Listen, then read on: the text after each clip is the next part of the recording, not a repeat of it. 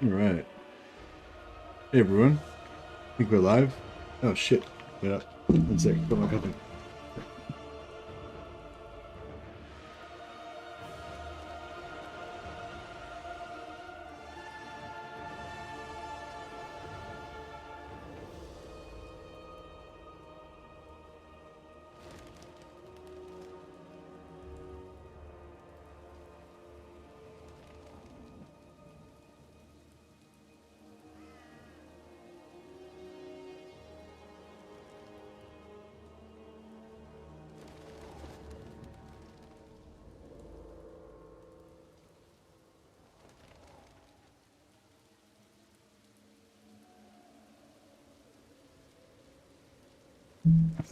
Organized. Sorry guys. Well, yeah, sorry about that. So yeah, so there's going to be a big anniversary announcement today. I think it's in 2 hours, so or it'll be about one and a half hours from now. So yeah, so we're going to plan is to change this to a watch party. We're basically going to watch their live stream, and excuse me, and then going to go from there. But yeah, we can play a little bit of Marathi before that, and I'll probably continue playing Marathi after that. Fuck, ran out of breath, run upstairs. Yeah, so anyway, so we're gonna play some Marathi. So in the name of Magnus, okay, so obviously Slaanesh, yeah, obviously Slaanesh, Slaanesh, Norska, and High Elves are the new DLC factions, but Dark Elves also got a little bit of an update with their Black Arcs particularly, and also Lockyer Fellhart got a bunch of extra stuff, including being able to like teleport to his Black Arcs. I think he can use the new sea lanes as well. But yeah, so Marathi didn't get all that, but she got some extra Slaanesh units. And one of them is the Anointed, which is like my new favorite unit of the DLC. So I really wanted to do a Marathi sort of Marathi kind of Slaanesh campaign, and give the donut a bit of a flogging. And so yes, that's what we're going to get into today. So yeah, so she spreads Slaanesh corruption, enthralls the slave population into working harder, so he gets sort of more income from the Slaanesh corruption. Gets certain Slaanesh units, which we look forward to. And yeah, we're just gonna be playing on Legendary very hard, same sort of stuff we normally have on. Yeah, let's get into it and check it out for a little bit. So yeah, is the showcase in like 1 hour and 40 minutes? Is that right? I don't know, I might have the wrong time for it.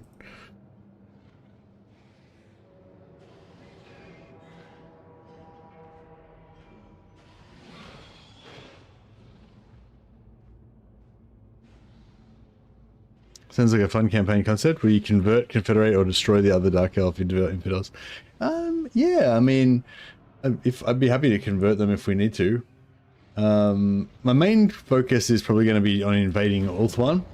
I think last time we played Marathi, we kind of just abandoned her start position, or didn't fully abandon it, but I didn't really care too much about defending it. There is no time for torment. Just sever their lives.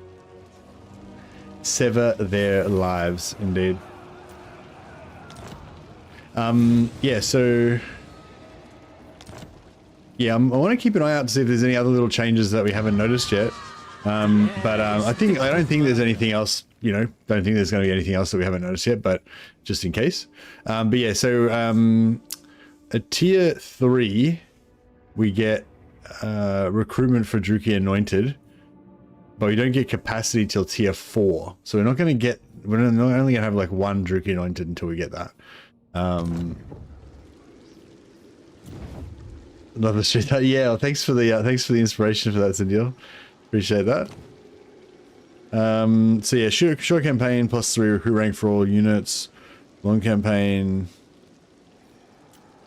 Sorry, short campaign. Yep, and long campaign. The recruitment capacity +2, which they don't get global recruitment at all. So yeah, that's kind of weird, but yeah. It'd be cool if that applied to your Black Arcs, if that was what that meant. but I don't think it does. Oh yeah, sorry, I just got a little plug for my well, not my sponsor, but Games Planet's been nice enough to hook me up with some free games. They did not give me a free copy of Tides of Torment. Creative Assembly gave me a free copy of Tides of Torment, so thanks a lot for Creative Assembly. But yeah, Games Planet do hook me up with a lot of games, so I like to promote them. Yeah, just promote them as much as I can.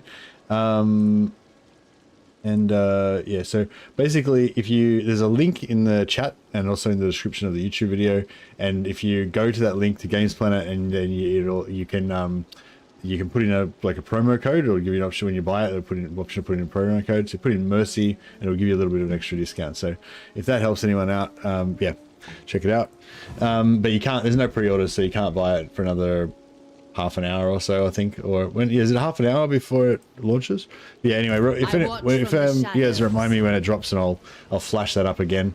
Yeah, just bear in mind, like, it's just if it helps you out. Like, if it doesn't help you out, don't worry about it. Like, I'm not, don't have to use my link.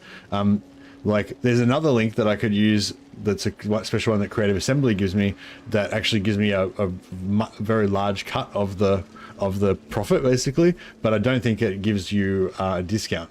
So I don't bother using that link, right? The only reason I'm using this link is because it has a discount, right? So yeah. Anyway, cool. So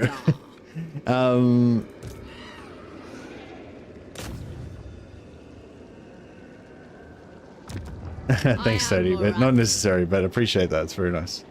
I don't own Warhammer 2, but if I buy it now, will I be eligible to have Immortal Empires in my Steam library as per the anniversary announcement? Yes, hey, Tiff. So it doesn't go live for another few hours. I think it's in like 3 or 4 hours from now. But yeah, if you own Warhammer 1 or 2, right now you can't access Warhammer 3. But in 3 or 4 hours, when that update happens, you will be able to you'll be able to play Warhammer 3 exactly. So yeah, if you want to play Dark Elves like I'm playing, then yeah, buy Warhammer 2 and you'll be able to play Dark Elves in Warhammer 3 later on today. Mother of the anyway, let's just get into a bit of a live battle here and practice my Druki in. So yeah, so there's 3 extra new units we get. So we can get Slaanesh Demonettes, and oh yeah, Marathi's got a new skill that buffs Demonettes as well, which is pretty cool. And yeah, we can get the Anointed, and the Anointed also buff Devotees, which is the other new Slaanesh unit that Marathi gets. And Devotees are pretty cool. They're like the Dark Elves that have given themselves over to Slaanesh, and they're yeah, they're basically pretty good melee combatants, I would say. But there's also a ranged option, but they don't have much ammo. They're still kind of, I would consider them to be like a melee unit, but they just also have a ranged attack as well, if you know what I mean. They're not really like archers, kind of, per se. On the move. We understand. Stop. Might just I'll enjoy this. Advancing. Kill everything. On to slaughter. Behold my fury. At my command. see if we can Following orders. Make them bleed. Marathi. Decadent seekers. On to murder. Chef. Marathi. Eager for battle. Terror and death. Nagaroth's fury. Shades. Battle calls. Alright, I'm trying to just shut down. I'm not going to do anything too tricky. I'm trying to just take out their archers real fast. Take out this beast really fast. And oh, wrong. Which else? Agreed. Druki. Oh man, It is so. this thing's beating the shit out of me. Advance, Druki. My blade hungers. Marathi. Heed Mater. Get it to charge again. Shades.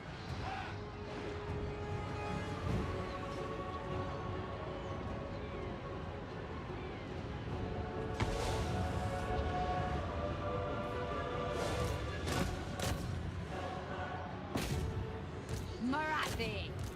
Make them bleed. Wrap this up. Skilled murderesses. Indeed. Shades. End them! Advancing! We are ready! Massacre them! Matriarch! Eager for battle! Die! Yeah, I should have shot this thing as it was coming in. The demonettes are Cold-blooded killers! Marathi! I'll slow that down. Feel my fury! Mother of the Druki! Kill them! Bit of witch elves to chase those guys down. Get a little bit of extra slaves. So yeah, a lot of, if you don't let the routers escape, then you get some extra slaves, or you can use it for replenishment. Advancing! And yeah, if we kill this lord, we'll get a bit of extra gold as well. So we'll do that. Just fast forward and see if these guys can see how they do.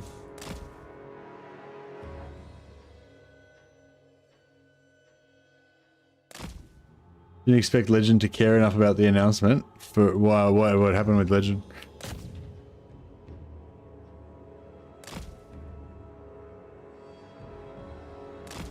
Yeah, no, I would expect Legend to care about it. Like Legends, you know, Legends love Total War for fucking most of his life, like most of us have, you know. So you know, he's a you know, a fan of it as well.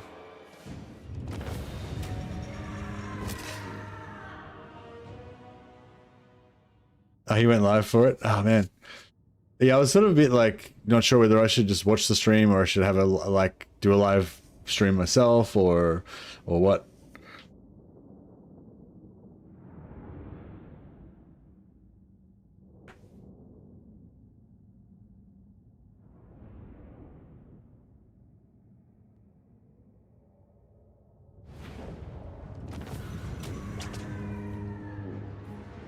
Yeah, so we can get 95 slaves and take the replenishment, which I will take because I let myself get beat up quite a bit out of that. You don't get replenishment on your single entities though, only your units.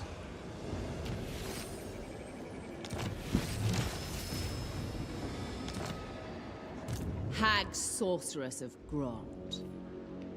Alright, and this guy gives you a little bit of extra income from post-battle loot, and or you can get the passive slaves per turn. We'll get both obviously, but yeah. Let's grab that for now. Speak. Oh yeah, so Marathi gets I think it's in a top line. She gets a new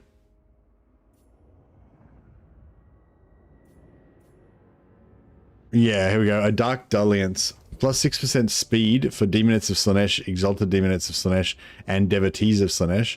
And plus 6 melee attack for Demonettes, Exalted Demonettes, and Devotees of Slaanesh. So yeah, so she doesn't have any, like her red line's still the same, but she's just got this little extra thing. It's kind of like, I don't know, I'd say it's about the same as like the first part of the red line. Like, you know, like this one, for example, plus 6 melee attack, plus 6 melee defense. And this one's like plus 6. No, it's probably a bit more than that, isn't it? It's probably like,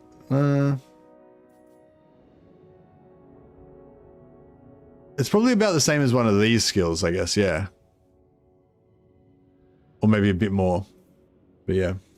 You're gonna switch when it starts? Yeah, that's right, yeah. I'm gonna call it a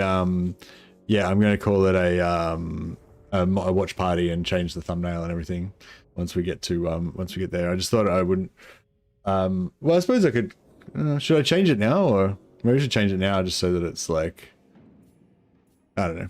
Yeah, I was gonna change it once we get closer to it. Yeah, all armies faction wide for the melee attack, all armies faction wide for the speed, and physical resistance just for Lord's army only. Yeah, I think everything else is pretty much the same.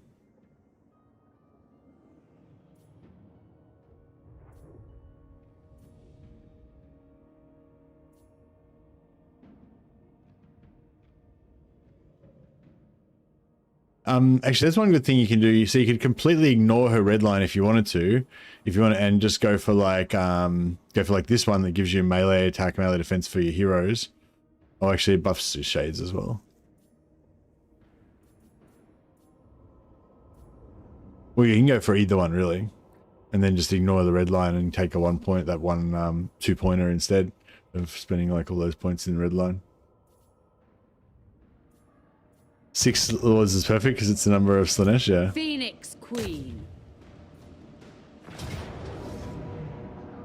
Oh, we already got a first magic item. We've got some. We've got a banner. Give that to Marathi because she's pretty good in melee combat.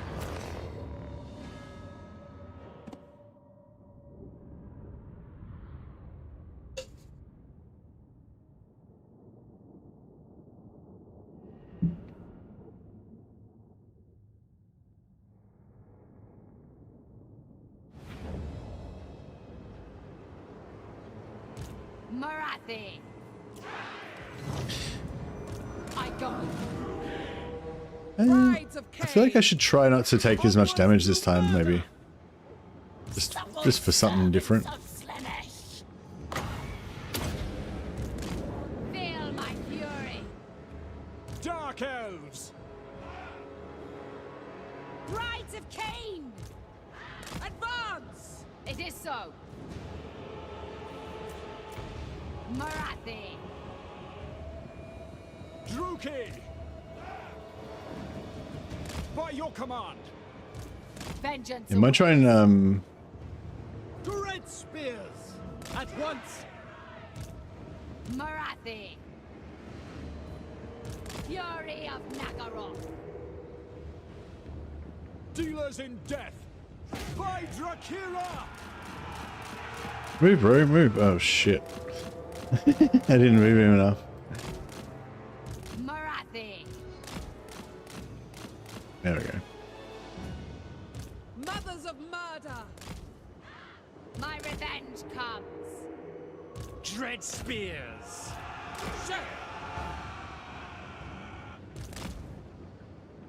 Shades. Kill everything. Mother of the True King. Dread spears. Witch elves! Dread spears. Murder awaits. At once. Onward. Merciless warriors. To destruction. Shadowy Overseer. Carnage awaits. Tala! Dread spears. Nagarothi. Dread spears. No mercy. The merciless host. Garuki, forward. When's the Future of Total War start? I think in about an hour, but I'm actually not sure. I'll be watching the showcase, yeah. I will indeed.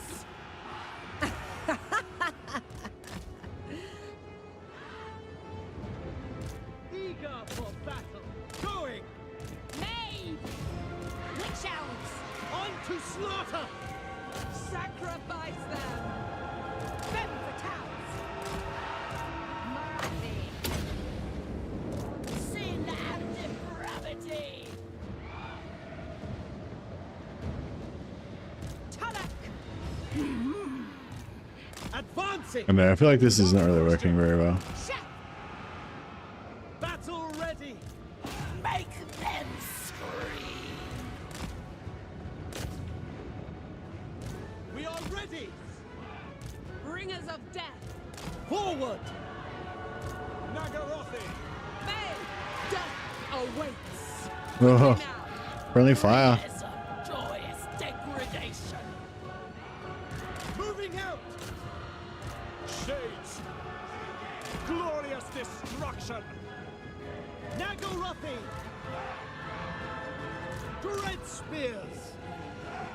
To destruction. Blood will flow. On the move. Alright. Trying to just take a little bit less damage this time. Shades. Dread spears. Moving out! Murder awaits. Death. All for Maliki. At my command. Demonette of Slaaneshtide! Witch elves! Druki. Rabbit! If you wish. Dealers death. Second battle. Onward to destruction. Death! Blood will flow. Friendly fire. Yes. Yeah, so normally when you fight a settlement battle, it doesn't matter about captives. You just get slaves or captives, whatever, based on, you know, the level of the level of the settlement or whatever. But for Dark Elves, they actually do get their captives, so it's actually worthwhile to run down every enemy that you can. Did you muck up the first one? Yeah, kind of. I mean, not terrible, not like, it was a pretty easy battle, so it wasn't like real bad, but yeah, we took a fair bit of damage.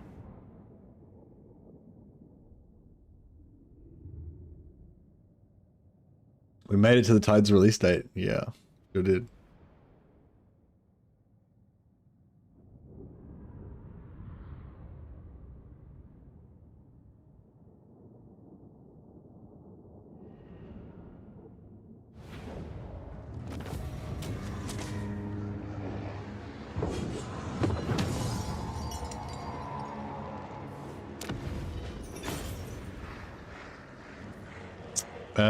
Yeah, so we can go. I don't know if I want a rebellion, so maybe I'll go for the sack. We will seek bloody vengeance. Mother of... So you can loot and occupy, which will knock it down one level, and then you occupy it, but you get -30 to public order. Or you can sack it, and it remains their settlement, so it doesn't affect your public order at all, but it does damage all the buildings, and then you can occupy it if you've got enough movement. Man the garrison. And then we only take the occupy penalty to our public order, which is like -10. I am the first sorceress. But it does damage the buildings. But in this case, I don't want that building anyway. I'm going to destroy it, so I don't really care. This one is pretty cheap to repair, so it's all fine. And we'll build that.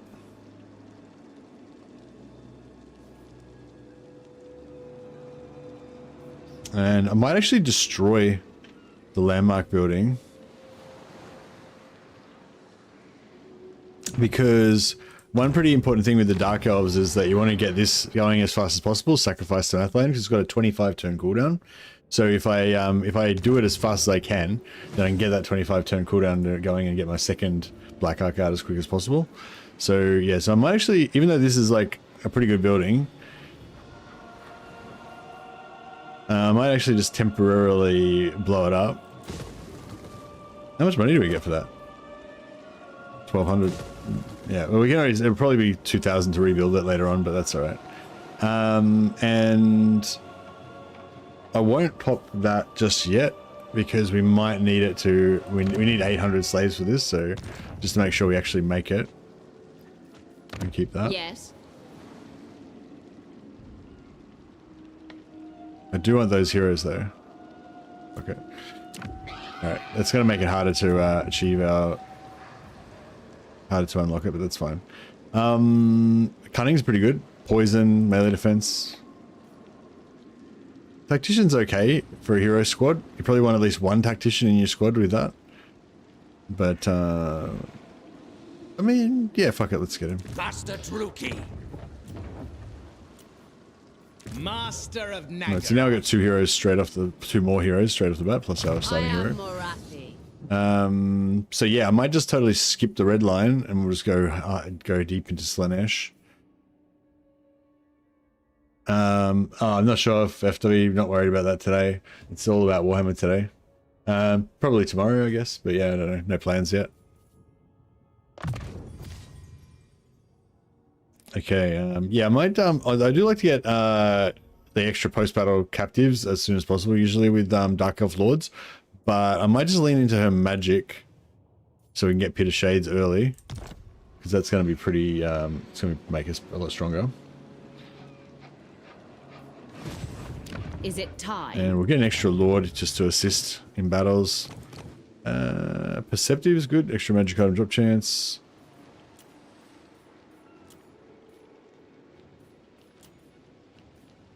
Discipline's not bad. Real perceptive. Yeah, I might just go perceptive for more magic items.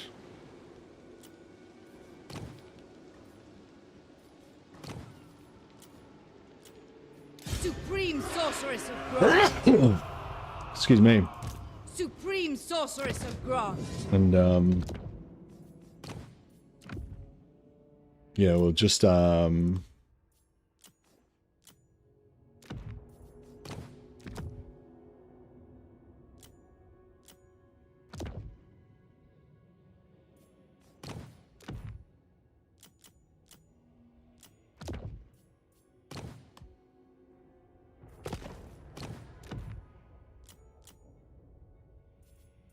to public order 9, got up to loyalty 9.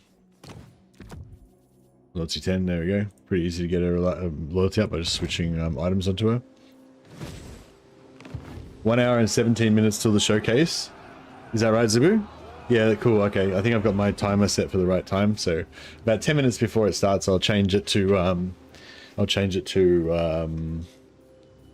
call the stream a watch party, and then we'll talk more about that. I'm going to get all 3 of these so I can unlock the black art growth, but I find growth is not that important for Druki because they get so many growth buffs. I usually go for the post-battle loot first, but I usually go for that second, so.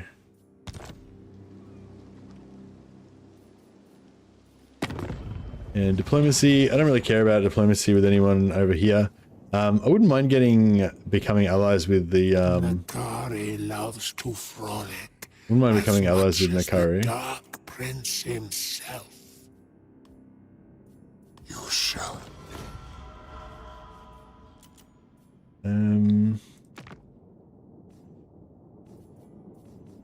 Yeah, I really enjoyed having a lot of allied recruitment in the High Elf campaign. We won't get as much with the Dark Elves, but yeah, I kind of like the idea of getting I wonder if we could be allies with the Skeggy and get some, like, yeah, they're probably just going to die really early though, aren't they? There's probably no point. Yeah, I think Nakari can be a good ally for us. I always find it fun to, even though allies are not very reliable a lot of time, I always find it fun to have allies. Unparalleled. I watch from the shadows.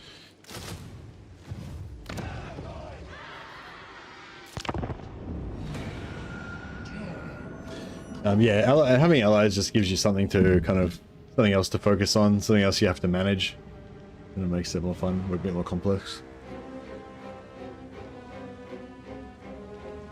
So they're doing the announcement now for the DLC drops? No, I think the DLC drops in like 10 minutes, doesn't it?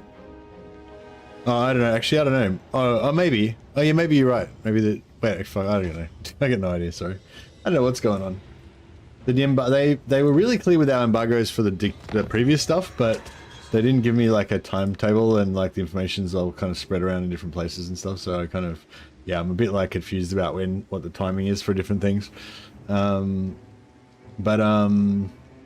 Which is it's probably more about me, not me being disorganized. But yeah, I get confused. Steam Tides of Torment.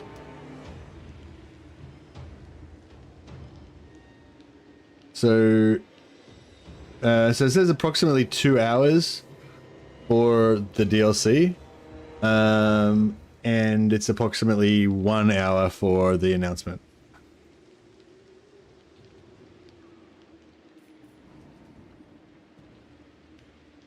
Oh yeah, no, the embargo is pretty simple today. I'm not allowed to talk about it until after they show it. So I'm just gonna watch the announcement with you guys live on stream. I think it'll be it's on their Twitch channel, right? So I'm just going to watch their Twitch channel once it goes live, and then yeah, we can discuss it as it happens, and then I'll be safe from embargo. What's the best order to do this? Like, I kind of feel like going like there, then there, then there might be the best order, but then obviously they're recruiting here, so I want to go there first, really. Feel my power. Hag sorceress of Grond. Unrestrained. Actually, I might just siege lock them. Delightful screams. Yeah, I'll just siege lock them there, which basically just puts a pin in this army, and they can't move. The power is And then mine. I'll Master of Nagaroth, I have much grab our 2 heroes. to show. My time, my talents. We've got a new hero recruitable weapon master, but he's whatever. It's not too exciting. I am Morathi.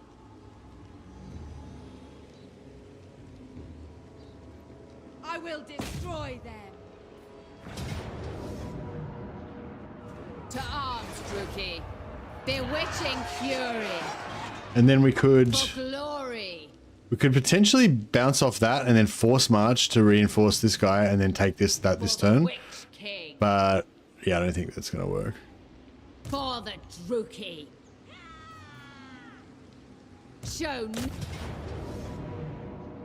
It's not too. Yeah, it's not too important really.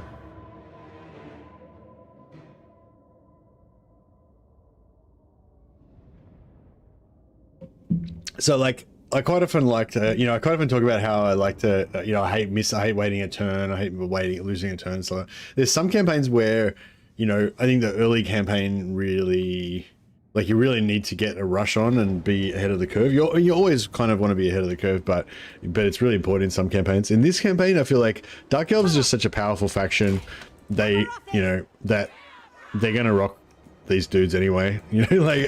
These high elves don't know what's fucking coming. We're gonna ruin them. So yeah, I don't think this, if we do, not quite do it as fast as we possibly could have, I don't think that's going to hurt us too much. I'm going to put these guys up here on the flank like this.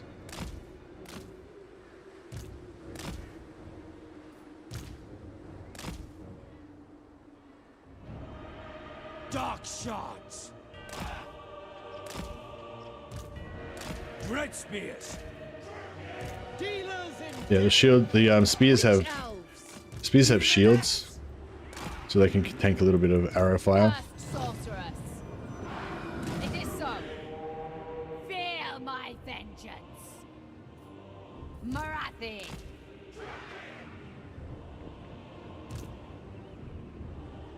The merciless host. Did they just get vision on me? Battle ready. That's weird. Carnage awaits. Druki. Death. Hack. Cut. Advancing. Fury, come forth. Dark shards. Shadowy overseer. Murder awaits. Fuck. Dealers of death. Battle ready. Of course. Witch I forgot about those witch Red elves. spears. Shades. Going. Cold-blooded killers. At my command. On to slaughter. Shades. Merciless warriors. Slaughter them. Hack. Cut. Blood will flow. Mother of the Druki. Death awaits. Shades. My blade hungers. Dark shards. By Cain. Onward. Murder awaits. My revenge comes.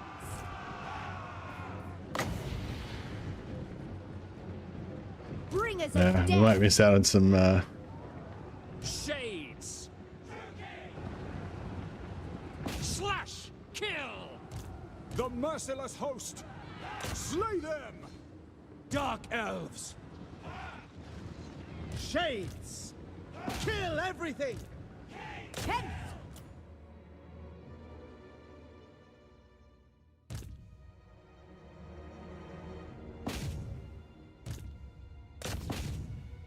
Yeah, we're gonna catch them.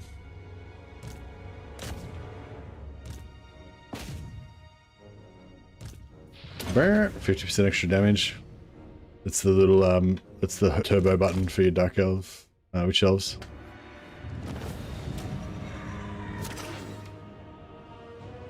Hey Lily. Yeah, these high elves are gonna get wrecked. I usually join war with the toad to keep him as a south buffer. Yeah, that's a good call, Paulunel. Yeah, I was gonna yeah, I was thinking about selling him a settlement maybe as well.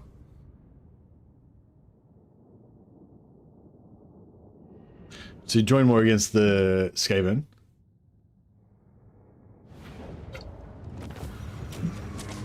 I'll check it out here.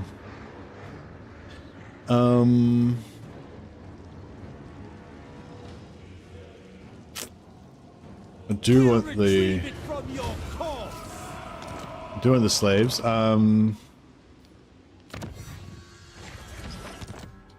So we could have gotten. I could have actually rushed if I had have not bought those two. Not rushed this on turn 1, so that I could get those 2 masters straight away. Then I could have probably built the slave pens and then rushed that. Oh no, then I'd be in the same position pretty much. Yeah. Yeah, no, it's all right. We should hopefully we should have enough slaves to get it next turn on turn 3. I'm pretty sure you can get it on turn 2, but yeah, but yeah, we need 800 plus. We need to rush the building, get the slave pens up, and then we can get that.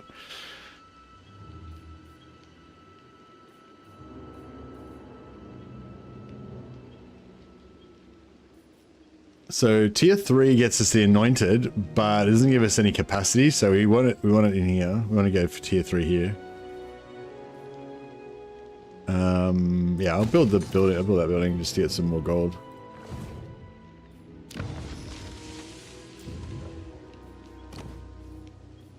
Get another another perceptive dark sorceress. Supreme sorceress of Grant. So yeah, just get her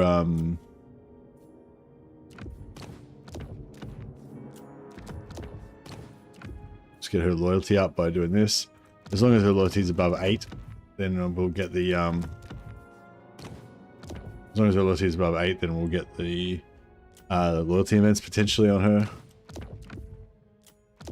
But I usually like to get them up to 10.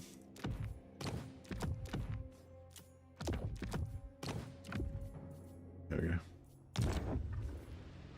Supreme sorceress of Grant.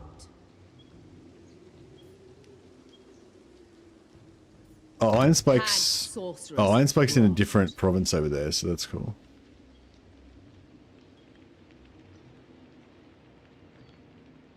Yeah, I don't think I care about the iron, so we might use this My to visions predict failure. sell to these guys.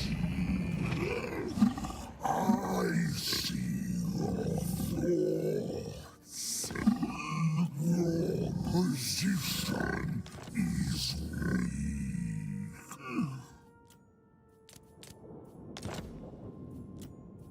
All right, yeah, we'll go to war with the Keepers of Bliss. I've already starts off with a non-aggression pact with them.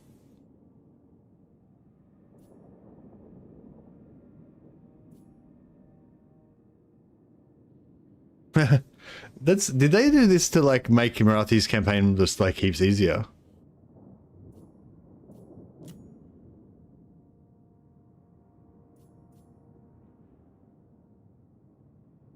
That pact has screwed me over as Madamandi before, because you can't expand north. Or because she goes to war with all your friends.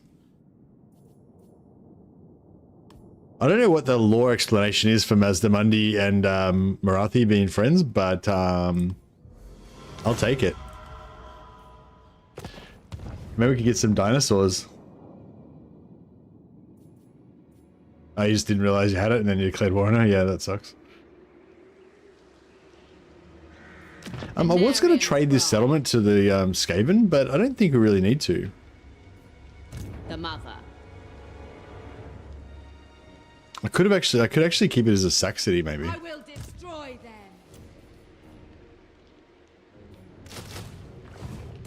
What is your dark purpose? Your will be done.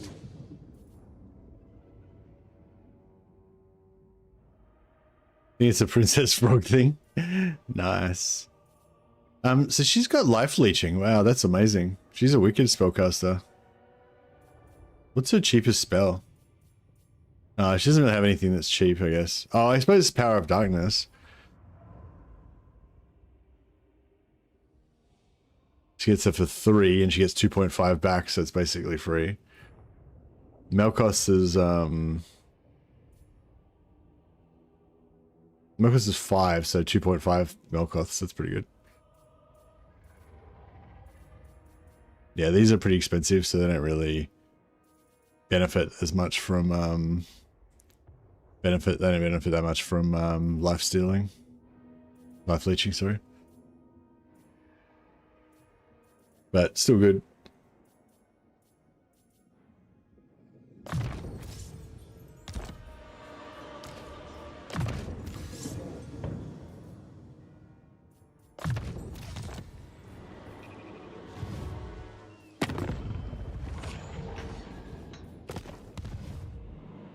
Check out first sorceress ability. First sorceress ability. That's still the same as it always was, isn't it? Actually, was the hero capacity used to be +2 for sorcerer? No, it was always +1, wasn't it? Yeah, I think it's the same.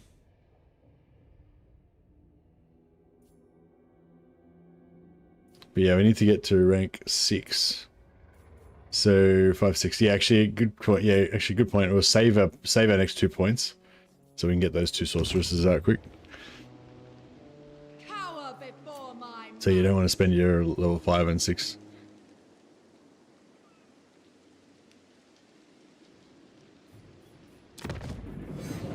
Blessed by evil. 20% cooldown reduction. -2 wins of power for. -2 magic cost for Power of Darkness. Oh, so Power of Darkness is like free for her anyway. -1 wins a magic cost for mystifying miasma. Actually, I didn't check her Doom and Darkness. What's that? 4. Okay, 4. That's pretty good. So 4 makes it 2. Oh, so she's got like infinite magic basically. So she can cast Doom and Darkness for like 1 wind of magic, and then she gets 2.5 back from Life Leech. So she can basically just get yeah, basically free spell. She can recharge her magic with it. Like the more she casts it, the more magic she'll get back. I'm pretty sure that'll be like 1 point, won't it? So yeah, that's pretty cool. May their death be slow.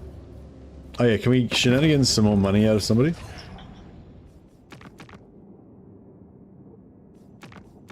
Skiggy. The gods might compel me to kill, but I do it freely. Those guys. Get a bit of money there. Yeah, actually, yeah, let's get everybody's starting enemies. Maybe not Torox, because he might prove to be annoying. Drukla with the Wood Elves? Nah, I'd probably rather be on the Wood Elves side. Then Greedus with the Beastmen.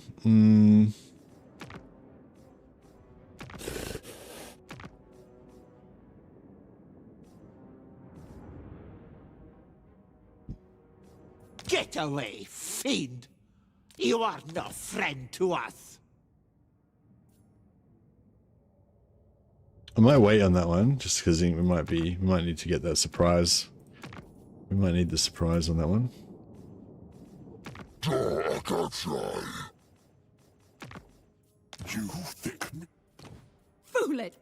No!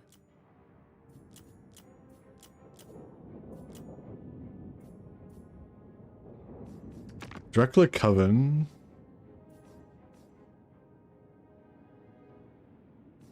They're gonna be dead soon. The supreme sorceresses of Grom. Get a couple of gold from them. It's gonna piss off the Wood Elves, but you know.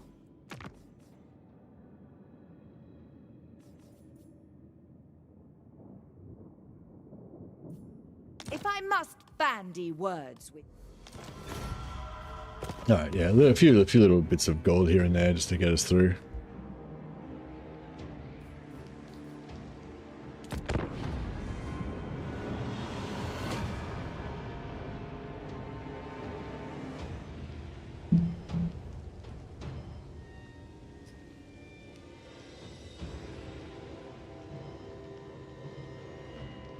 Yeah, so hopefully we'll have enough movement to sack. Hopefully we'll have enough movement to sack Sildra Tor with Marathi.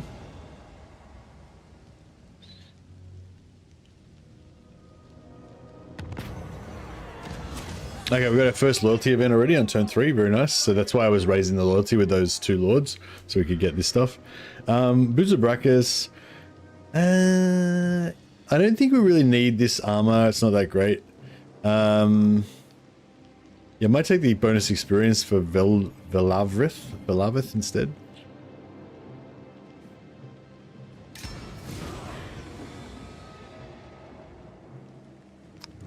Recruit a sorceress, alright, can do. Who seeks me? Tough, not bad.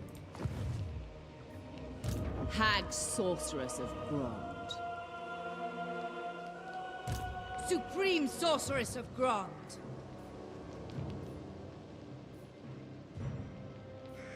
Limitless power. Alright. Powerful So yeah, so we'll go for the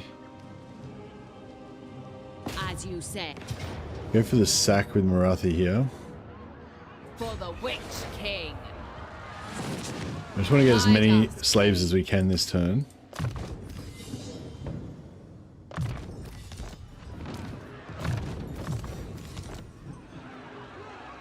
Peerless. I will. Get the extra magic item drop chance. Bewitching fury. I'm gonna save that one.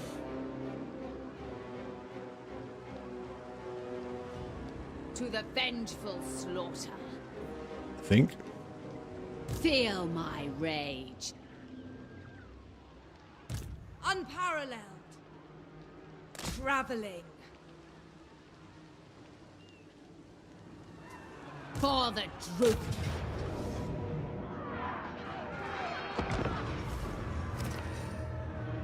All the skills plus ancillary plus your own bow is like free spellcasting.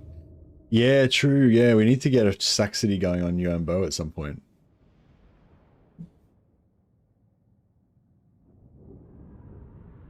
But I think like job number one is to dominate the donut. We'll split it between us and Nakari. We'll probably take all the nice territories in the middle and have Nakari can have the outside, or it could, at least the west, the east. Sorry.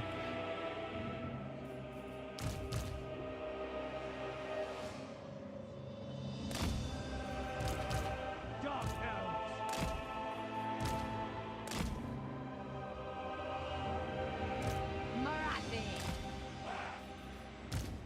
Adept! Master Druki! Dark Elves! Spreading despair. Grab your blades, Rookie. Kill as many as you can.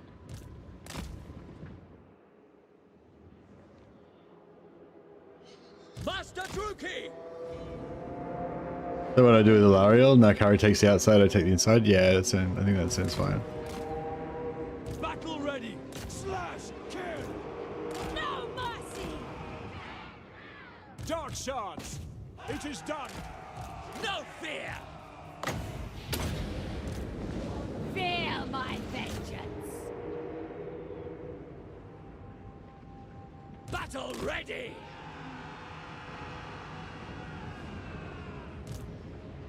Femme fatales. Terror and death! With pleasure, the merciless host! Oh, these guys are... I forgot about those guys. Shades! I am death. Eager for battle!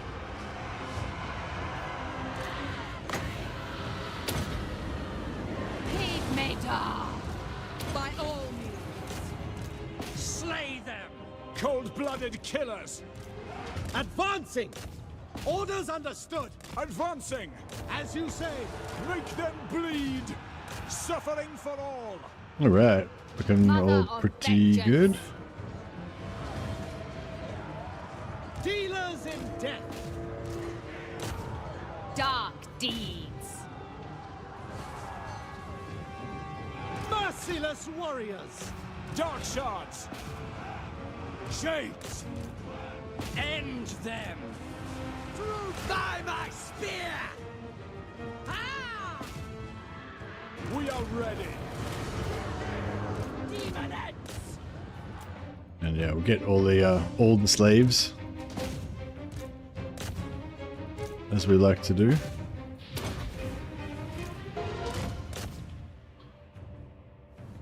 Didn't need to waste that XP on Marathi because they can't get XP from killing units. That's alright.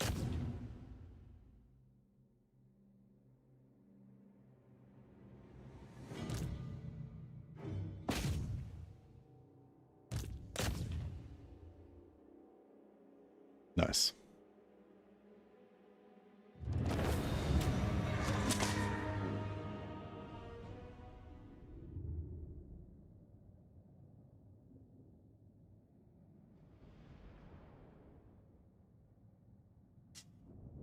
It makes sense. I mean, Marathi's supposed to be a pretty good spellcaster, so yeah, it's nice that it's actually represented. For some reason, I never really paid much attention to Marathi's spellcasting before. I mean, obviously, I use her spells and stuff, but I never really, I don't know, never really relied heavily on her as like a super special spellcaster, I guess. All right, there we go. Got our slaves. I was going to backspace her, but I totally forgot about it. Mother of the Okay, I'm not going to use her. I'm going to use this other lord to occupy the settlement, so we can maintain Marathi's movement. Who seeks me? I watch from the shadows. Now I want to kill these beastmen so we can get their slaves also. The hag sorceress ascends. With bitter ambition. Now, the only thing is we need them to retreat onto Marathi. If they retreat the wrong direction.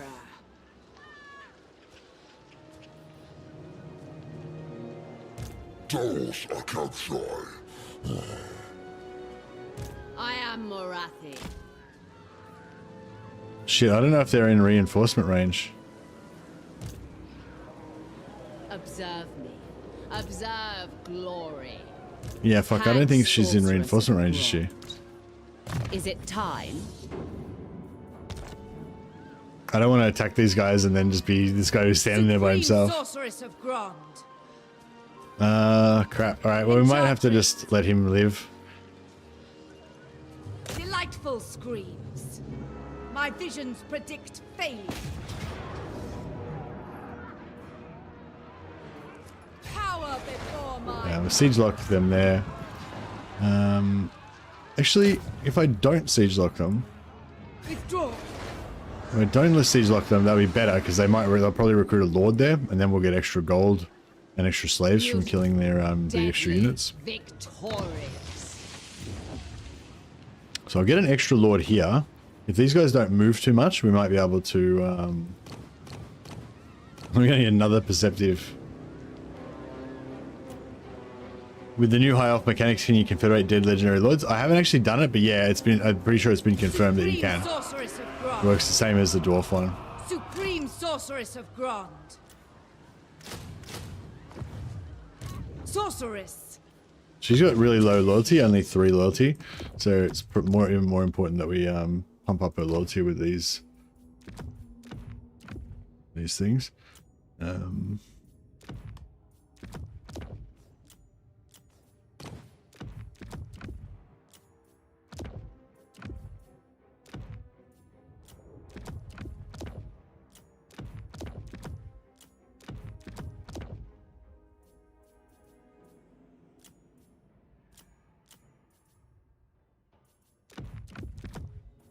Alright, cool. They've all got 10 now.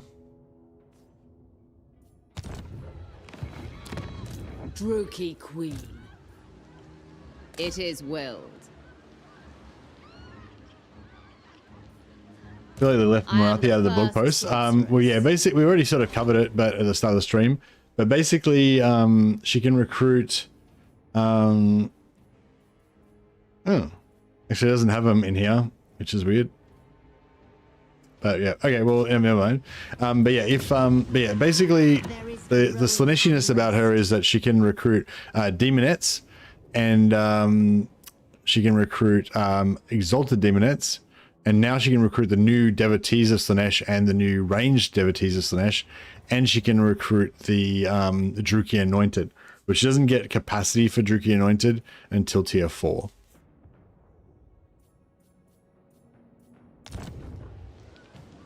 Oh, and also she gets an extra ability now, Dark Dalliance, which is the one that buffs Slaanesh.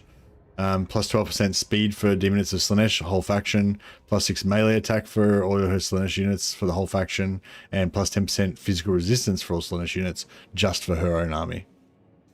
So yeah, so I think that's, as far as I know, that's everything. But I just wanted to actually play her campaign so we could just see if there's anything else that we, you know, don't know about, or any other kind of, you know, subtleties to it that, you know, are not clear until you actually play it, kind of thing. 40 minutes to go till the showcase. Yeah. Know me. Thanks for that, Malin. Okay, so now we want to get our Black Arcs going.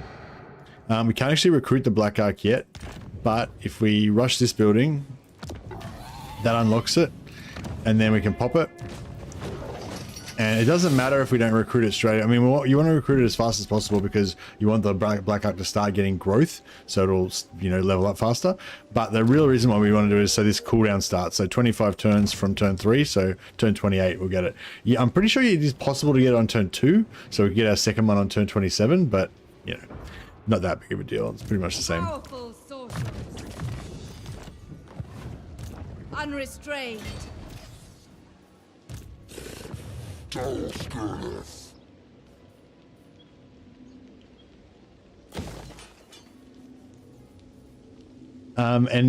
Yeah, and now we've actually got enough. We've got enough slaves left over to pop the growth diktat. So yeah, I'll pump growth here. We're trying to get to tier 3 as fast as we can. As I said, I'm not really gonna go to great pains to defend it, but we will try to build it up a little bit.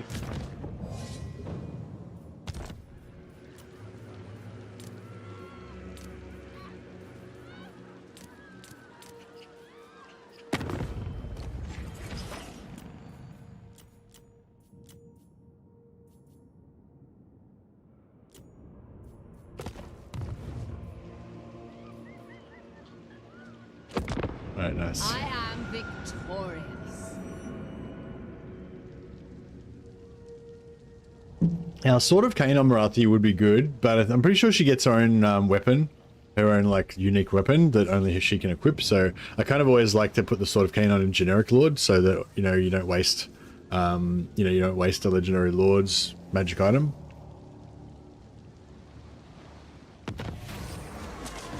Okay, another one of the these bonuses. Oh, Velavith as well. So it's on the same. Is that the same character they got it last time? Okay, so Shroud of Death. It's another armor again. It is kind of cool because it's got Stalk physicals. Like, it would be the best armor that we've got if I took it now, but I mean, it is kind of cool, I guess, because of the speed. I actually never realized that because of the speed on it. It's actually kind of cool.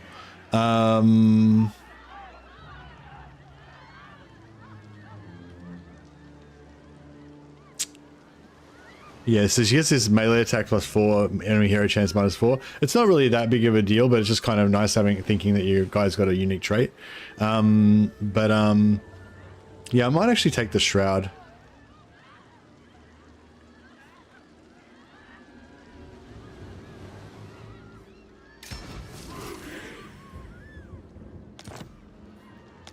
So she loses 2 loyalty, but then we can just put it back up straight away by just giving her and now we've got 2 different armors. We don't have to switch back and forth between lords. You just keep switching the different armors back and forth between her and another lord, and then that puts up her loyalty. Your will be done. Such delights. Supreme sorceress of Grond.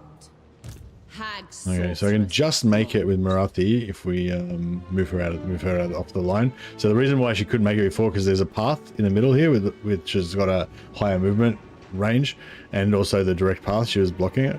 Now she can just make it. Feel my rip. To arms, Druki. I did forget about those beastmen, but they're too far away anyway. They went the wrong way, so yeah. Dark sorceress. It's fine. And Unparalleled power. bring these guys down. Success awaits. Searching. Unparalleled. Just so we can get the magic item drop chance from them. Guide me. ever closer. We'll wipe out these guys, and I'll just sack it with Marathi, and then we'll we'll use Marathi to we'll go across the water this time, I think, to try and take out the those green dark elves, if we can get there and take out their last one before doesn't maxing out loyalty lock you out of some dilemma? It doesn't lock you out of them. It's just there's low loyalty dilemmas and there's high loyalty dilemmas. The high loyalty dilemmas are good, and the low loyalty dilemmas are mostly bad. But there are a few, or mostly not as good. You know, there are a couple of low loyalty events that are actually okay, but it's not worth the effort of, like, you could try and farm low loyalty events, but yeah, it's more of a pain in the ass to farm low loyalty events, and it takes a lot more work, and it's not, you know, there's way more upside from farming the high loyalty events than there's from farming the low loyalty events, basically, is what I'm saying. But yeah, there's probably like one low loyalty event that I think that I actually really like, but I'm not gonna farm low loyalty events just to try to get that one event and miss out on all the high loyalty events, which are better, you know. That's my take on it. Dread spears. Yeah, I can't remember what the good one was now, but I do remember there was one that I did like. Nagarothi. Sut. Vengeance and fury. Yeah, this little hill's blocking the line of sight, so we can't see where they are. There we go. Mothers of murder. If I must. As planned. Fulfilling. Dark shards. Carnage awaits. Marathi. Heatmaker. Shades. Understood. Druki, forward. Where to? Dark shards. Death is coming. Flow like wine. Bloody murder. Kill me. Ruthless. Attack. Shades. Your friendly fire again. Sing under gravity. Dread spears. Forward. Suffering for all. Moving out. On to slaughter. Death. Suffering for all. Shades. Make them bleed. Beautiful. Lack. Onward. Battle ready. Massacre them. Nah, sucker. Shades. Which else can slaughter those fools? Shards. They're gonna rout, On to slaughter. surely. How did they not rout? Destruction. Onwards to murder. Absolute. Yeah, now they're gonna rout. Yeah, okay. Dark elves. Babe. Yay. Most certainly. Master Druki. Fireball. Fireball actually hit him that time. No survivors. Slash. Kill. Slaughter. Destroy. Dark shards. Just fire one shot to get the route. There we go. Master Druki. Alright. There's no point killing her with the characters because they won't get the XP anyway. So get the demonettes to kill her so they can get the XP.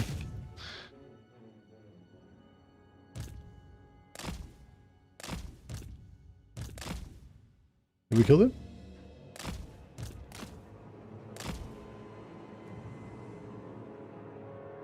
Skaven have some really good high and low loyalty events. Yeah. Yeah, I think I do remember there being some more good low Skaven loyalty events. But even with Skaven though, I'm not sure if it's worth farming the low ones.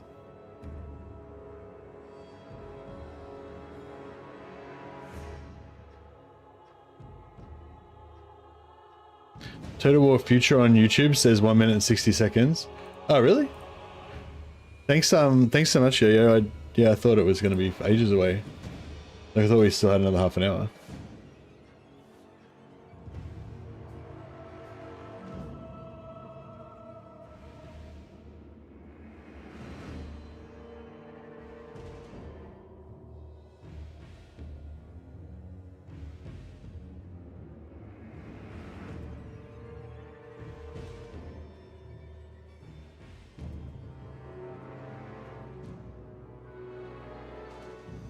So it's premiering like now?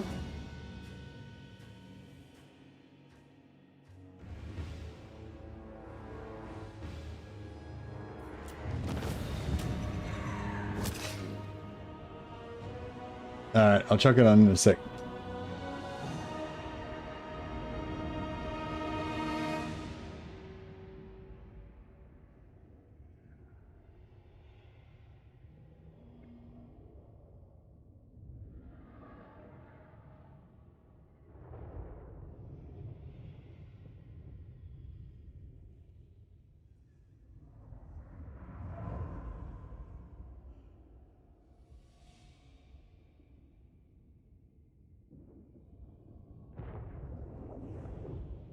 Oh, it got pushed. Is it on or is it not on? Oh yeah, it's on. It's not on yet. It says it's going to start in a minute.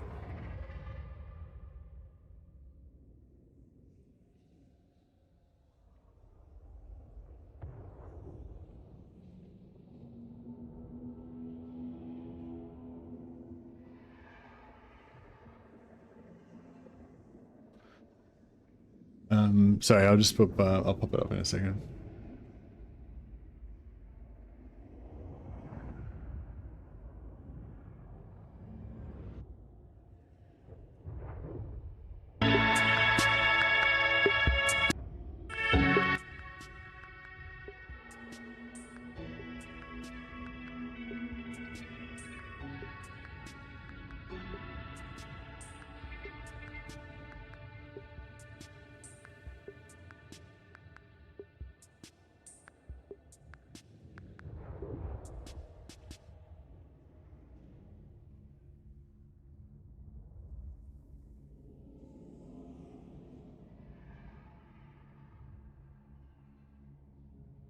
Alright.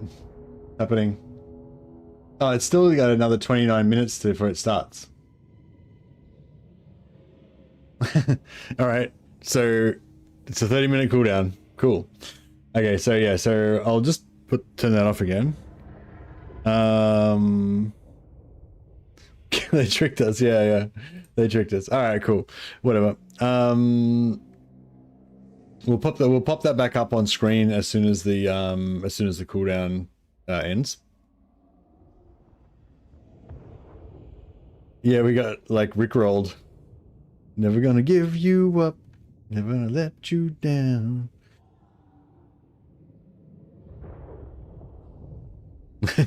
It's Tarif did the start time. All right. Thanks guys. I guess they wanted to give time for it to fill up. Oh yeah, I just gotta go get my drink. One sec.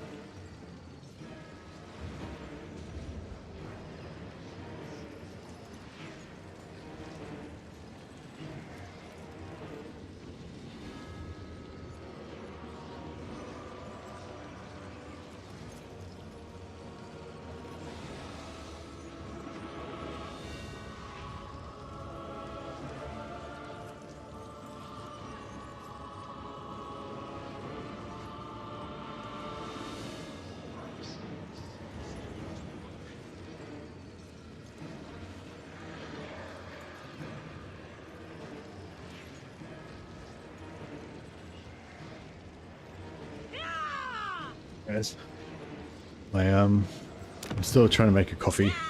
But yeah. Okay, so yeah, so we go backspace on this. Leave no trinket behind. Fuck. Mother Missed. of the Druki. Was it Vasily that was talking about the camera thing the other day? Again, yesterday? I feel like the camera thing didn't... I've tried the camera thing, but I feel like it didn't work very reliably.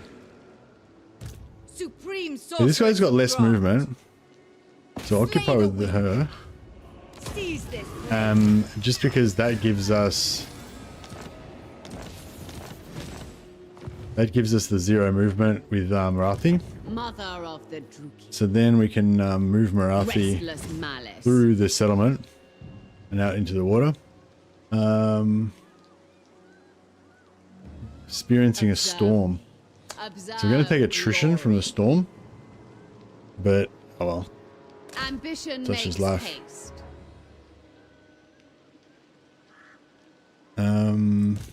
And then this guy still has their movement. Sorceress of Grant. Marauding. Traveling. Oh, cool. Oh no. I thought she might have been still in raid stance, but no. The hag sorceress ascends. Grow faster. Faster now. Grow, damn it. It will have to wait. Yeah, I might actually just What do you force see? march her all the way onto here. That way we can be guaranteed we're definitely going to be able to get the attack on, definitely going to be able to get the attack on Moonshard. What? Chosen of Hecate. Taking And these two will control. both be able to force march over there as well.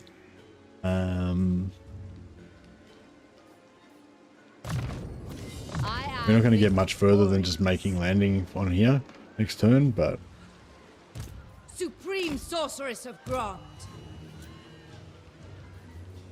get more dark shards.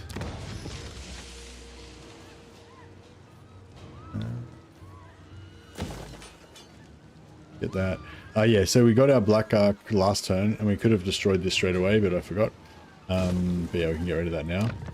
And we can, now that we've got this, now that we've actually got the port, we can raise our Black Arc. Dread Lord of Nagash, Lord of the Black Court. We have a deal. First, Black Arc does not give you immunity to attrition, your will be done. but the Black Arc itself has Dread immunity Lord to of attrition. Nagash. Vicious Dreadlord. Searching. Mother of the Dark. Put those in the Black Arc to get slightly less upkeep. Unrestrained. And we can recruit these guys as well. We're a little bit low on cash now. Sorry, I'm just going to get this drink one sec.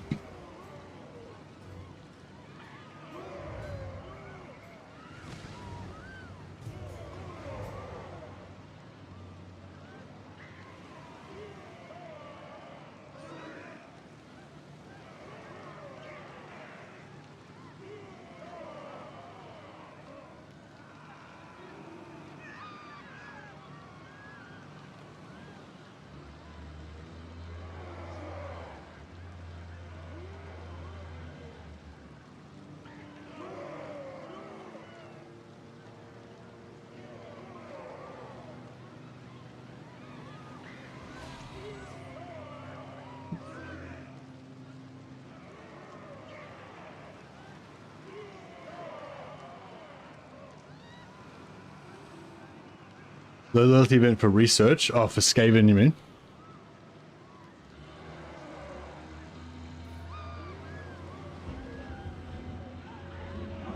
"22 minutes till the event starts." I'll just set my alarm. So much death.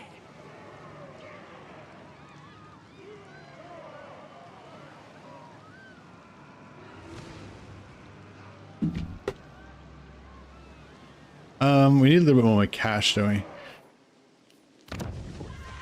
The buildings are crumbling.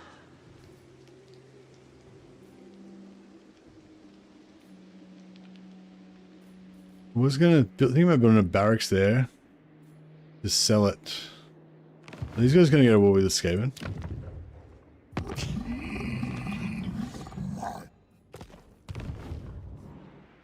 Yeah, if I could get that, sell that to the Skaven in exchange for Sulfurets, and then sell Sulfurets to the Lizardmen for more money. That could be the go. But we need some cash to build that first. Actually, we can just sell some slaves. Destruction surrounds us. Yeah, we'll sell some slaves to there. Then we'll pop a barracks. Rush that. Then we'll Clan Greetus. Now here, listen. This nest lair is ours. Sell them Who Iron contends this? Spike in exchange for Sulfurets. Ah, it didn't work.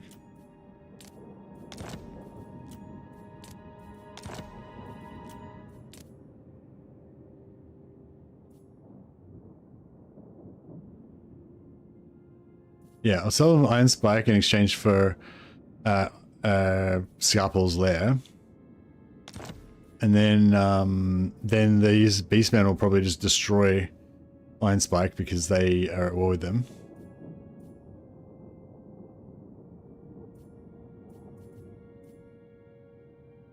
No, I don't think the names of power got changed with the traits rework. I'm not 100% sure, but I don't think so. Did we get a non-aggression pact with them? No, we might. There's a pretty high chance we might try and fuck them over later, so.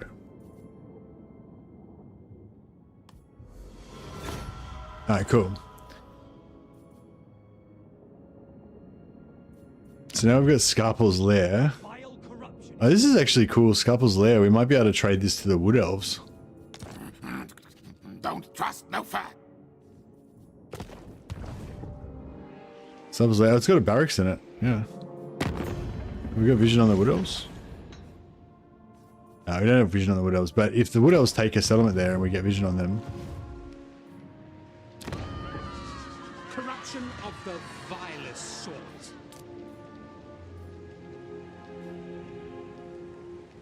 Hey, wait a second. I already, oh, that's cool. So I already sacrificed slaves in Iron Spike, and used up my diktat, but then because I traded to them and got Scarpel's Lair, now I can do another diktat again. I think that's what happened. The people Pretty cool. are displeased. Anyway, whatever. We got enough money to last us another turn anyway. That's the main thing. Tyrant of Nagash. Actually, we can't trade for Sulfurets, can we? I only deal barter in warpstone or slaves. You better have one or both. Yeah, that was a cute little bonus. Yeah, we'll go to 20 growth there. So we already got 90 growth, plus 90 growth, even just from the diktat and the, or 110 once we get that going. 110 growth without any growth buildings. So yeah, that's why I don't really build growth buildings usually for Dark Elves. Yeah, I quite often rush lots of tier 2 so I can get heaps of masters, but I kind of want to get to tier 4 faster this time, so I might just I'll probably go tier 3 in the main building, and then I'll go tier 2 in the others. That way we can get the anointed out fairly quick. Cruel sorceress. Phoenix Queen.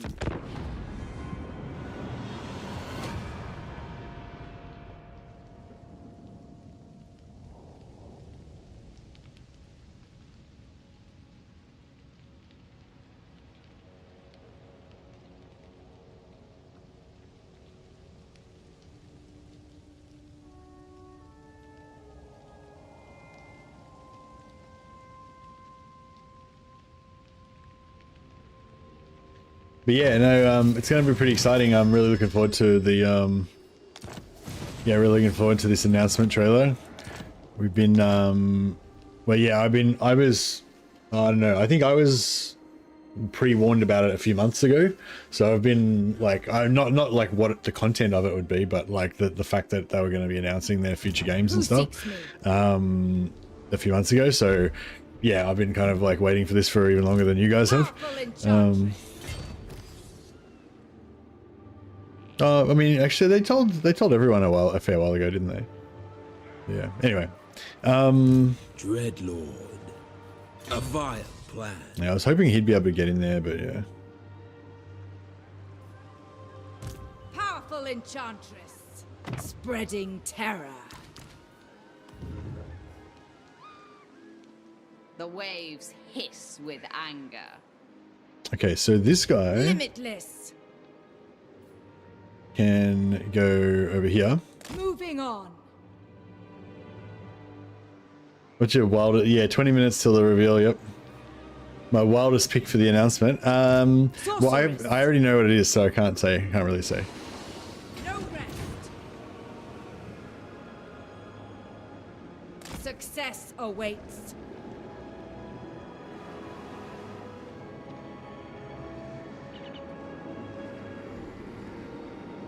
I must think a while. I think it's medieval 3. All-powerful Yeah. sorceress. I want to try and get this without using Marathi if I can, because then Marathi can maintain her movement and go straight in for free. But I know these lords are all pretty weak, so I'm a bit like...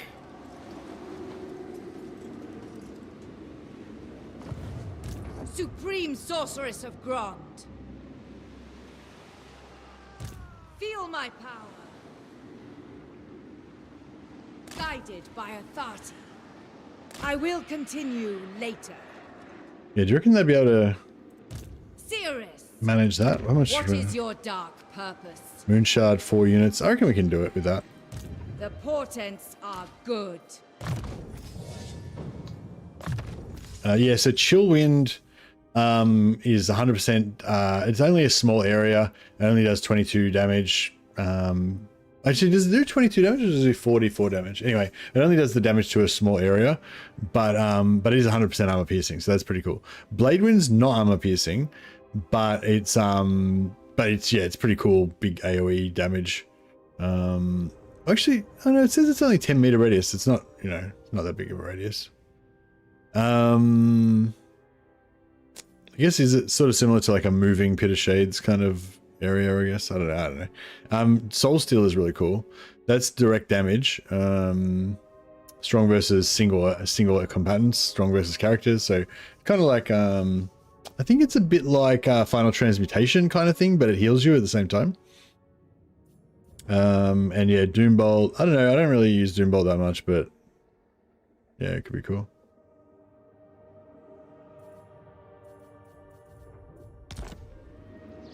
What is your dark purpose?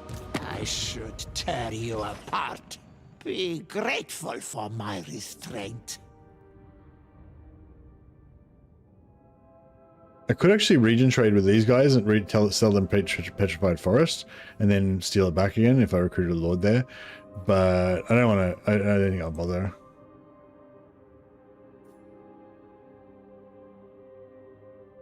Agreement. The thing, Dark Elves are the only faction that are like so rich and powerful that I don't even bother region trading a lot of the time because I just don't even need to. Sorceress of... Alright, Pyrrhic Victory. We lose 1 unit, but yeah, I think we'll just fight it so we don't lose the unit.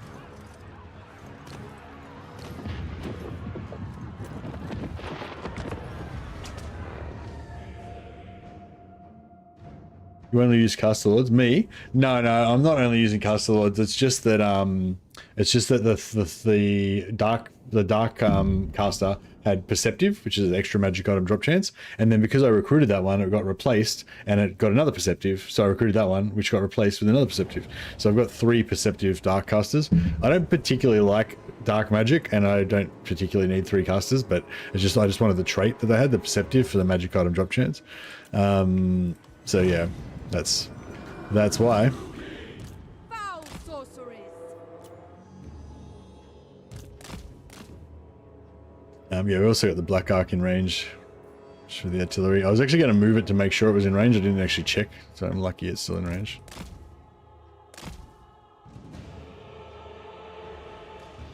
Yeah, did you watch the Norska showcase? Or have you watched any of my Norska streams, Dash? I can't remember. I remember you being around, but I can't remember if it was for Norska or for something else. But yeah, Norska's totally different now. I don't know if fuck, that's not very good. This guy's having a bad time.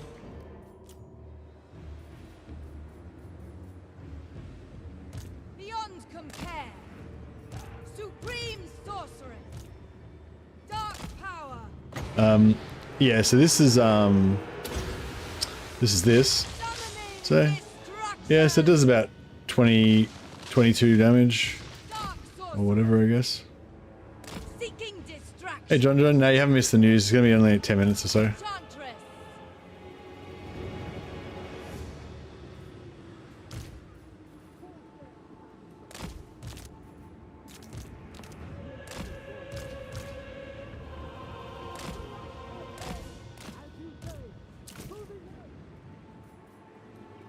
Supreme sorceress. Come to me.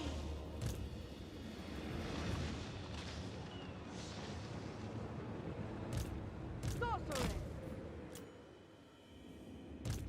Yeah, well, that's the cool thing about this, I guess. If they release a DLC, then you automatically get everything in the DLC automatically adds to your world in your game, but you just can't play it. But the world still fills out with all that stuff, which is really cool. I think. Really like the way that they do that. Corsair handbows. Supreme sorceress. Limitless power.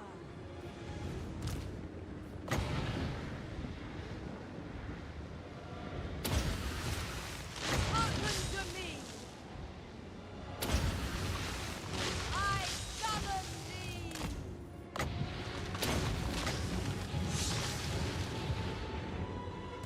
Supreme sorceress. Spell sorcery. Destroy! Onward!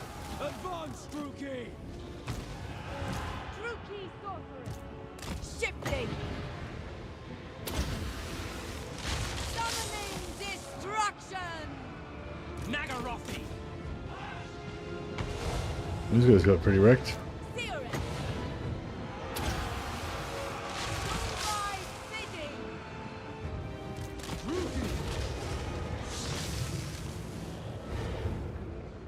Dark shards! Nagarothi! Traveling.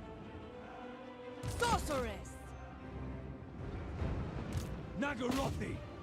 Enchantress. Come to me. Battle ready! Trying to Battle ready! Advancing.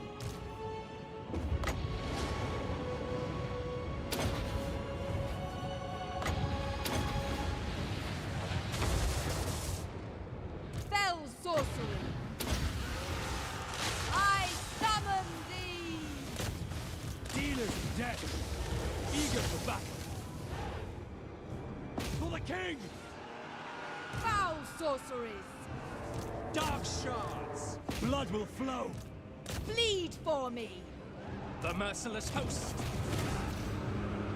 Druki! all right. Cold-blooded killers!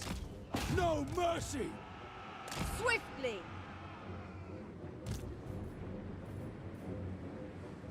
We can try to steal some of their health so we can get some more Supreme sorceress. 5. Yeah, I don't know if we're gonna get that. Corsair That's fine. handbows! The merciless host! Blood for Cain! Try and time this.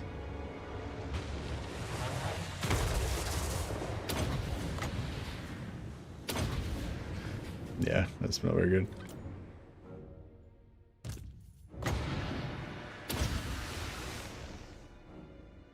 Actually, it doesn't matter about that because yeah,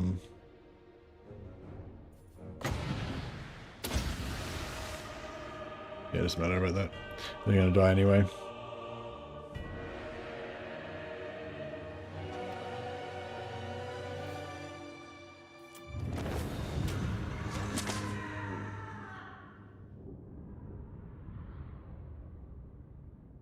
7 minutes. Yeah, nice. I've got it all ready to go. Ready to flick over as soon as it starts. And I've got my alarm set for 1 minute beforehand, so we can get ready and watch the countdown for a minute or so. Yeah. So yeah, I think there might be like there might be like, yeah, well, there's the announcement and then there's also the release and stuff. So I'm gonna be kind of like playing Marathi in between stuff, I guess. But I'll probably watch the entire showcase. You don't trust my 1 minute alarm? No, that's fair enough. Okay, I'm gonna loot and occupy him so we can get them slaves. Play Marathi over the parts you don't care about. Nah, I think I'm gonna watch the entire showcase, but I'll just if there's other stuff that's not, you know, showcase. Now should we kill Astankia? We should probably kill Astankia, shouldn't we? I kind of want to just invade like Ulthuan like straight away, but yeah, we should probably kill Astankia and then we can have this nice port connection.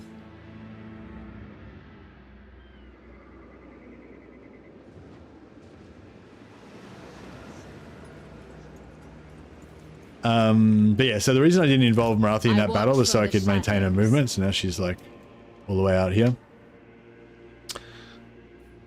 Dread presence on the waves. To the waves. 5 minutes, 15 seconds. Mother of the dream. So I could get some magic, which might be a good idea because her magic's fucked. But then again, extra movement might be good too. Fools.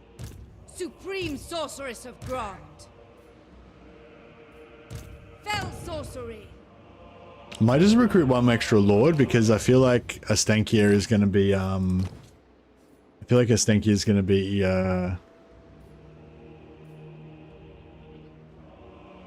oh yeah, what's the new trait that I really like? The one that's got the follow, the one that's got the malevolent. That's the one, malevolent hunter's snare. 15% extra casualties captured, 15 extra melee attack, and hunter's snare. I really like that trait. It's really cool having an extra snare that you can use. So yeah, we'll actually grab her actually. So yeah, so I think these guys are all going to be penalized for moving ashore last turn. They're going to get 50% movement penalty. So I'm going to grab this extra lord just to make sure she's got full movement. Let's pump her loyalty up as well. And then we probably get rid of those. See if we get something better. Nice. I'm gonna give Marathi the Shroud of Death because it gives her that 25% extra speed and also stalk, so she's immune to getting shot basically. We'll give Brass Cleaver to one of these guys. And he can have the armor as well, make him a bit tanky. Don't care about that.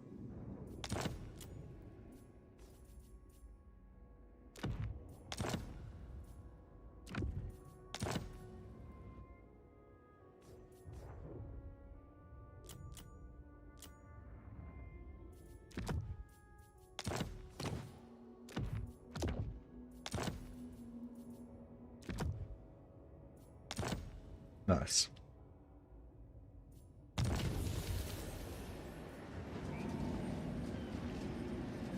You've already seen the announcement yet?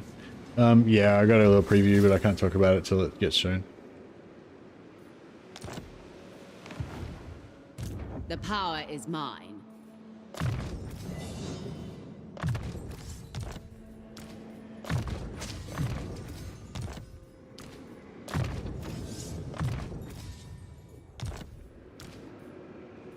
The mother.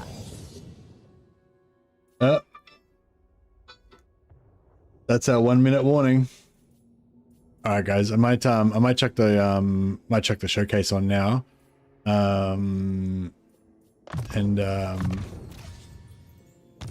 can. Oh yeah, now we can. Unrestrained. Root. some sorceresses. I'll leave that up. We'll sort that out later.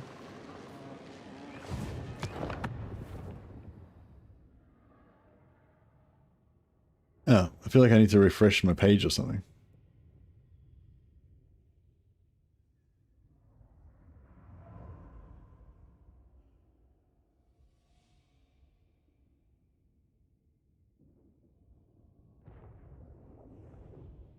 Still a minute and a half still. I don't know. Maybe I'll just should we just leave it on now? Let the cooldown happen. Let the time happen.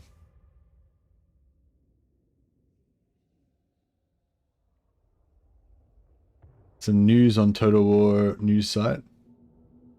No, yeah, the news is just saying that the first ever showcase is starting now. Exciting. Channel's going crazy. Oh yeah, there'll be a lot of people watching it.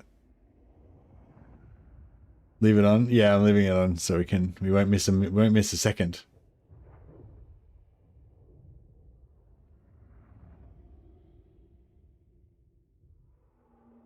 Yeah, so it's time to speculate. What's it? Well, it's not time to speculate. It's time for the speculation to be over. We're gonna find out. Caps Lock is cruise control was cool. Yeah, no, it's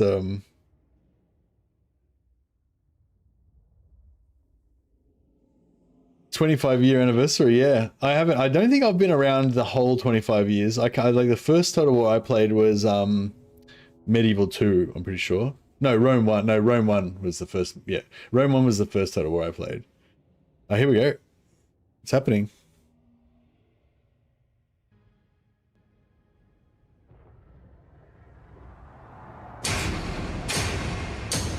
Okay. Set and action. Hello everyone, and welcome to the Total War Anniversary Showcase.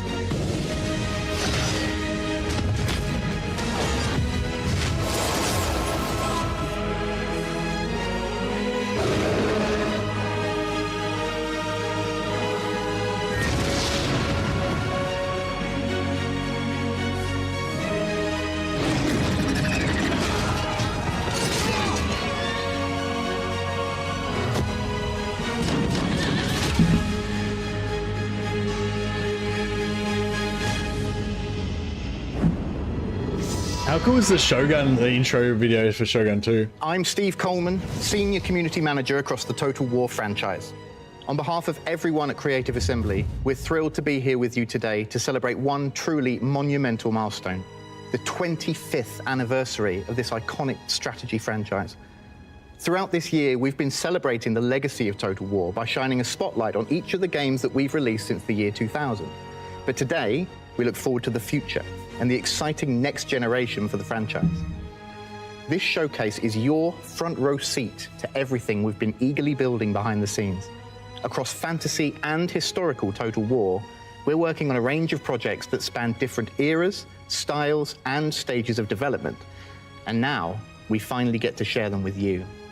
Whether it's long-awaited updates, bold new ideas, or glimpses into the future of Total War, there's something here for every kind of strategist. So without further ado, let's jump into things with a quick message from a true veteran of the studio. Someone who's had a part to play in almost every Total War game. Thanks, Steve. I first walked through the doors of Creative Assembly in November 1999, hoping to land my next role in game development. Little did I know that during my interview, I would be shown an early glimpse of Shogun Total War. Over 25 years later, you've conquered history's most pivotal eras, witnessing the fall of Rome, surviving the turbulence of the Middle Ages, and establishing empires at the dawn of the modern world. You've also crossed dimensions into one of fantasy's most iconic settings, conquering the vast Warhammer world with legendary warriors and conflicts that defy reality. Thanks to your support, we get to continue pushing the boundaries of what Total War is capable of. So whether you're a fan of our history or fantasy titles, throughout it all, our aim is and has forever remained the same, ensuring everyone playing our games is excited to take one more turn. One more turn. What I think we all better know place that. to begin the celebrations than with an early look at what's to come in Total War Warhammer. I like how they don't have any like actors or like, you know, famous personalities or anything. It's just like just another update. the actual devs It's the and end like people who work of at the CA. world. He's back. And this time, he's more determined than ever. Growing up, Warhammer was easily one of my favourite Rich. pastimes. I love Rich. I fondly remember buying countless copies of White Dwarf, reading the battle reports within, and dreaming of what I might buy from the mailer at the back of each magazine. Like me, I many also of my know what that teammates feels at like. Creative Assembly share the same deep love for Warhammer and the hobby that surrounds it. And nearly 10 years into developing content for this incredible series, the excitement is as strong as ever. Each new character, faction or creature we work on brings fresh energy to the team. The diversity of the lore ensures that every faction is distinct in its design, filled with rich stories and larger-than-life personalities. Like, can you imagine if you It's worked that at variety CA and and you had to depth make this that shit? keeps the project That'd be so exciting cool. for us, and it continues to be an amazing world to help bring to life. When we first set out to develop this series, our aim was to do something that no other Warhammer game had done before, to create a definitive strategy game experience that spanned the four corners of this amazing fantasy world, with the aim of including as much of Games Workshop's iconic lore, characters, I've got my collector's edition creatures, somewhere and around key there. events as possible. The big. It's certainly been a journey of a lifetime for us, one that we've loved sharing with you and hearing your experiences of forging empires, Actually, felling if it's enemies, this or it's and Warhammer Age of venturing into the Reckoning on. darkest corners of the Warhammer world. The big box. But we aren't ready for it to end just yet. Next year, we need you to join the forces of Order, Chaos, or the Undead for a war that will determine the fate of this world.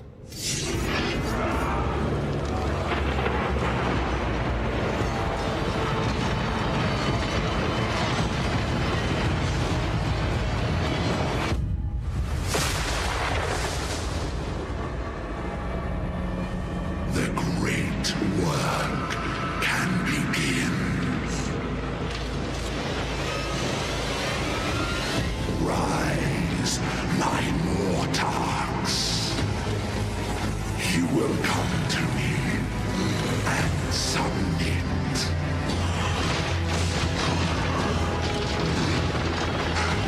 Come to me and witness my ascension.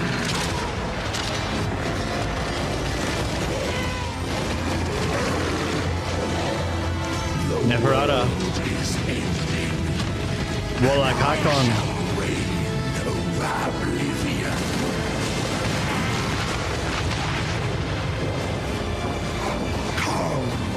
New mount for Manfred.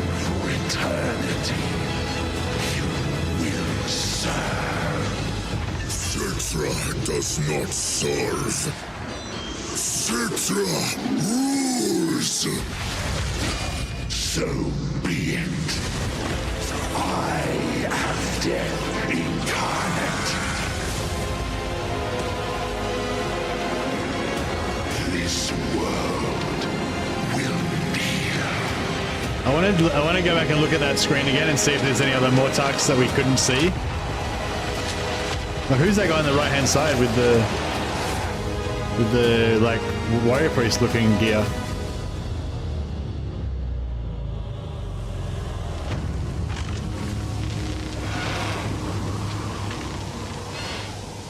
Cedra got wrecked. Oh no, he's still going. He's still good. He's fine. Cedra's fine. It's just a flesh wound. That's right. Nagash has arisen, and he's bringing the apocalypse with him. He and his undead legions are finally invading Total War Warhammer in summer 2026 with the Lords of the End Times pack. And he's not coming alone either. 3 other iconic legendary lords from the End Times will be joining the fight, along with terrifying new units, devastating mechanics, and lore-inspired objectives. And yes, we've got a brand new free legendary lord for everyone to enjoy. For those who don't know, the End Times is basically the Warhammer 4 Apocalypse, lords plus and a it's the 5th free ultimate one. battle between the forces 5 of new good lords. and evil. During this event, Archaon the Ever-Chosen leads the forces of chaos in a final assault to destroy the world. But as the forces of destruction rise, legendary heroes and factions from across the world form uneasy alliances to resist annihilation. And as we announced earlier this year, Warhammer 1 and 2 owners can also join in on the action, as Immortal Empires is now accessible to all players who own one of the games from the trilogy. Yes, you only have to buy like Warhammer 1 for super cheap. You probably get it 75% off as we celebrate if you want to play Warhammer 3 now. 10 years of working on this game. Whether you're a veteran or returning after time away, there's never been a better moment to dive in. This isn't just another update. It's the end of the world. Nagash isn't just a villain. He is the king of the undead. This is the ancient evil who turned Nehekara into a lifeless desert to claim dominion over the dead. His first attempt to extend that desert to the entire world failed. But he is back. And this time, he is more determined than ever. To bring that presence to life, we focused on making him feel truly imposing. As the greatest of all necromancers and wizards, he is a figure above politics and mortal concerns.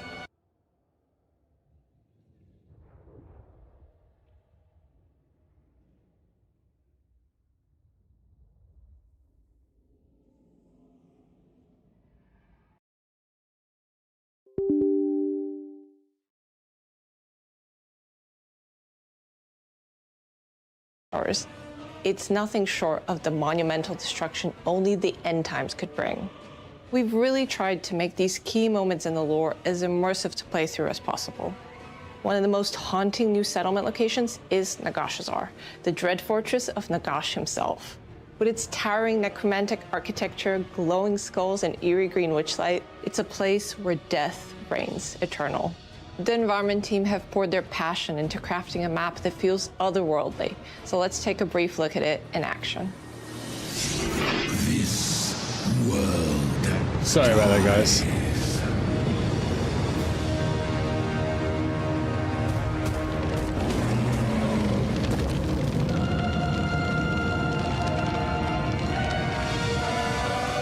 You let chaos claim it.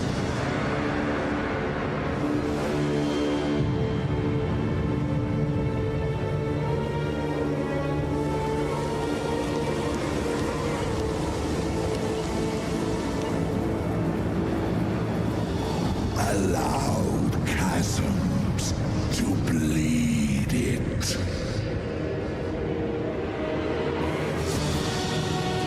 Life failed it. This is live. This is live. The live premiere. This world dies and becomes my domain.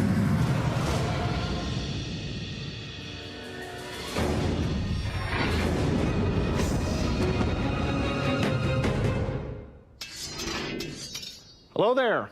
I'm Lord Master of Sotek. You may be familiar with me from a Twitch and YouTube channel. That's right. That was just sort of an intro. They'll go more in depth about all that stuff. Lore and literature. That was kind of like a quick overview kind of thing. Today I'm going to be more in depth serving about it all. you as the herald of the end times. But I'm not alone, because I'm joined by Rich, Victor, and Todor, who you are likely familiar with at this point. And today we're going to be chatting about the Lords of the End Times. So to start us off, is this really the end for Total War Warhammer? Like, is this the final thing, which a lot of people have feared is going to be the case? No, absolutely not. This is just a moment in the Warhammer lifetime, and there's going to be more content still to come after this, I'm pleased to say. Excellent. That is what I very much like to hear. So getting into the actual content itself, what is the End Times going to be bringing to the game that's going to change our experiences for people that are familiar with Immortal Empires and have played hundreds of campaigns? Yeah, what is the End Times specifically going to be doing to shake up the experience? So, first of all, we're bringing a set of characters. One of them we'll discuss a bit later here. And there is another significant update that comes to the Immortal Empires that aims to bring the End Times to your campaign while respecting the rules of the sandbox. So what we want to try and achieve is this is good, this part. Make the later stages of your campaign more interesting, like keep the choices impactful, keep the stakes high, And we're doing that by introducing end-time scenarios, which you might think are a bit like the current existing crisis, but they're different from them in various ways. Like, for example, an end-time scenario comes in phases. So there will be a build-up, there will be phases of actions, and at the end, there is a culmination battle. Well, the entire scenario is resolved. And you might be able to overcome the challenge, the end times. You might be able to survive, or you might fail, and you might have to live with the consequences, or not live at all. An example of such a end-time scenario is related to the most powerful necromancer in the world, who at some point might suddenly decide that he wants to exert his will over everything that has died. But to do that, he needs to make everyone dead. So this is something that you need to face and overcome. In addition to that, there are some significant changes while the end-time scenario takes place to the visuals of the campaign and in battle, and also to the audio. So you have all this different atmosphere related to Nagash or perhaps Archeon. Speaking of that particular big man himself, while today we are going to be celebrating quite a bit and giving the great necromancer his due, as he always deserves, ultimately he's kind of interrupting someone else's party, Yeah, I'm not which sure. is the one that I'm kicks interested to off find the out end as well times and whether ends up ending it's it. going to be a scenario Archeon himself, that you is can there gonna like be, how you can like if you can turn it off the end anything times new, and still play the anything grand campaign exciting without that fans it, of or Archeon could be looking how forward to how with the much end how times? modular it's going to be, I guess. While I admire Nagash, Archeon is truly the closest one to my heart, and I love playing campaigns with him and uniting the forces of chaos and raining destruction upon the hapless rest of the world. So we are doing new things for Archeon. One of those is we're trying to refresh his entire experience by introducing a narrative feature that aims to put the player into the shoes and boots and mount of the 13th ever chosen. So this will be the story of how you, as Archeon, in your campaign, you bring about the end times.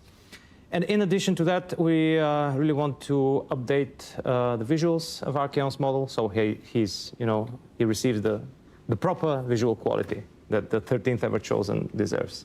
Well, it's excellent to know that Archeon's dressing up for the occasion. He needs to. It's technically it's his affair. He needs to look the part, so that's great. But ultimately, we're not really here to talk about him. As much as we all love him, he's a bit old news. We're here for the big man, the big, great necromancer himself, the father of all of our favorite undead. What is Nagash gonna be doing for Total War? Oh my goodness, what is he going to be bringing to the game? Clearly a lot of teal and destruction and death from the looks of things. Nagash is the supreme lord of undead, and he would be the ultimate necromancer in our game.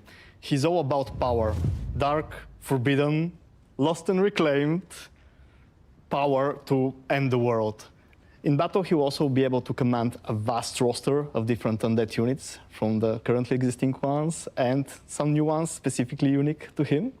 And on the campaign map, he will spread death across the land because he's not interested in conquest. He wants to reshape the world in his image, making it a lifeless desert. This is his ambition. I gotta say, I am also a bit suspicious about the whole like land turning into chaos, wasteland, and all that shit. It kind of reminds me of Realm of Chaos, which I didn't really like. Hero in this case, you are the end, and this is the power fantasy drenched in the But I think if dark, it like if the campaign kind of allows you to play out like 100 turns of a normal campaign, and then the end time stuff kind of happens at the end, and it's sort of optional, to then construct necropolises over where vibrant jungles used to be, and the change is permanent there.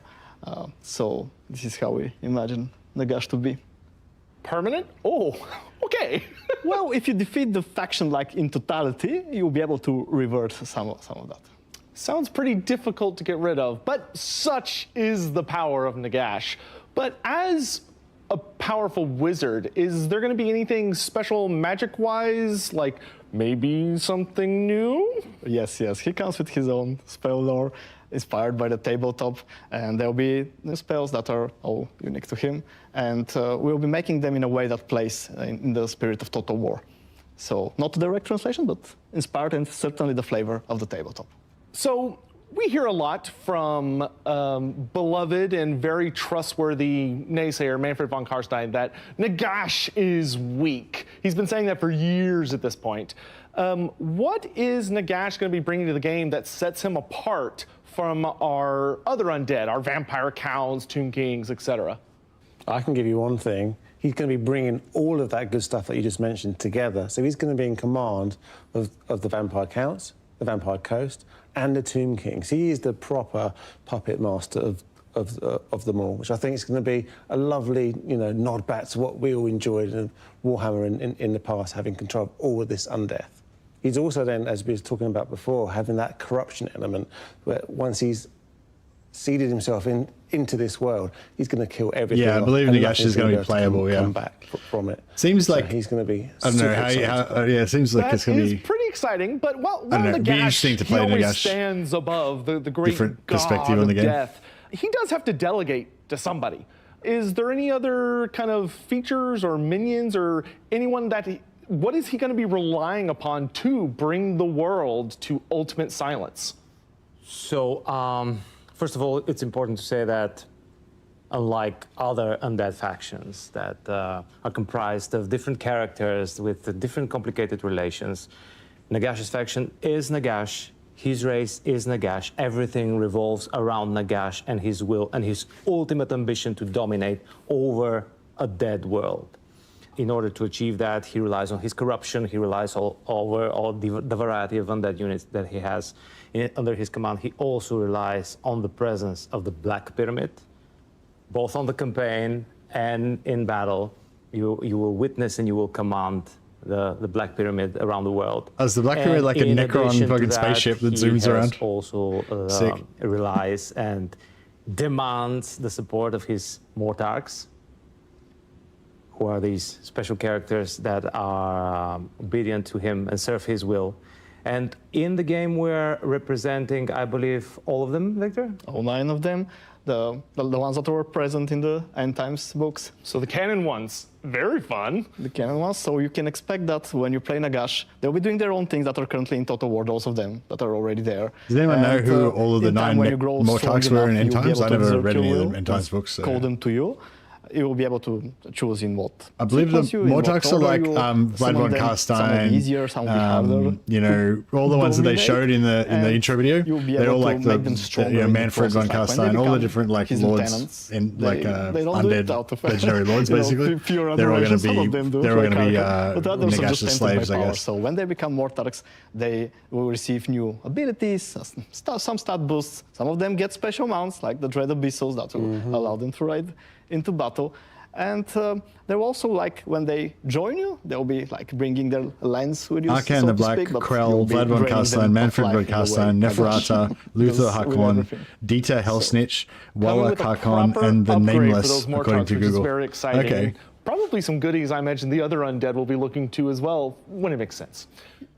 Absolutely, we can expect that all these new toys that we're adding, where appropriate, will be receiving other factions like Vampire Counts will be receiving access to them.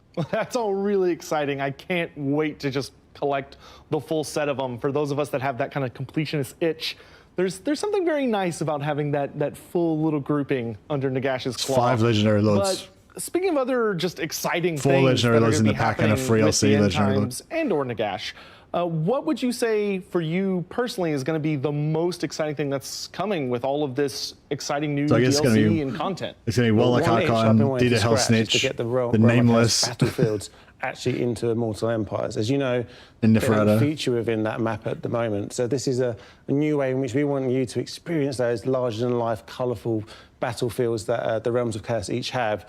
And there'll be ways for you to transport yourself to those battlefields, to have those epic battles with the adversaries of the demons and the light, and have a lot of fun there and bring much more life and flair to Immortal Empires. So having those maps where we're fighting in So the it is realm Immortal of Empires. Slaanesh and Nurgle and all those horrible but so beloved dark gods. Exactly that.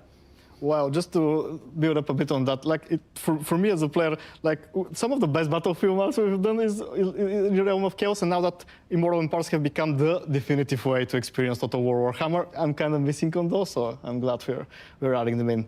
For me personally, the big thing with this DLC is cataclysmic events, or what we internally call devastation, which you can see. Oh, is that why Lustria and everything is burning and on fire horribly? We wanted to show the change in the world in a visual way that is more dramatic than what we currently can do with just corruption. You know, corruption changes a bit of the environment, but not to this extent. So we'd like, with end time scenario, for really truly epic, apocalyptic things to happen, like volcanoes erupting, fissures opening up, like bottomless chasms, and meteors falling down, sprinted from the Chaos Moon. And we would like that to change the campaign map rather permanently, and to provide different gameplay there once that change happens. For certain, it would be triggered in some cases by the game. In some instances, the AI factions will be able to wield it like a super weapon.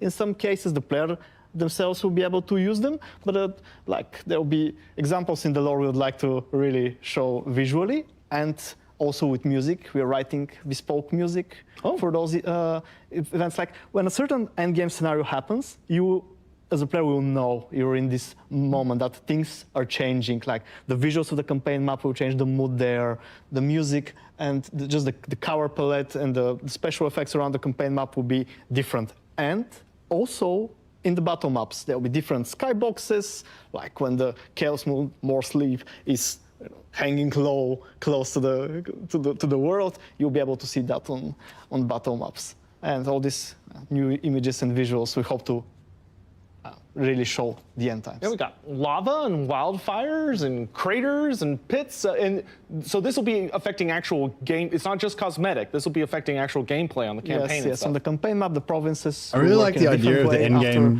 in-game scenarios happening and then being like multifaceted, staged things that sort of unfold and and all that. I just wish it wasn't the end times, kind of thing. Chaos battlefields, but and that's all right. Devastation is cool. I really admire them. What I'm most excited about personally is the narrative chains that we're preparing for the new lords we're introducing, and also some of the existing lords, to be perfectly frank. And I'm really, really curious and excited as a Total War player to see how we will be able to tell the story of Nagash's rise to power and his domination over the world, while still retaining the sandbox and retaining that player agency and the player choice. So regardless of which character you're picking, you'll have the ability to get involved in these storylines of like the rise of Nagash and stuff, even though you're playing such and such way on the other side of the planet. You can, if you want, you can get really involved with these storylines. Well, yeah, if you're not playing as Nagash, it's very likely that you will have to survive the rise of power of Nagash. Whereas if you play as Nagash, you will be the one that rises to power step by step while you are doing your conquest and your spread of corruption and the extinguishing of life around you. Excellent. So for a lot of us players, this is incredibly exciting, and there's a lot of changes and just wild things happening, and everything's quite literally on fire. And although we've touched a little bit on it, just to be kind of clear when it comes to the end times as an experience, this is still focusing on that sandbox experience of Total War Warhammer. It's not purely a narrative, but it has narrative aspects, but it's still sticking to the core fundamentals. Yeah, as you know, Total War is a storytelling machine, and we want players to be able to still tell their own stories through the sandbox nature that we offer. So with the end times now featuring in Immortal Empires, it's going to be exactly that. You can go ahead and, as we talked about earlier, play as Archaon and destroy this world, end it completely. But on the flip side, we want to let you have those different stories, also things that maybe didn't happen, but you'd like to think how they might have played out, with Nagash taking over the world and bringing death to it, or whatever else you can think of for that matter. I know many people who are going to be hopping right into Karl Franz Saves the Day. Hope so. We're exploring different apocalyptic scenarios that could have ended the world in the canon, but didn't, because we all know Chaos won. But we're looking for other what-if possibilities that could have happened. Well, that is all extremely exciting stuff in my very, very biased but professional opinion. But beyond the end times, is there anything else we all can be looking forward to for Total War Warhammer? So, one very important thing that we're all quite excited about to announce is that with the release of the Lord of the End Times pack, you no longer need to own Warhammer 1 or Warhammer 2 or Warhammer 3 to experience the Immortal Empires. You can purchase just one of the packs and you will gain access to the Immortal Empires, where you can play with what you have purchased against everything else that's in the companion. So you can purchase just Nagash from your shirt, and you can play as Nagash from your shirt in the Immortal Empires and extinguish the life in this doomed world. So Nagash Stan can just come in, buy just this, get whole Immortal Empires, and just go crazy. And so then cool. Like, So what they're doing right now is that you can either Warhammer 1, 2, or 3. If you buy any of those, it'll give you access to Warhammer 3. But they're going to make it when that comes out. They're going to make it that even if you just buy one DLC, then you can play with just that one DLC. Magnificent spectacle that the Immortal Empires and Warhammer 3 Total War is. Well, that is just That's amazing. really cool, actually. Yeah, So kind of makes it like miniatures or whatever. Like if you just want to, collect fucking undead or whatever, Thank you just so buy, much to Rich, Victor, and Todor for joining me here. Or if you just want to play like Chaos, then you just buy Archaon and Chaos Warrior Pack, and then you just that's all you need. Oof, can't wait. Thank you, everyone, so much at home for joining us. We hope that you had a good time, and we will see you around. Yeah, that was pretty cool. I don't know, like most of you, I'm not really a big fan of the end times, and Total War has a long and storied history. Yeah, but and I don't really like the whole world being blown up and all that shit. But I really like the idea of the layered end time scenarios and stuff. Ambitions. To give you more of an insight into what's going on, I'm joined by Ellie and Roberto from our core technology team. Guys, do you want to do a quick introduction? Maybe Ellie, just tell us who you are and what you do. Hi, I'm Ellie Corlander, and I'm the Technical Art Director on Total War. Okay, thank you. And Roberto? I'm Roberto Girali, and I'm the Core Technology Director for Total War. Perfect. Thank you, guys, and thank you for joining me for this chat today. Thank you.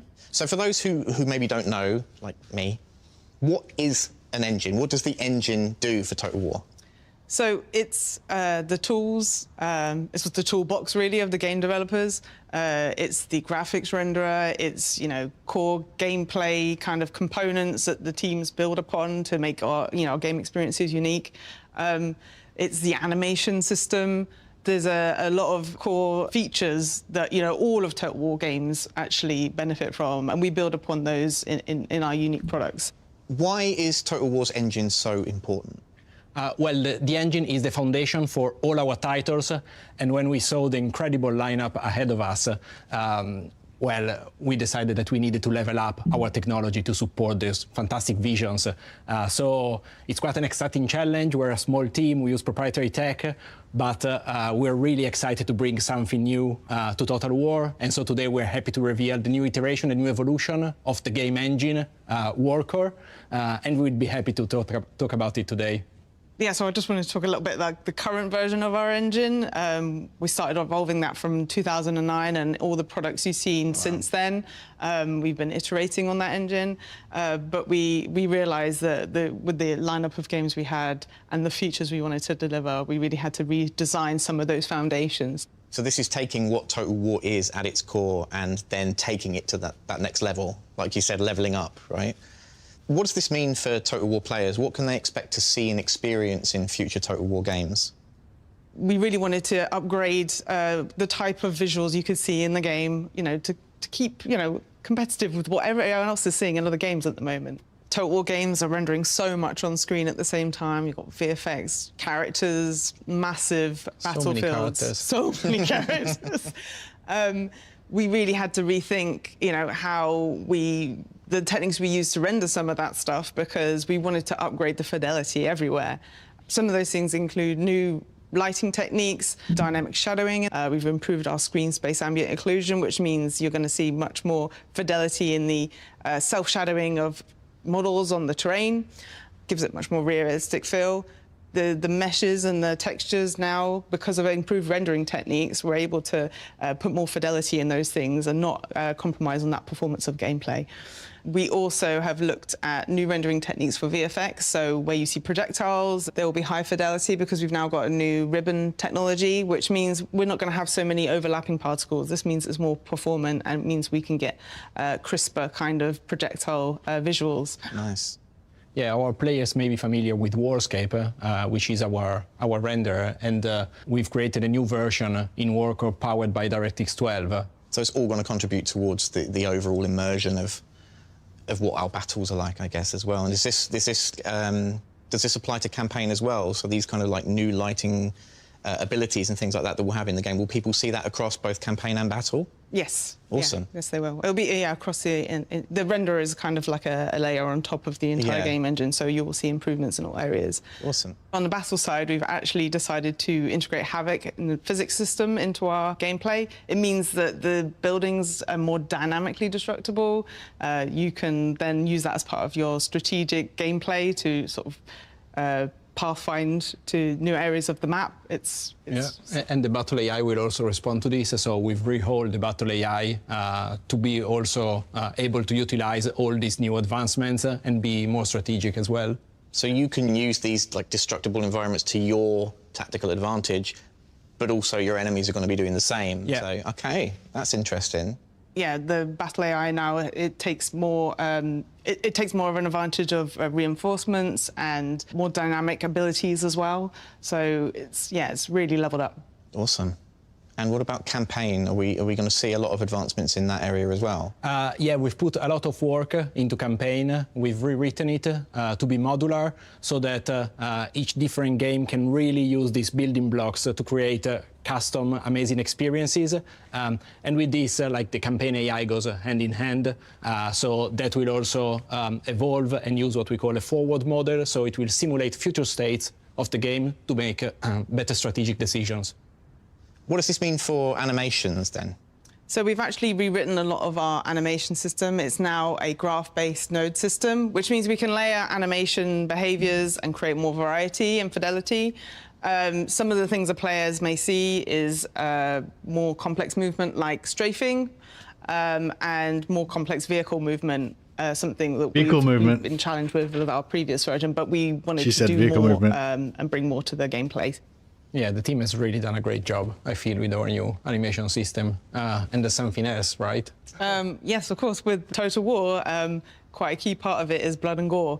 We wanted to make this more visceral, more realistic. What we've done is rewritten some of parts of the dismemberment system, so you'll see more dismemberment, limbs popping off, interacting with terrain and sitting on the terrain, and yeah, very gory and I feel sorry for the mocap actors that. We didn't chop them off. Oh, okay. That's a relief. We've talked a lot about all these pretty awesome advancements that are going to be coming to Total War in the future.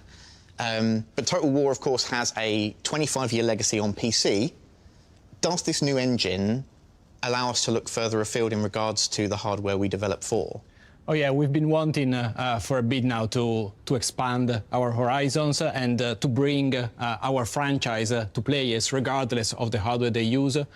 So we're quite happy that the new engine also allows us to take our future titles on PlayStation and Xbox as well as PC. Yeah. Fantastic. So we can finally allow console players to experience Total War. Yeah. But we're still going to be, of course, maintaining that same focus on the deep strategy ethos that we encompass, right? Yeah, yeah, absolutely. So we want to remain true to our soul. So we're not having like a knee-jerk reaction to put in our games on console. We absolutely want to. We love the Total War formula and the complexity, the depth, and this is something that we want to keep regardless of the hardware. So PC players, I don't think they'll see any major changes to the product they love because we love it as well. So yeah, going on console is really a way to expand also to other players. Great. What are we aiming to achieve with Warcore then? What's the goal of this new engine? Yeah, we wanted to give Total War the strongest foundation it ever had. But really here, we wanted to look at the future. So the engine now is at its infancy, so it will evolve and get better and better over time. But even now, yeah, we feel it's the most powerful foundation we've ever had. We are thinking long term, so players will see over time more and more improvements coming to it. Yeah, like Roberto says, it's in its infancy now, but you will see improvements in terms of the rendering, in terms of things like destruction and could Warhammer get upgraded onto this new but we want to system, build upon those or releases is we've got to come. too late for Warhammer? And like whatever the next game is, that's presumably already half done. Yeah, I think is that on the new? Is that on this new system already? Or? But we're really excited about what they can see even 2, 3, 10 years from now, and that's what we're trying to build. Yeah. And it's also something we've built for our staff, so to give them more powerful tools, to be able to create even better games. So yeah, streamline our internal pipelines, make them more efficient. Okay, we really wanted to improve the developer experience. So we've worked on like unified tools and unified experience and workflows and improving that experience all around. Good for the players and good for the developers as well. Yeah, just because they said it was still in its infancy and stuff. Amazing. So I guess I mean, but it is being used, but it is. Up next, we are going to be taking a look at what's to come for our historical players. All right, historical. No, well, I think they're saying that they're using it. The current game development is using it in its infancy. Hi, I'm Pavel. But throughout the development, it's going to get standing in better, front of you bigger and today, better. not just as a developer, but as a lifelong fan. I've been playing Total War for 25 years, first discovering the franchise through Shogun, before becoming completely captivated by Medieval. That passion led me to join Creative Assembly in 2005, where I've been fortunate to contribute to most of our historical Total War releases, from Medieval 2 all the way up to Three Kingdoms. And today, I'm absolutely thrilled to be here as the game director of our next major historical title. The franchise was created not only because of our love of strategy games, but from a deep love of history. From the very beginning, our goal has been to bring the past to life in immersive, authentic worlds, giving players a chance to relive and reshape it in a way only Total War can. We know that same passion for history lives in our community. You've been asking for a return to the roots of what made historical Total War so special, and that's exactly what we're setting out to do. So today, we're proud to reveal the next chapter in Total War's historical legacy. It's a game we've dreamt of making for a very long time. This is more than just a new game. It's the rebirth of historical Total War.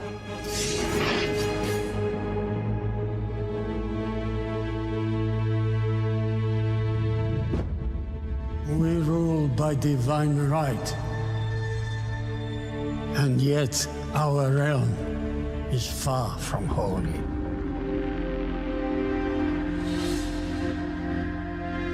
The armies we command paint red the map. Those clothes look quite medieval, don't they? Why fight when hearts and minds are easily swayed?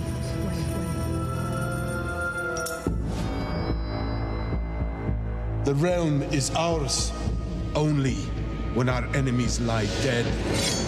Patience and time will beget our gain. We are stability, dignity, and authority. We bear the weight of pain and of defeat. Greatness shall ever define us, and we shall never be forgotten. So, how will you shape your realm? How will you make history? Make history. Make history.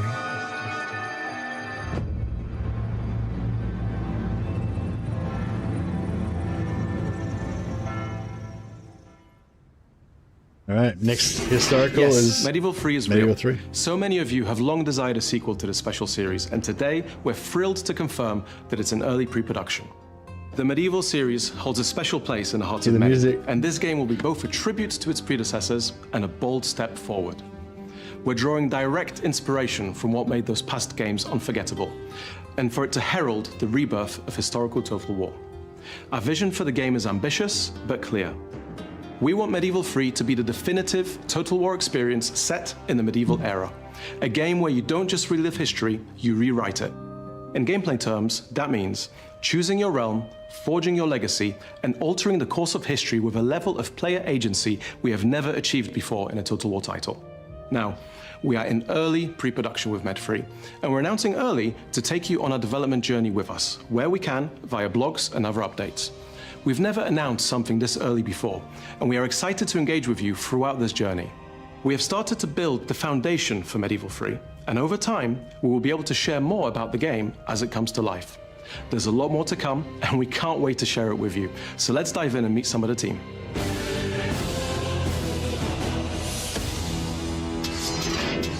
Hi, I'm Cody Bonds, and I'm excited to be here today with the team making Total War Medieval 3. I've been covering Total War on YouTube for a number of years now. I have a degree in archaeology from media, and I can't wait to meet you guys. So can you introduce yourselves? Hey Cody, my name is Leif. I'm the creative director on Total War Medieval 3. And I'm Luke. I'm a senior game designer on Total War Medieval 3. People have been asking for Medieval 3 since probably the day after Medieval 2 released. What does it feel like to finally announce this game that people have been looking forward to for so long? Yeah, I mean, it's super exciting, also a bit intimidating, but really exciting. And, you know, in fact, this is really the game that a lot of us came to join CA to really be part of. I was dreaming about making this game one day. I remember when I joined in 2016 first, I was crossing my fingers and hoping that this would be, please let it be Med 3. So this is it, right? This is our magnum opus.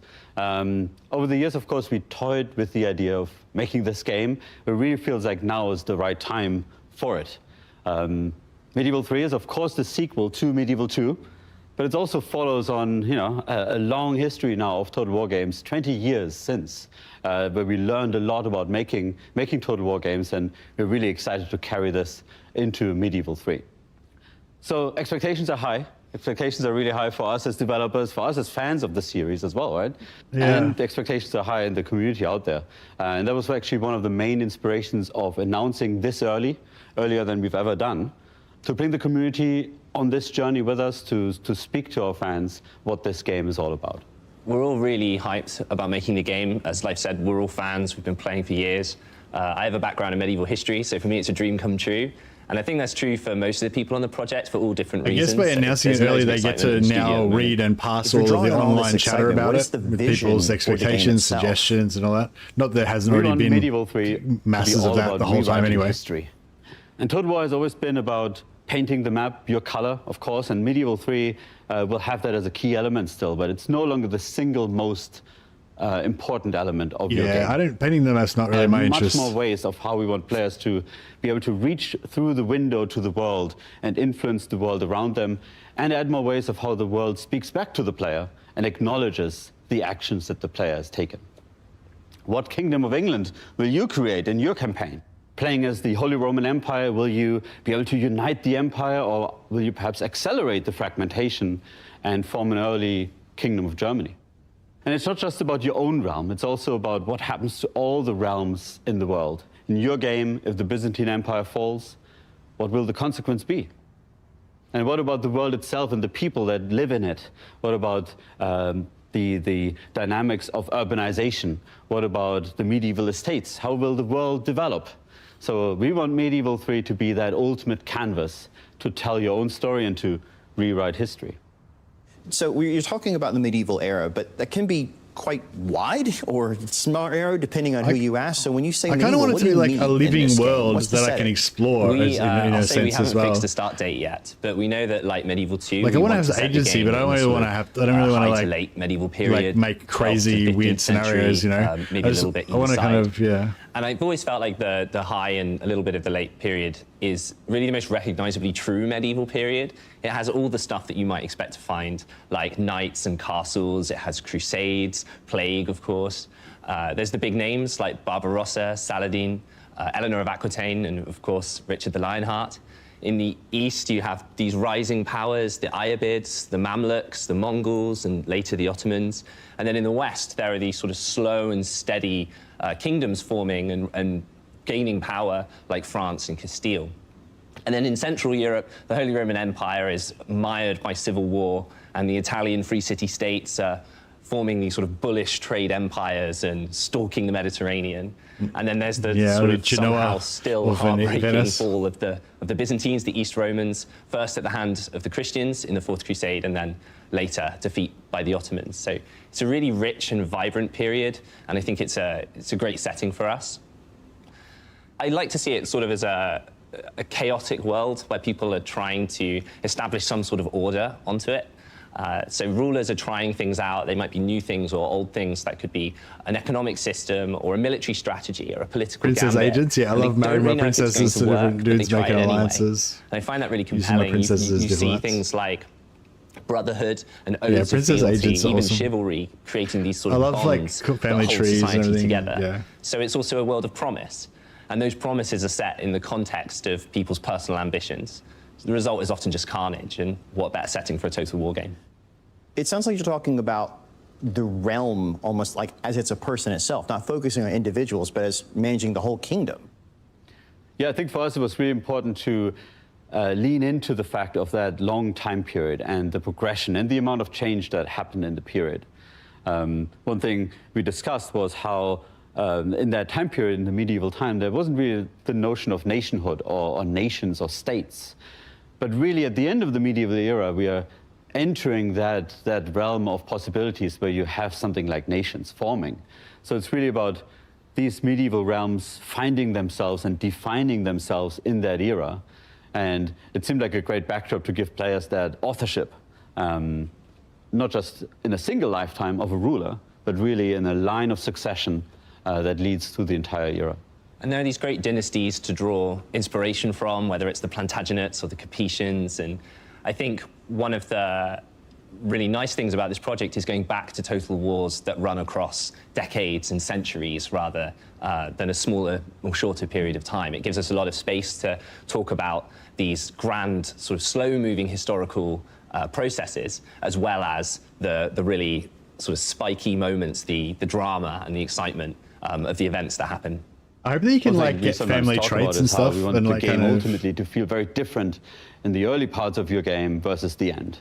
You know, we want to create an experience where 150 years in, you look back at the achievements and maybe failures and tragic moments and traumatic turn of events as part of your game, how the world has changed, partially under your feather, but also partially just through the events of the sandbox.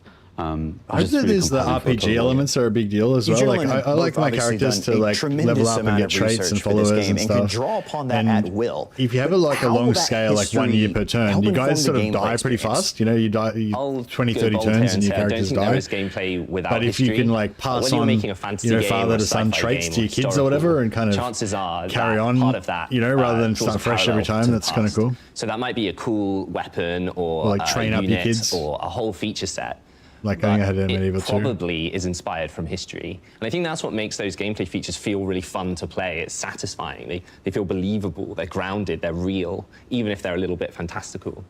I think one of the cool things about working on a medieval game is that we have access to all these is such great a massive sources, important thing in medieval times, like having a good heir and pipe rolls, like trying to train up your heir and also protect them from dying and assassination and that directly goes into the content of the game. So that might be the weapons or the armor, the buildings, and we all love it when a TV show or a game gets the details just right.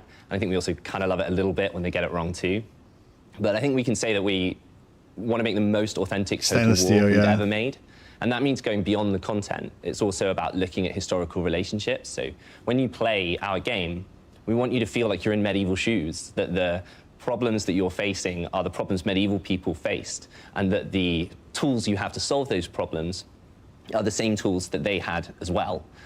So we look at the core systems of the game, like the economy or the recruitment or characters, buildings, and we think, okay, why did these work in the way that they did in the medieval period?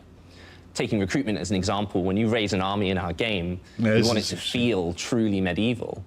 And where did medieval armies come from? Well, there aren't really standing armies, like in the modern day at least. It's probably more from oaths of fealty, from vassals to their lords. So we want you to feel like you're raising your banners, like you're mustering your forces or summoning the prince electors. And of course, it's not a PhD thesis, it's a game, and the fun definitely comes first. But if we can inspire people to look into history because of our game and maybe learn a thing or two, I think that would be great.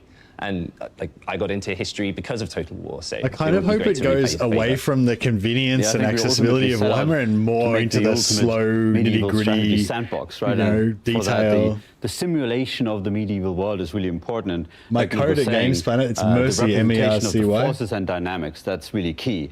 It's absolutely important to get, you know, the armor right and the details on the helmets, but really capturing the forces and dynamics that off the DLC, the world at the time, There's a and link making in sure the YouTube player chat feels them and interacts with them. That's really our key goal. There's so much you guys are juggling to get right in here. And there's so many cool elements that clearly are building on things from the past and looking at them in completely new ways. But what's the one key element you're really looking at to focus on here for your team? I think that's a really interesting one to pin down because there's so much excitement and passion in the studio and team for Medieval 3. There's a great anecdote where we were sharing some concept art with the wider Total War team, and a concept art was presenting some ideas around the upgrades of armor and how more better techniques and more expertise in armor creation could be represented visually. And I got this huge message from someone not actually working on the game, explaining to me the details of blackening and how it was done and what the benefits of it were. So a lot of passion in the wider Total War team that we want to draw from. But if it comes down to one thing, I think it would be to create that sandbox, to really bring the medieval world to life, to give you the option to interact with this world, feel the forces that were at play at the time, and really feel like this is truly a medieval game where you get to rewrite history the way you want. And that's Total War Medieval 3. Thank you to the development team for coming out today and revealing this truly astounding game that I think we're all excited to see be developed. So this is early pre-production. Obviously, it's early days, but we can look forward to news updates as they come out and hopefully play a game where you can truly. So yeah, if you missed it, Lords of the End Time DLC was announced earlier. It's going to be 4 new Lords, including Nagash, Warlock Harkon, Neferata, plus a free Lord as well. So 5 new Lords coming in the next pack. It's like nothing else. Working on Total War is definitely an experience. It's different every day. It's never boring. Challenging. Working on Total War is an absolute. Tides of Torment is available. Oh, nice. So yeah, if anyone used to use my link at Games Planet, you get a little bit of a discount. Yeah, just go to the link in chat there, or it's in the YouTube video, and you can type in Mercy. You get a little bit of a discount. That's the American prices. Obviously, it'll be different in yours. Coming into work where I get to write about the Crusades 1 minute and the fantasy apocalypse the next is like nothing else. Making Total War games feels like just bringing. Oh yeah, do we know any more information about who the Mortarks are? I mean, we know who the Mortarks are, but like some of them I don't recognize the characters. Like that that guy with the German name. Who's that guy? Many different places, so nothing's ever the same. It's really great to be part of something. Actually, I might go back to that part of the video where you see them. I don't think there's anything quite like it. Because there was one that kind of looked like a warrior priest or something. I was like wondering who he was. It combines strategy gaming and real-time battles like no other game. It's this unique mix that I might spend half an hour or so just going back and looking, rewatching some of the bits in here that were particularly interesting. It's all interactive. Some of the parts where they're talking about the end time scenarios, everything, and also the. Also, it gives you that real immersion, so then you can like follow that through line all the way down to like an individual. And some of the visuals. We watched that video a few times, and we watched the Nagash video back a few times and see if there's any cool details in there. Gameplay and the strategic side of elements of the campaign. It's just a really cool, nice synergy that works really well. So for me, what makes it special is the ability to bring history to life. To bring players into so many different places, and not many other games can say that. We have people who are interested in history, in strategy, and of course, fantasy. It's the ultimate time machine, socio-economic war simulator that transports you back in time. How does it feel to work on a game franchise that is 25 years old? Exhausting. It's crazy to think that it's 25 years since the first Total War game. That's pretty special. 25 years is a long time. It feels old. It makes me feel old. Great to be part of something that's been here for this long. It feels unbelievable and amazing. I never thought I would be part of Total War. It's lovely to have been here for so long and seen our games develop. You might have to wait a few minutes before it comes online, Progdog. on aspects, but we Oh, are you know, or always you can just keen go to from make Steam. sure we Don't have to disappoint use my our code fans, if we don't it's not change working. Total War too much. But also, doesn't we matter. need to Oh, it's there move now? Cool. forward and do new things and innovate. Yeah, so we have a responsibility to keep it. It's online true now? to Okay, what cool. Makes Total War Yeah, so if special, anyone wants to use but my also code, just you go to carry Games it Planet. Thanks to to Games the Planet. future and keep delivering Creative new Assembly gave epic me experiences Creative that are Assembly gonna obviously stand the gave me a test free of copy of this, but It's a Games wonderful Planet thing to be gets me able to be free part copies of of other something games. So I that like has to such a promote long them. and lasting legacy. And yeah, And I think I it's get a couple stood of the bucks test or of something if time. you buy it through It's one there of as those well. great But franchises. main thing is if Few it's cheaper for games you, get then to if celebrate it helps that you out, then milestone, use it. If not, and that's fine this too. game happened to be something very special. And it also feels like it's not just a milestone and it's getting older, it's just the beginning of something new and where we're going next. We all together as a team bring it to the future.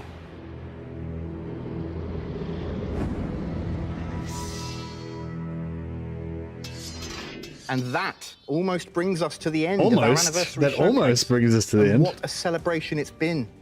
25 years ago, we set out to build a strategy experience unlike any other. What began as a single game has grown into a thanks, franchise Rodrigo. full of unforgettable moments which have been shared by tens of millions of players around the world.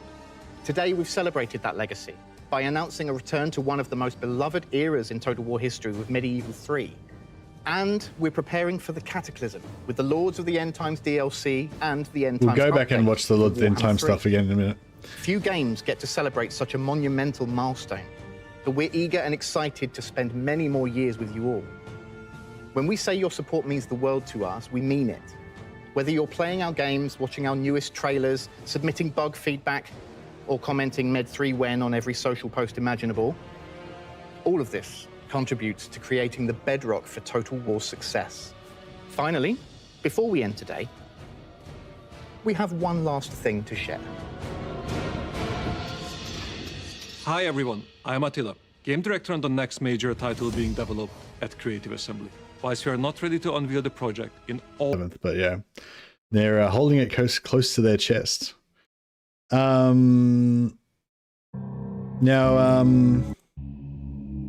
on this game, the challenge, the end times, you might be. where's the video? Okay, so I'm going to go show back and show the Lords of the End Times part again. As the greatest of all necromancers and wizards, he is a figure above politics and mortal concerns. Oh, thanks, Party He for Lemons. does not Appreciate need it. to motivate anyone. He simply states Oh, that's not the video. what will happen. His goal from the beginning is clear: to turn the world into a land of the dead. His undead corruption spreads relentlessly as he claims lost power, seizing the Black Pyramid. Oh, the Black Pyramid is gathering his a scattered Necron books, fucking spaceship. and raising armies that stir simply from his presence. And he doesn't come alone. Nagash can summon his Mortarchs by luring them from other factions. Archon the Black, for example, who abandons Forces of order, chaos, or the undead for a war that will determine the fate of this world.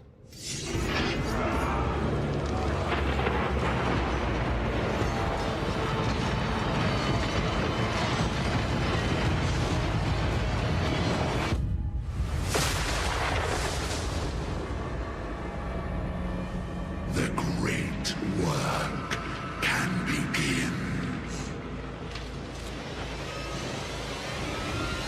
Rise, my Mortarchs. You will come to me and submit.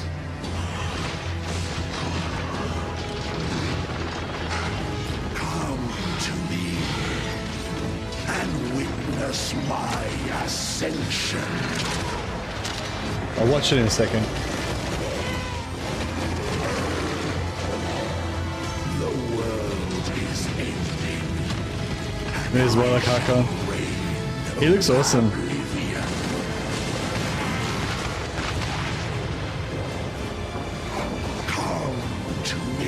I don't know if I like these Abyssal, whatever the fuck they are. I feel like they look a bit too bullshit. Like a kid's action toy or something. Does not serve. Citra rules. But I feel like I'm gonna be like that a lot with a lot of the End Times units. I'm down with that Warlock. Abarash is a real blood dragon.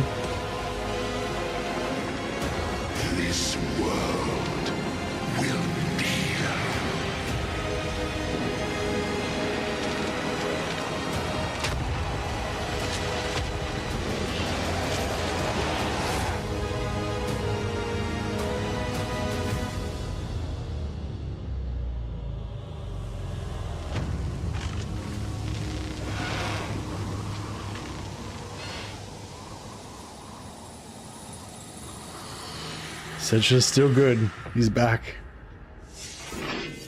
That I'll watch some more stuff. I'll watch some more. Nagash. So in a minute. There's this Lords of the End Times announced trailer that was on their channel. I don't know if it's any different from that.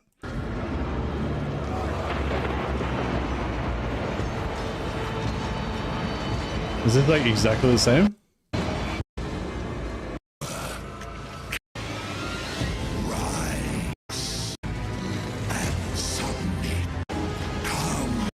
Yeah, I think it's just the same video.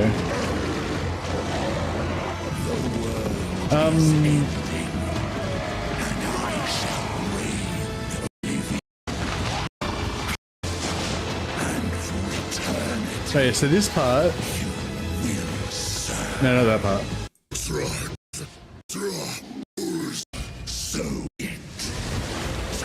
This is the part where he's, yeah, this part. So, Neferata. Is that... Oh yeah, that's Arcane the Black. That's Wolek Harkon, I guess. Neferata. Who's that? Is that Ghost or someone?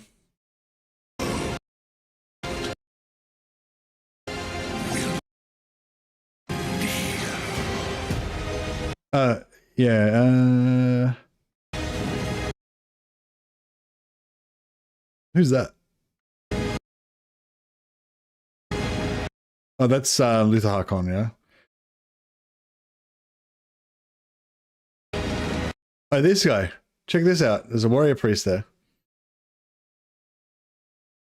Krell is one, yeah. Yeah, check that guy. He's fully a warrior priest. Is one of the Mortarks a warrior priest that's fallen to evil or something?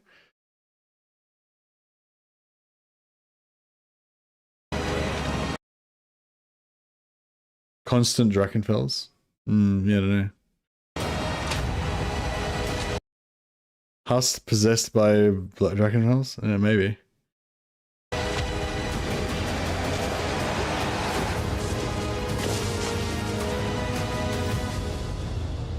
Oh yeah, so there's another video, Lords of the End Times campaign flyover.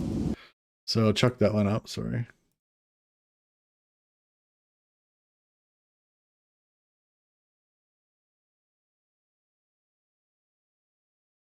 Nameless. Who's the Nameless? This world. Oh, I think we already watched this, didn't we? Oh, maybe we saw... Yeah, do we already... I think this already got played during the thing. Yeah, we already watched this.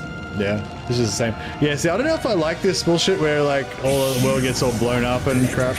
Like, you know, like, I don't know. I mean, it looks cool and everything, but... I don't know, like... I don't know, I think I have to... Yeah, I gotta suspend my disbelief. I gotta suspend my judgment until I see it in action, but... Like, I really didn't enjoy that sort of stuff in Realm of Chaos, and I think probably a lot of other people are gonna look at this and be like, you know, is this just Realm of Chaos fucking all over again kind of thing? And I think it's not. It's not because, like, the thing with Realm of Chaos was it was very kind of... I mean, the way the world would all get blown up and everything, and like demons would come out and everything. It was very like generic, you know. It was very generic and it was just like 100 portals would spawn, 100 generic no-name armies would spawn, you know. Whereas this is, I think this is a lot more bespoke. Like they're sort of explaining that there's different scenarios that are going to pop up. Like maybe one might be the Skaven that are trying to like crash more sleep into the world. Another one is like Archaon bringing the hordes of the north down. Another one is like, you know, Nagash doing his thing. You know, there's going to be all these like different kind of end times catastrophes or whatever. And they're going to have like, he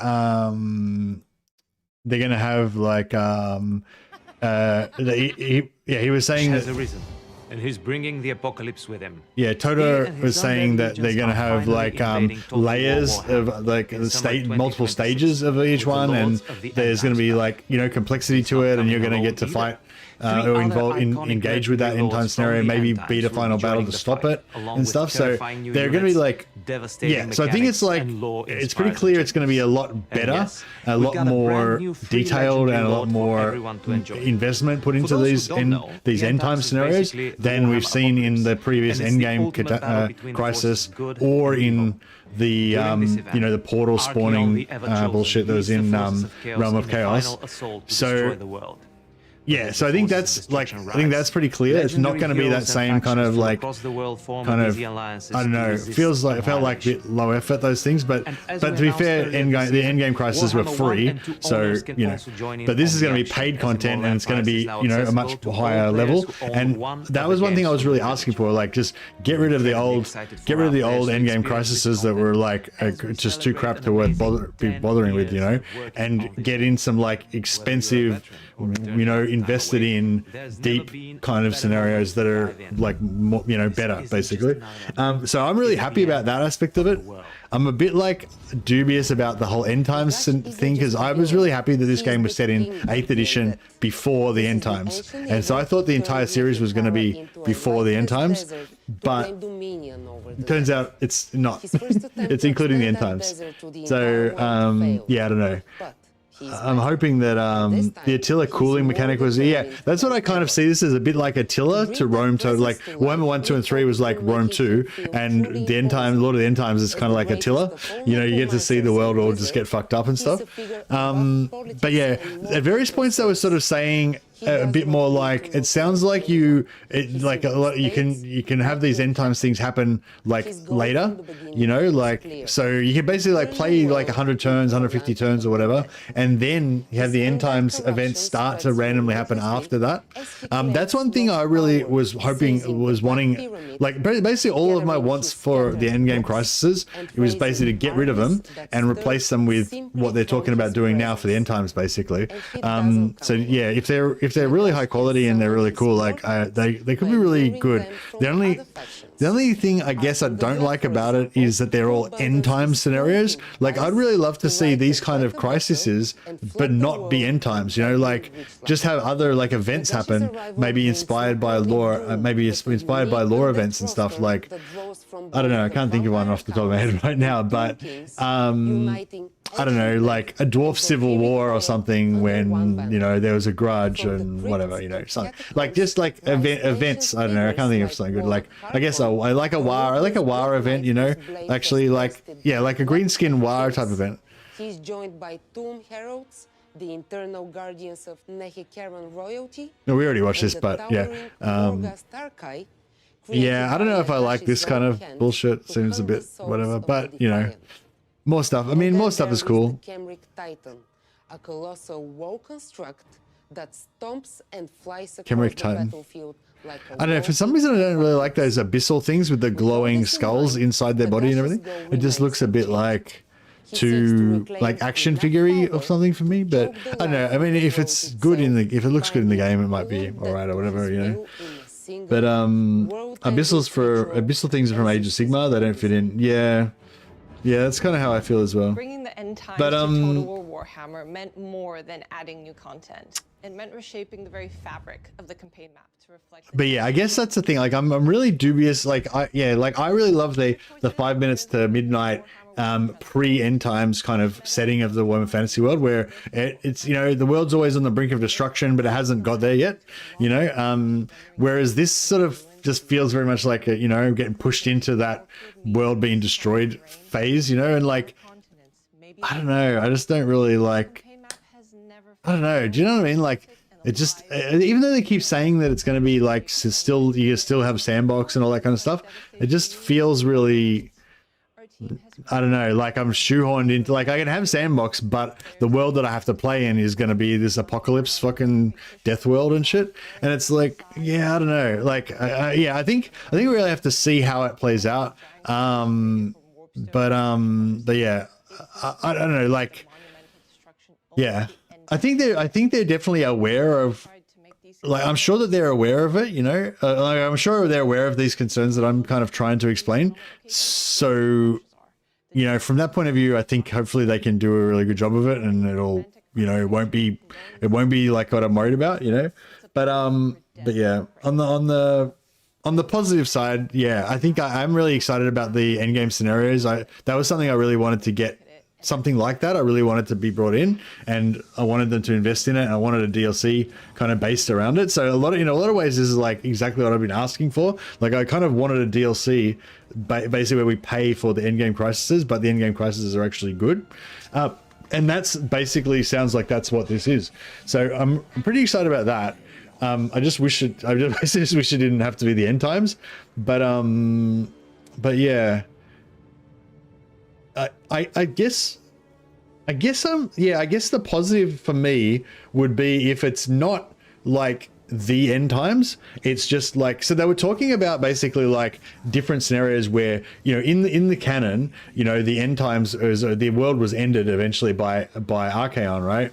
But they're sort of saying, but you know, it could have been ended by Nagash, or it could have been ended by the Skaven, or it could have been ended, you know what I mean? So yeah, so I guess what I'm kind of hoping for it is like, just say, like when you look at this, it looks like the end times is happening. The whole world's getting blown up.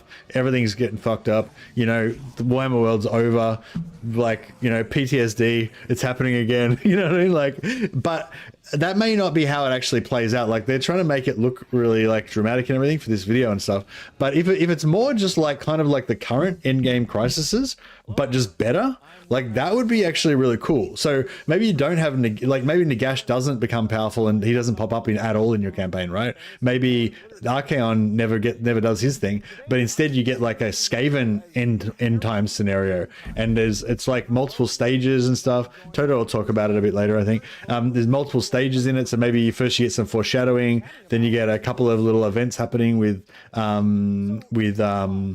Skaven coming out and like you know, overrunning some minor empire settlement or something, and then you get like, you know, a famous like beast hunter coming from the east and offering his services to you, or you know what I mean, like all these little kind of story elements, but they're also gameplay elements, and you can, you know, but my point is like, maybe it's not going to be, even though the pack is called Lords of the End Times, maybe we won't actually have to play through the end times. You know, we might just have these kind of like different end game scenarios that pop up randomly. And that's what I really want. Like, I really want it to feel like a sandbox where you can, you know, just Total War the way it is now, but you can have these sort of cool events happen that have all the multifaceted story, kind of with a bit of storyline, everything like that, you know? Like, yeah, and I think that might be what, like, I think that might be what it's going to be like. So if that is the case, I think I could actually really like that. But I'm guessing there'll be an option to kind of switch everything on and make everything like kind of how it is now, switch everything on and have it all happen like within a short period of time, so that you can have like the end times happen, you know what I mean? But you can, but hopefully you can kind of dial it down and make it more like a sandbox thing where you can just play and just at random times things might happen. So like the ideal version for me would be like I'm playing my Karl Franz campaign. I'm going to play a 200 turn campaign, and at some point during my campaign, no earlier than turn 50, but randomly after that, like within the next 50 turns after turn 50, at some point, a random end time scenario is going to happen, or I can choose which one it will be. So just say I want the first end time scenario to happen will be the Skaven, and then it will be like another end time scenario can't happen until the first one has finished. So basically I'll be playing my campaign, doing all my normal stuff, then the Skaven stuff will start to happen, and then I'll engage more with that. I'll realize it's happening, and then I'll deal with the Skaven thing, and then I'll like have a few turns to like get my shit together. I'll invade another enemy or whatever, and then another end times will happen sometime in the next 50 turns, and I can just keep playing and playing, and different major events will happen every, you know, 30 to 50 turns. And do you know what I mean? So it's like, it's not so much like you're railroaded into the end times thing happen. It's more like you're playing your sandbox, but these like major events will happen every now and again. Kind of like when like kind of like when gunpowder gets invented in Medieval 2, you know, and then that kind of, it's sort of like an event, and it kind of changes the world, and different factions can start recruiting new units and stuff like that. You know, like I feel like it could be cool like that, like if they do it like that. And I think yeah, I feel like that's pretty likely that it will be like that. Of course, as content creators, like, you know, everyone's going to want to turn on all of the end time scenarios and have them all happen on turn 1, so you can play like the ultimate, like whatever hardest version of the game and shit like that. And like, and that's probably like the kind of shit that I'll probably do as well. But for streaming for you guys, but for me as like a player, if I like think back to my like love affair with Medieval 2 back in the day, like really I want to play like a really long campaign where, you know, I get to do all my sandbox stuff, but the game still throws new stuff at me every now and again that I don't know, I haven't experienced before, or the, you know, like, yeah, like the Mongols and Timurid crises that actually like change the game for, you know, when that happens. Well, it's excellent to know that Archaon's dressing up for the occasion. He needs to. So yeah, I think I might just go back to the part where is the supreme lord of undead. I might just go back to the part where Toto was talking about it. The reverse translation. All 9 of them. Absolutely, we can expect that. Yeah, all 9 Mortaks. I'm pretty sure that's what they're talking about. Battlefields that the relative way to bottomless campaign. Yes, and the such way on the other. Your spread of corruption. They are upgrading Archaon. Extinguishing of life around you. Excellent. So, for a lot of us players, this is, but it exactly that. You how they because is that, and you can play as Nagash from his shirt in the Immortal Empires and extinguish the life in this doomed world. So Nagash Stan can just come in, buy just this, get whole Immortal Empires, and just go crazy, and then be like, yeah, Archaon's getting an upgrade, visual upgrade, and stats up, and mechanics upgrade. I think lowering the entry point barrier for all of the players. So we're hoping to introduce new players that want to experience. Yeah, so this is, so right now, if you buy Warhammer 1, you can now play Warhammer 3 as well. But then when Lords of the End Times comes out, they're going to bring it, make it even more accessible, that if you buy any Warhammer 3 any Warhammer DLC, then you get access to Warhammer 3. So you could just buy like Warriors of Chaos, and then you'd be able to play Sigvald, Archaon, and Kolek in Warhammer 3. You wouldn't get all the other stuff that you get from all the other DLCs, but you'd have the basic roster. So if you buy any DLC, you automatically get the base roster. This is how I understand it. So if you buy, what's a vampire DLC? Was there any vampire DLCs? Or Dark Elf DLC? Yeah, Hellebron. If you buy the Hellebron one, right, then you'll get the new units that Hellebron got, and you'll automatically get the base units that came with Malekith and stuff, right? But you won't get the new units that came with Malice Darkblade. You know, if you buy Gorst, you'll get all the DLC that came with Gorst, and you'll get all of the base game vampire stuff that came with the base game. But you won't be able to play as Manfred. You know, if you buy Manfred, if you buy Warhammer 1, you'll be able to play as Manfred, but you won't get the stuff from the whatever. So basically, if you buy anything, then you'll be able to play Warhammer 3, and you'll get whatever's in that DLC pack plus the base units, that were when that race was first introduced, as far as I understand. So in a sense, the second DLCs are more valuable than the first ones, because like if you buy the first Wood Elves DLC, then you will get just that stuff, but you won't get all the stuff from Sisters of Twilight. Whereas I think if you buy Sisters of Twilight, then you actually get everything from the first Wood Elf DLC and Sisters of Twilight. You just don't get the first. You just don't get Orion and stuff. You just don't get the first. You just don't get the Lords. But yeah, anyway. So more accessible. Magnificent spectacle that the Immortal Empires and Warhammer 3 Total War is. Well, that is just amazing. I'm so excited to see what all is. The game announcements we're sharing with you. Perfect. Thank you. The engine war is meshes, and then we've actually gameplay. I can't remember where the I don't know. I don't know exactly where the. In addition to that, he has also a powerful. Yeah, I don't know exactly where it was, but there was a bit where I already talked about it quite a bit. But yeah, all that stuff that I was talking about before, there was a part where Toto was actually talking about it. Visual quality. And it sounded, I don't know, it sounded good anyway. Well, it's excellent to know that Archaon's dressing that the 13th ever chosen deserves. Well, it's excellent to know that Archaon's dressing up for the occasion. He needs to. Yeah, so Lords of the Empire, it's Lords of the End affair. Time. So He it's needs to Warlock look the part, Harkon, so that's great. Nagash, Ultimately, we're not Neferata, really here to talk about him. As much and as we all then love him, he's a bit old. presumably We're here those for the other big Mortarks. man, the big, great necromancer himself. So what? There's the father nameless of all of our one, favorite undead. and Is who was the other dude? Nagash gonna be The nameless doing one for and Total some War? Oh my goodness. Empire-sounding What is he guy. going to be bringing to the game? Clearly, a lot of teal and destruction and death. From Thank the you for looks of it. streaming this, Mercy. Always enjoy the Nagash chill nature of your is the community. supreme Feeling quite positive lord about Total of War undead, after this, and especially he will be the Medieval 3. ultimate Hey, necromancer in Pythax, our thanks game. so much for that, man. He's I all appreciate about it. power, You're a dark, legend. I forbidden, didn't even know. Sorry, I lost didn't and miss that. reclaimed, Totally missed that. I'll pop you on the power roll of to end glory. the world.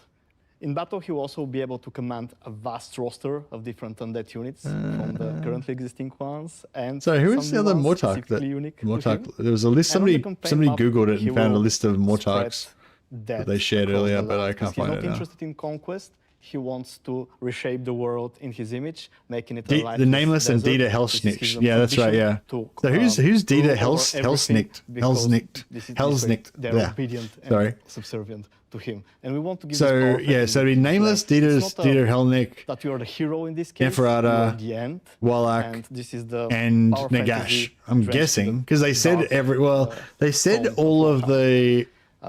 when They playing with, said that all of the you will Mortarks are going to be in having it. These mechanics that allow you to. He's a necromancer from Middenheim. Don't remember his lore. Okay. It's possible that not all the Mortarks are going to be legendary lords, though. I guess it could be that one or two of the legendary lords, like the Nameless and Dita Helsnicht. Maybe they're not legendary lords. Maybe they're just going to be like, some like kind of reskin dudes or whatever that you get for free. You get for free Sounds pretty difficult when you play to get rid Citra. of, but such is the power of Nagash. But as a powerful wizard, is there going to be anything special magic-wise? Oh yeah, sorry, I might just vlog this as well again. So I like I was saying before, but yeah, sorry about this. I was saying before, I got a free copy of Tides of Torment from Creative Assembly, but Games Planet also do hook me up with free games a lot. So appreciate you, Games Planet. They hooked me up with Bannerlord as well. And yeah, I've got a promo code that you can use if you want to get this Steam key through Games Planet. You can go on there through the link that's in chat on YouTube, and what do you call it? Get it from there with a little bit of a discount.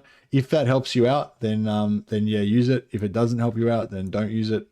There's no yeah, that's all. I just wanted to plug Games Planet, and yeah, there's a link there that if it saves you some money, then that's great. If not, then don't use it. That's fine. But yeah, bit of advertising for Games Planet anyway. All right, sorry about that. That's enough from our sponsor. Yeah.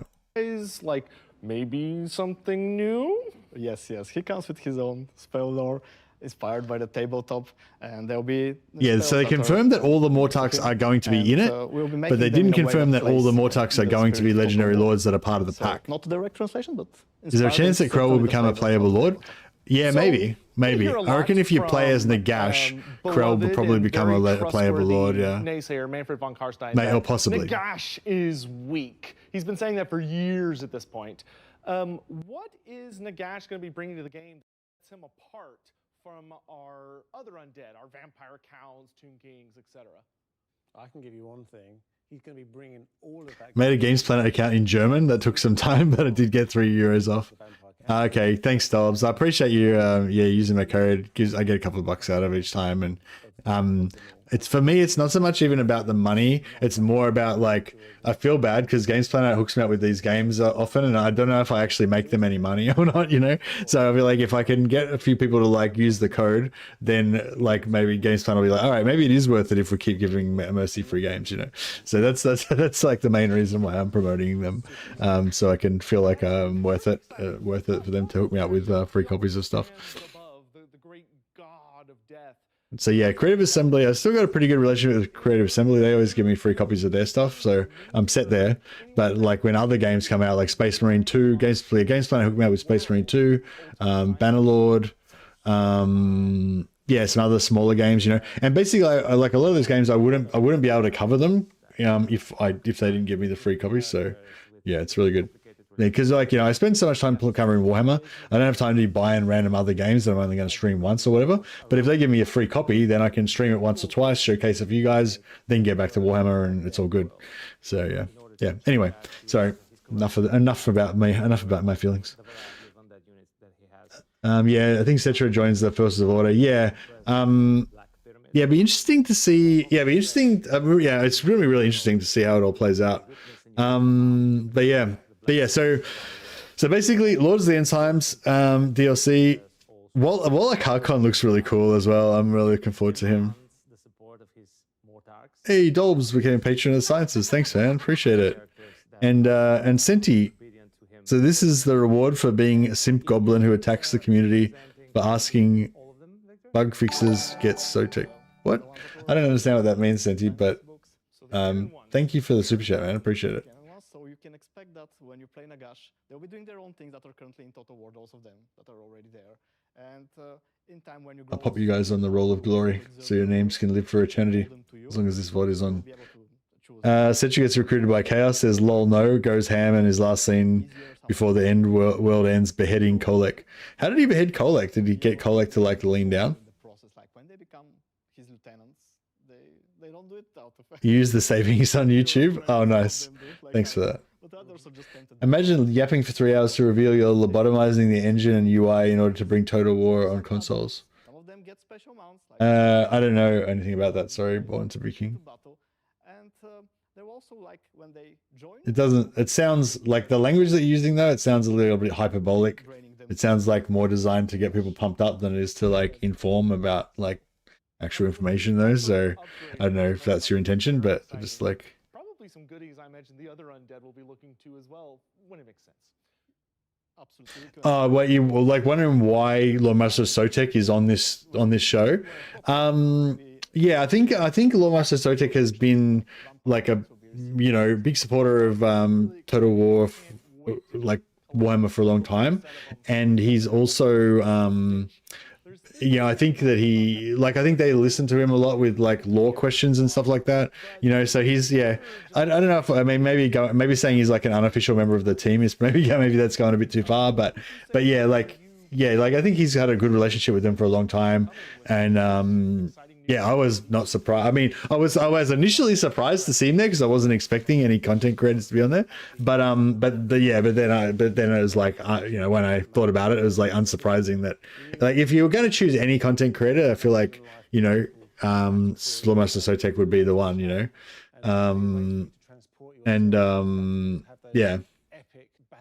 So yeah, I don't know. I didn't think it was weird that he was in there or anything. I feel like it's going to be World War I or World War II and not 40k. Maybe. So beloved, Dark Gods. Exactly that. Wow, just to build up a bit on that. Like Sotek has been ranting at fans for asking to get the inactivity bug fixed. He's perfect for them. Well, I don't know about that. I haven't seen him. I haven't seen his rants. But I mean, I have plenty of rants. Like, I don't know. I feel like, if you do a lot of live streams, like it's always. And I feel bad about it too, because sometimes I like rant. I'm obsessed with like ranting about how I'm pissed off that we didn't get a Berserker Marauder hero and we got the fucking Fimi hero instead. That must get annoying for people to listen to, but it's just part of my personality. I can't really help it, but and like, I think, what I was trying to say is like, if you stream for like, many hours every day, you're gonna you're just talking shit all the time. You're gonna say a lot of stuff that's not, not the way you would say it if you were preparing everything in advance. Like, it's a live stream. You don't write speeches and stuff like that. So yeah. Anyway, whatever. But I think just because someone's like, just because you like rant about something on a particular day at a certain way doesn't necessarily mean that does it. I don't know what I'm trying to say, really. Like to really show visually and also with music. We're writing I guess what I'm trying to say is like this, like, so sometimes like people like come into chat and they're just like being really negative about the game and about Creative Assembly and all that stuff, and I just don't really want to fucking hear it, you know. Like, I'm playing my game, I'm enjoying my game, I'm excited about the future of Total War, I'm excited about the new games that are coming out, and sure, like, you know, there's always negative stuff. There's always like concerns that you've got, and there's always like, but you know, I don't necessarily want to hear about the shit version of everything all the time. You know, sometimes you want the positive version, you know, and like, yeah. So I can imagine like sometimes people get crapped off about that.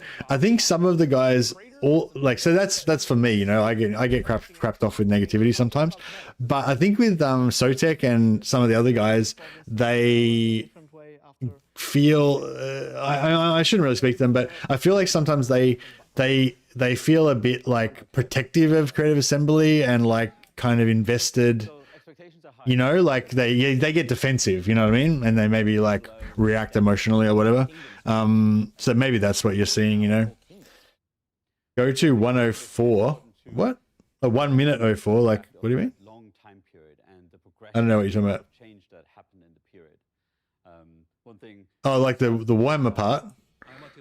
This part. On the next major title being developed at Creative Assembly.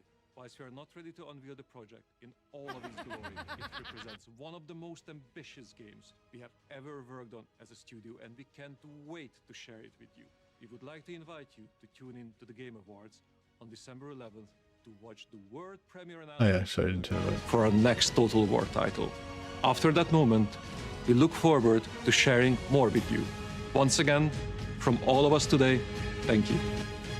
So that was the 40K announcement. If it was indeed 40K, basically just said they're working on a new game and they're going to announce it on the 11th of December. So we don't know what it is. We assume it's 40K, but yeah, don't know. Yeah, it's pretty cool that the name of the guy is Attila. What a legend. Total War Attila 2. Yeah, I wouldn't mind. I would love it if they remade Attila but did it better.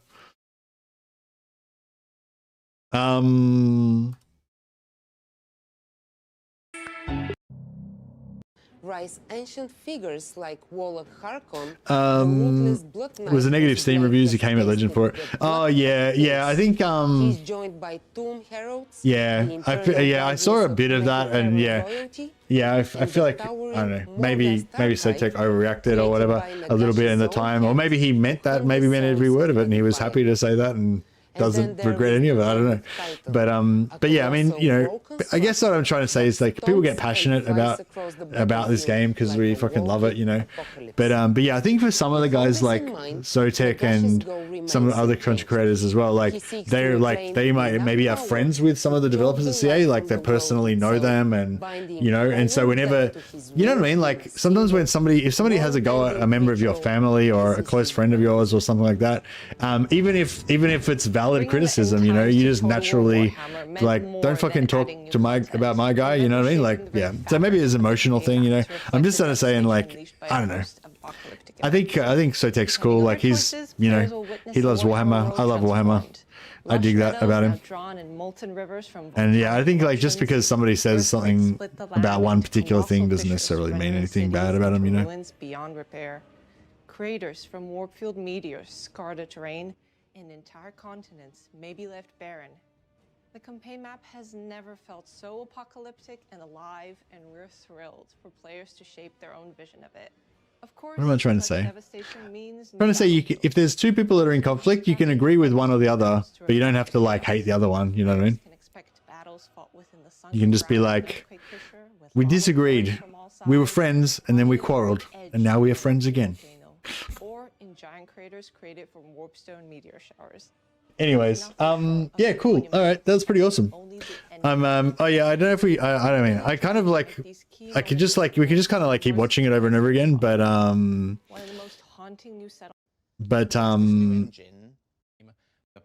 I don't know how much value there is in that, but.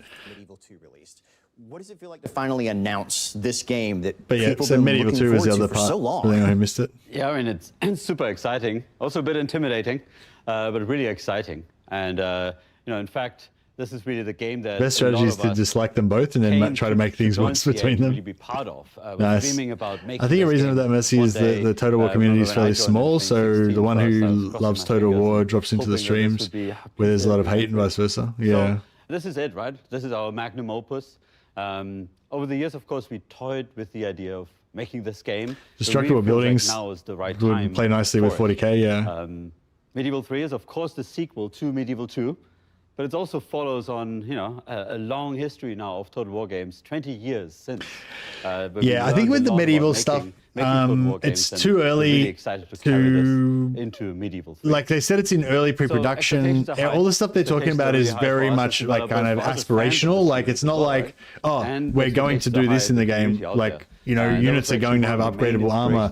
They're, you know, we're going to have a, you know, system where you can train your kids to give them education and send them away to be a foster with a, you know, one of your knights to make them better in combat or, you know, and there's nothing specific. It's just talking about, they're basically just like, they're just like basically framing what the challenge is, like what they're trying to do and what the challenges are and what their kind of feelings are about it and stuff like that. You know what I mean? There's nothing.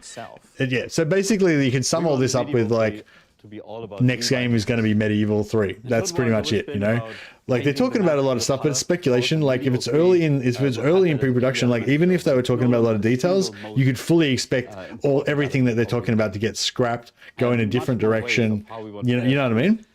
So like, I'd like not to say I didn't think this was interesting. I think it was really interesting and it was, you know, encouraging. Like these guys talking about cool stuff, but it's like, you know what I mean? Like it's basically nothing set in stone, I'd say, at this stage. So it's like, yeah. Medieval 3 is a pipe dream until we can see actual gameplay. I don't know. I don't think so. I think like the fact they've announced it and they know it's going to be super popular. It's like, I think like Medieval 3 is definitely happening. You know, if Creative Assembly like still exists, like in 10 years time, I think we will have a Medieval 3. One thing I hope for Medieval 3 is that they go all in on it like the same way they did with Warhammer 3. You know, like maybe have like 3 parts to the game, keep working on it over like 10 years, like add all this extra content. You know, like I think like just with Warhammer, we've really got this super high bar now for the depth and complexity and, you know, sheer amount of content that we want to see in a game. And I think like if they were going to go back and make a game on the scale of Pharaoh or whatever, it's just not good enough anymore. You know what I mean? It's just not big enough. It's not, yeah, like it's going to feel so shabby and small compared to Warhammer. And so I feel like they just need, yeah, like I feel like Warhammer is the standard now, you know, not for the type of content, but for the amount of content, you know, like just the replayability and the amount of content, you know, that's, yeah, I think it'd be great if they did like kind of like a Warhammer thing as well, like just like with England, right? They mentioned King Lionheart, Richard Lionheart. It'd be cool if you could play as Richard Lionheart, but maybe there's some other historical characters around that same time. I don't fucking know, the Sheriff of Nottingham or whatever. I don't know any of the characters of the historical time, but, you know. But maybe you might want to play as the king, but maybe instead of that you could play as like one of the more minor nobles, or like the Duke of fucking Wessex or something, you know, and like, yeah, you know, like you're not necessarily the king. Maybe you get to experience what it's like being like a baron or a, you know, a lower tier guy. So you could sort of do what you do in Warhammer, where you have like these different races, but then within the races you have different legendary lords that you can start as or whatever, or different. Not really the lords. It's more about the faction. I think that's a cool thing. Like even if you play as Richard Lionheart, it's not like you're not like a legendary lord that lives forever and shit. You get to be Richard Lionheart for like 20 years until he dies, and then you play on as his son, you know. So it's also a world of promise. The fucking Duke of Wessex or something. Yeah, sorry, I'm swearing too much, I know. But yeah, I think that was one point that they did mention, like, or that it sounds like you're talking about Cody said that, you know, like as it's a person itself, not that, yeah, you play, yeah, you know, historical Total War, you know, you play as the realm, not as the legendary lord. So I think that was another problem with Pharaoh. Like it was very much like legendary lords, you know, and like Warhammer, and it was too like cartoony. Like I'm playing some like arcade version of historical. Like you want it to feel like Medieval 2, where, you know, you can play as Richard the Lionheart, and then he can like fall off his horse and die from get hit in the head with a rock or something, and then he's gone out of history, and you're playing as somebody else now. But these medieval realms. So yeah, I think they're kind of on. I think they're kind of. And it seemed like a great background to give. That's going to be on. But yeah, I think it's just the amount of content, the amount of investment. That's the thing. Like all this stuff is great if it's done really well, if it is given enough time to cook, if they put enough investment in it, if it's got like massive amounts of content, like But if it's not good, if it's not done well, then it's not going to be good. That's It's like my favorite genre of movies is movies that are not shit. And that's my favorite genre of games as well. There's lots of different types of content that I'd love to see in it, but the main thing I want to see is that it's just done really well, of the events that happen. So yeah, I think we sometimes talk about is how we want the game I don't know. to feel very different. I guess the one good thing I would say about Medieval 3 is if it was any other setting other than Medieval 3, I'd be worried that maybe they're going to phone it in again. Maybe it's going to be another Pharaoh or Troy or whatever, where it's going to be like a mini game kind of feeling that doesn't feel like it has the full amount of content. Like the fact that it's Medieval 3, like makes you think it's not going to be that. Like they are going to invest in it. They are going to give it heaps of development time. It is going to be like a massive experience. And like, that's kind of the whole theme of this announcement, that it's like the relaunching or the reimagining or whatever of medieval. It's not of historical. It's not just, another title they're popping out. It's like they're going back to basics, going back to the core. And it's a core span. It's a huge span of history that could easily be broken up in lots of ways. I'd love it if they did it as like 3 or 4 part series, and they added in different aspects, and maybe like new factions get added each time, more time period stuff, more events, maybe the Americas and stuff like they did with the other one. Artifacts, or the work of other historians that we can really draw on, and that directly goes into the content of the game. So that might be the weapon. Yeah, this is cool. Order mounted crossbowmen. Are they Teutonic knights? Order knights. Are they Teutonic knights? Iberian sergeants. Order of the hatchet. The Order of the Hatchet. Is that a girl? Is that a lady? Lady warriors.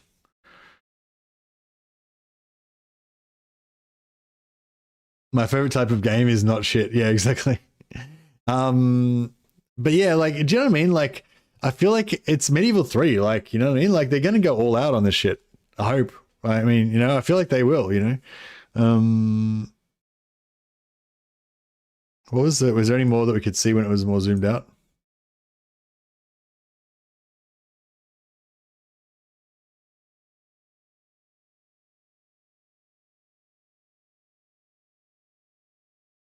The content of the game. Oh. Villain Knights. So this is where they're up to at the moment, just concept art. There is no game at the moment, right? So that might be the weapons or the armor, the buildings, and we all love it when a TV show or a game gets the details It's just Altdorf. right. I think we also kind of love it a little bit when they get it wrong too. But I think we can say that we want to make the most authentic Total War we've ever made. And that means going beyond the content. It's also about looking at historical relationships. I love fucking statements like that. Saying we want to make the most authentic Total War we've ever made. I think it was Rich I think it was Rich maybe that said that with Warhammer. So, like, we want to make the most, quintessential fucking, complete version of Warhammer Fantasy World that we can possibly make it, or that's ever been made.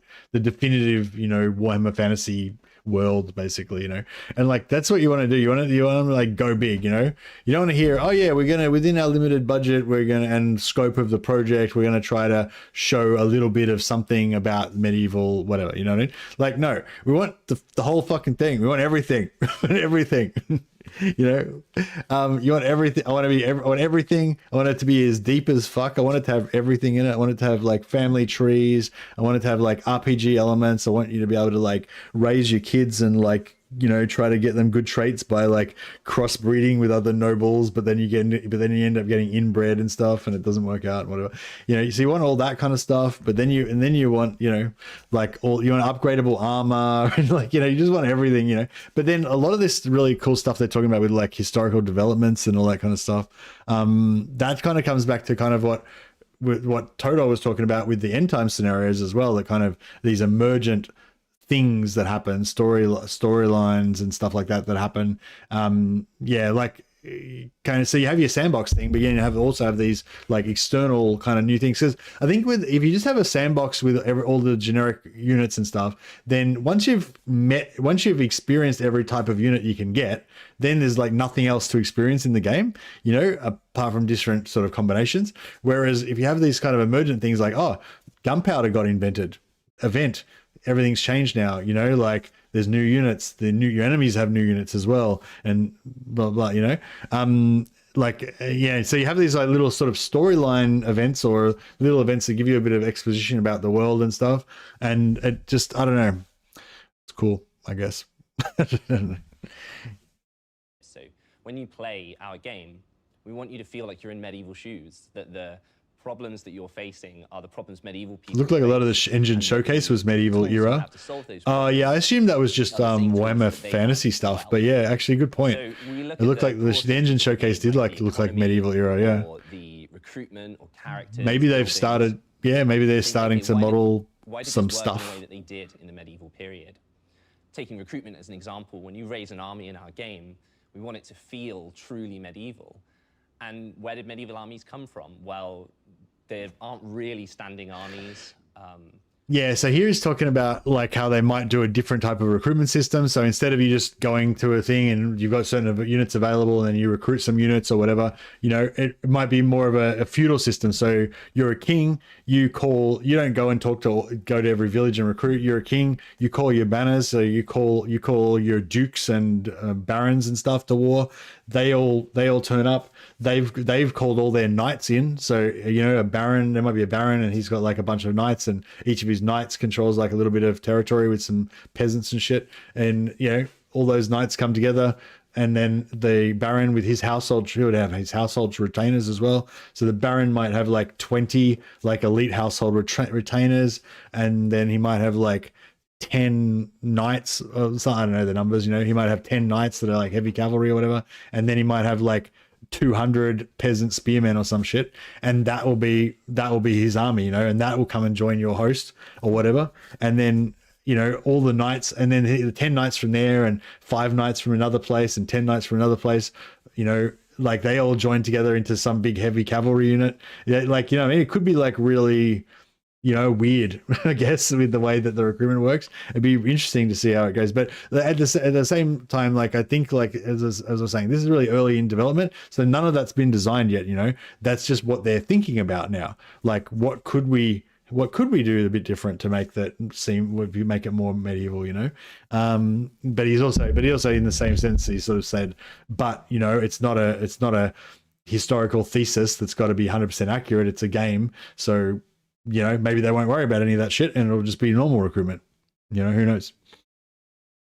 Like in the modern day, at least, it's probably more from what the fuck are levies? From vassals to their lords. So we want you to feel like you're raising your banners, like you're mustering your forces or summoning the prince electors. And of course, it's not. Levy is actually taken from the population based on the culture there. Yeah, that's a good call. Yeah, we can inspire people. I'd love to see stuff like that, like having like a noble class with different like having a population system like that they had in. Oh, did they have a population system? There was a mod. Yeah, I think they did have a population system in some of the games where you might have like peasants, knights, and maybe a merchant class as well, or something like that, you know, like, and if you want to raise certain units, it's going to draw from those different populations. Yeah, that'd be cool. And then different populations could be different, like racial types as well. So you can have, like, if the Normans invade Britain, and then all the nobles and knights can be all French, and all the peasants and like common infantry can be all Britons. That'd be kind of cool. There's so many cool elements that clearly are building on things from the past and looking at them in completely new ways. But what's the one key element you're really looking at to focus on here for your team? think that's a really interesting one to pin down because there's so much excitement and passion in the studio and team for Medieval 3. There's a great anecdote where we were sharing some concept art with the wider... Yeah, like that's another thing too. Like in Medieval 2, they did sort of try to do that. I think like they had like, I think in the later period, the French army would get like regular troops more or something. I can't remember how it was. It wasn't very dramatic. I don't think the way that it was like shown, or just like the way that it was shown in the game. But there was some sort of mention of that sort of stuff. Like, and there was a change. There was unit changes. You know, you'd have feudal knights, and then it would change into different type of knights in the later periods or whatever. But yeah, but it'd be interesting if they can actually change the fundamental system, you know, like maybe in the early medieval, like you call your banners and stuff, like I was saying, and it's very much based on the personalities. Like there's all these characters like lords and knights and stuff, and they have like faceless peasants that follow them and stuff. But once you get into a bigger nation state type of thing in the super late part, then you get, you know, more like regular armies and stuff. If you upgraded their armor or weapons with blacksmith, it would change their battle models. Yeah, I love that. It's not really anything to do with the representation of the historical period though. It's an in-game thing that's just fucking cool. It makes you invested in your units and like love your units, you know what I mean? Yeah, I like coming back to the RPG elements. Like I love the RPG elements in games, and like I love hey Josh, I love yeah, like I loved in Rome too how your legions could get their own personalities and stuff like that. I think that would be I'd love to see stuff like that as well. But I mean, that's probably not really a medieval thing that necessarily has to be in a medieval game. Like maybe that would be a cool thing to have in like a Empire Total War kind of thing. Like you have your like Coldstream Guard, and they could have like personality traits, like they're really unbreakable or something, whatever. I don't know, you know. But yeah, I know. I don't know. I think it's like I love that sort of stuff. Like when you know, if you have like how you have traits that you get in Warhammer. Like if you have a unit that like fights to the last man and doesn't break or something, and they like only have like 5 models left, but the unit doesn't get destroyed, then like that unit gets a trait of like, you know, unbreakable or something like that. You know, like stuff like that would be really cool. Anyway, I might yeah, go back to my campaign for a while. But yeah, if there's any more notifications or events or anything today, then we can check those out. With the campaign side, you get a lot of the gameplay and the strategic side of elements of the campaign. Oh, sorry, I'll leave this up for a second. Nice synergy that works really well. So for me, what makes it special is the ability to bring history to life. To bring players into so many different places, and not many other games can... Someone pointed out that instant gaming shows Total War Star Wars. Oh, really? Of course, fantasy is the ultimate time machine, socioeconomic war simulator that transports you back in time. How does it feel to work on a game franchise that is 25 years old? exhausting. It is crazy to think how that it's 25 years since the first Total War game. That's not special. 25 years is a long time. It feels old. It makes me feel old. Great to be part of something. It totally does. It says Total War Star Wars. Has a screenshot and everything. Yeah, I know. That's got to be bullshit though, surely, right? Iterate and improve on aspects, but we are always keen to make sure we don't disappoint our fans. Yeah, so yeah, this is on instant gaming. I mean, I don't know if that's bullshit or what. Total War Star Wars. Oh, fuck me. If that's true, I'd be so disappointed. But surely that must be bullshit, right?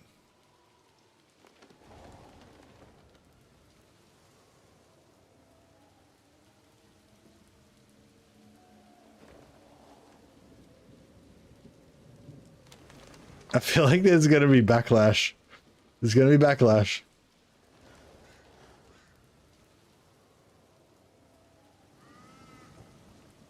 Someone said that page has been up for 2 years. I doubt that it's legit.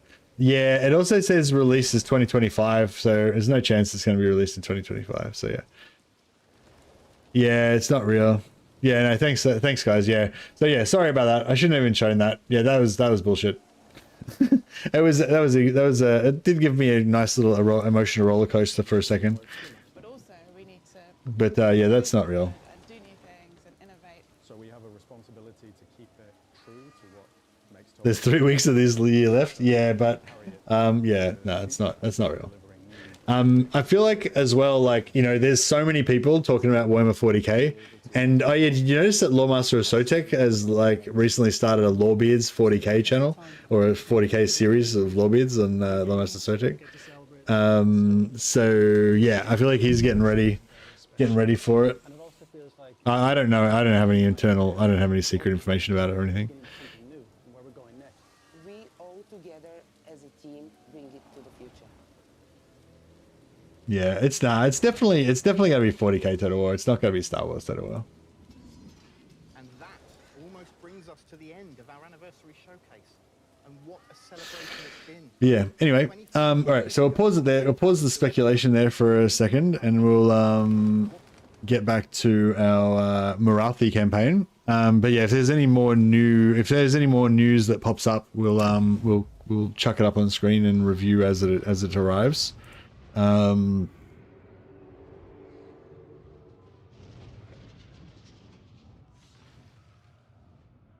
just checking if there's any more news for me to look at.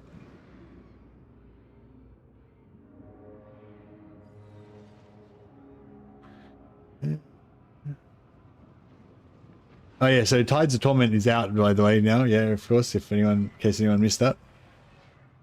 So 7.0 is out, so you can update your game if you haven't already.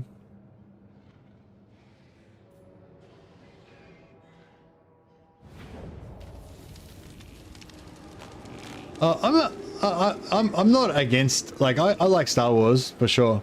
I like anything like that, like anything that's got like a big world with lots of like lore and background and stuff and depth to it and stuff. So yeah, I definitely like Star Wars as well, but nowhere near as much as I like Warhammer 40k.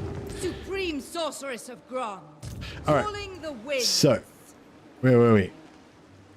I watch from the shadows. See, I think we'll Death above and below. Oh, she hasn't taken that yet. Heed my hexes. Oh shit. Yeah, she's just sacked it. I am the first sorceress. Did I recruit a new lord here? Supreme Sorceress of Grond. Yeah, I want to recruit a new lord here, just in case their movement gets screwed over. I think their movement might have got reset when they take it over. Is that a thing? Like, if you come ashore... Oh, no. The one that came ashore, it still had enough movement, so yeah. Supreme Sorceress of Grond. Supreme Sorceress of Grond. Sorceress. Speak.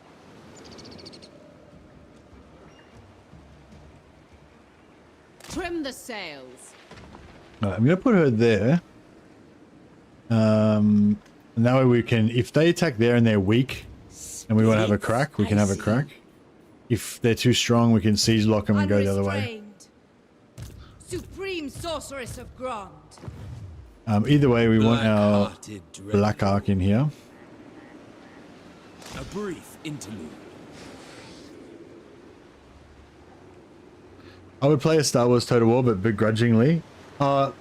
It's like anything, like, if it was good, then if it's good, it's good. If it's not good, it's not good. You know what I mean? Like, if, yeah, I would definitely try out a Star Wars Total War, but if it was a shit game, I wouldn't, it being Star Wars wouldn't make it good. It's the more thing, yeah, that's the thing, like Star Wars is an okay setting for Total War, not as good as 40k, I would say. They're both okay settings, but the real thing is like whether it's a good game, you know what I mean? Having a good game set in a really boring setting could hurt it, but I think, either Total War 40k or Star Wars could work. But I think Star Wars would be like, I think 40k would be way better though. Like way better setting. But yeah, the quality of the game is, you know, a separate concern. Mother of the Dark Convent, what is your dark purpose? Okay, we are broke.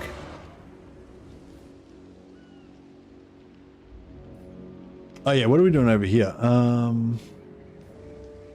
So we got some turns left. I was hoping to sell this to the Wood Elves at some point, but I don't know if they're going to actually come down here or not. Where's Clan Gridus again? There it is. Yeah, they're not at war with the Wood Elves. I wonder if the Beastmen are going to take that. Because I was thinking if the Beastmen raise it, I could maybe like go back and steal it again. The people grow restless.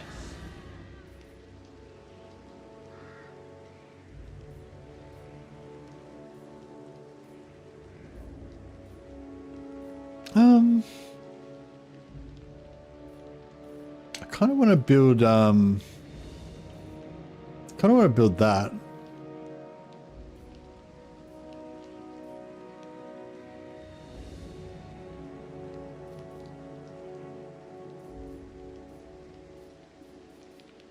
But yeah, maybe I'll go with this for now.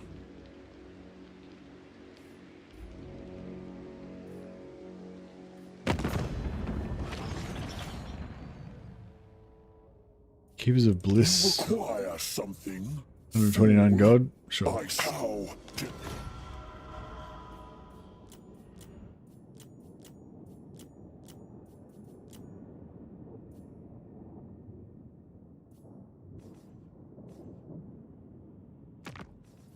Words have the power to wound. Displease me and you will see.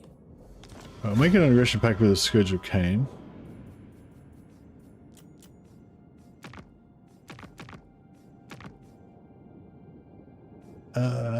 How are they going? I could declare war on them, but I might wait. Who calls? Lady of Ulfor.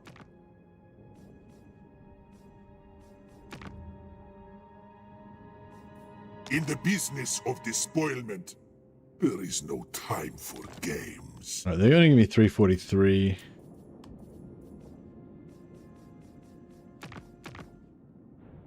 Lyria. I find talking to your kind most trying. What is it? Give me 500.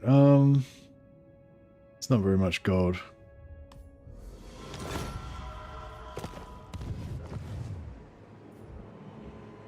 But that's okay. Yeah, I might pass on the. Powerful sorceress.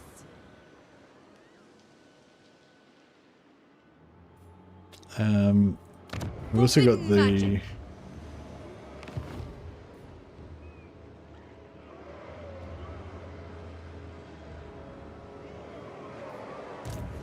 Yeah, Marathi's level 6, so she can now get the first sorceress, get the +1 hero capacity, and she can recruit them anywhere.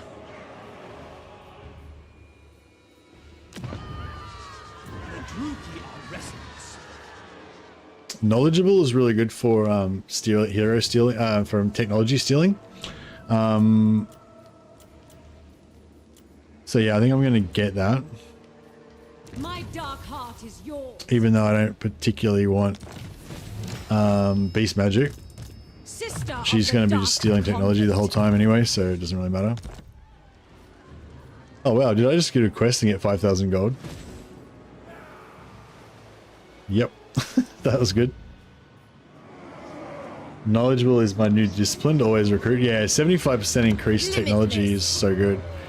But yeah, we could also get a perceptive, which stacks.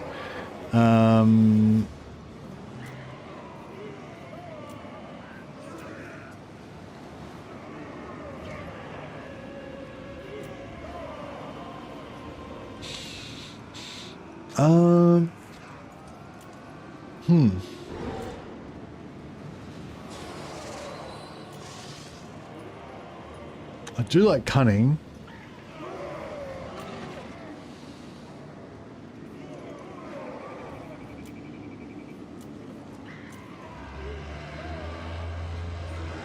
Intelligence plus experience gain, that's not bad, I guess.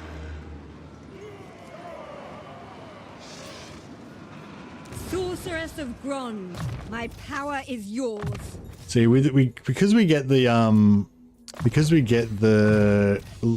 high sorceresses or whatever, we don't really need the heroes for spellcasting, so we can just use them for utility stuff.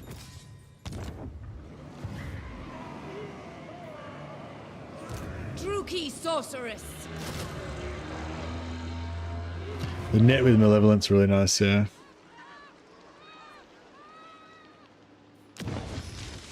Cease your provocations. How much is this? 9:30. Yeah, I could probably wait another turn though. Alright, cool. And then yeah, we'll pop money there. And we can pop money there. It only takes one turn.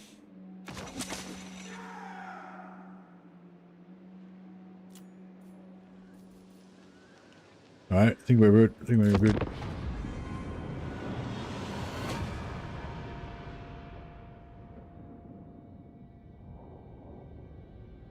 Yeah, I'm sorry I even showed that Star Wars thing, because it's not Star Wars, so don't even worry about, like, wasting your time speculating about that.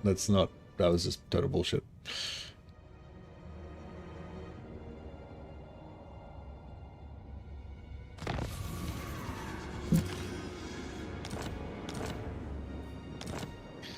Fuck. I feel like it, I mean, it's still not confirmed, but I feel like it's gonna be confirmed really soon that it's gonna be 40k, and like, you know, like fuck, it's so crazy, you know. Red Lord, Like that, if that's what gets announced on the 11th, then I think it is gonna be on the 11th. Like, we're gonna see 40k stuff on the 11th potentially. And it's probably not going to be like super early in development like they said with Medieval 3. It's going to be like, we're going to be seeing land raiders smashing through walls and shit. You know, like potentially, I don't know.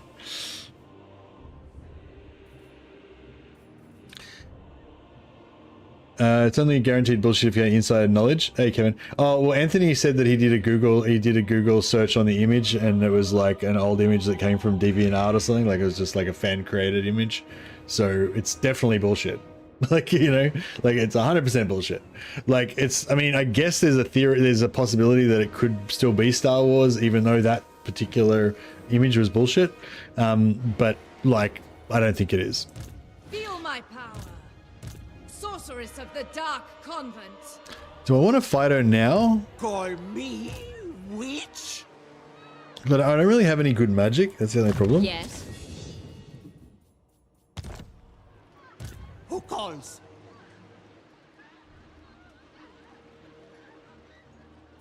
How much magic she got? She got 90 wins of magic. The We mother. got fucking none. Mother of the Dark Convent. Yeah, I feel like I should I might just siege lock her, and then we'll come back for her later. All-powerful sorceress, chosen of Hecate. Hecate's servant. To misery! Bring it down! Sorceress of Grond.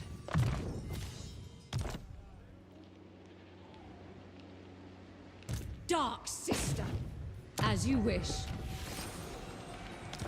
Oh, that's actually ruins. Oh shit. The people are displeased.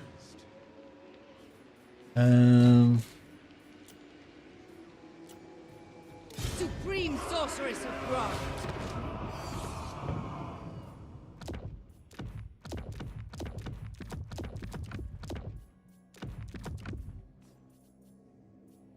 Yeah, so I wanted to steal this back. Unrestrained power. A waste of my talent. Supreme sorceress of Grond. Behold true power. Moving on, ever closer. Okay, we've got that there. Feel my power. I watch from the shadows. Plots to enact. Got that there. Powerful enchantress. No rest. Black arts.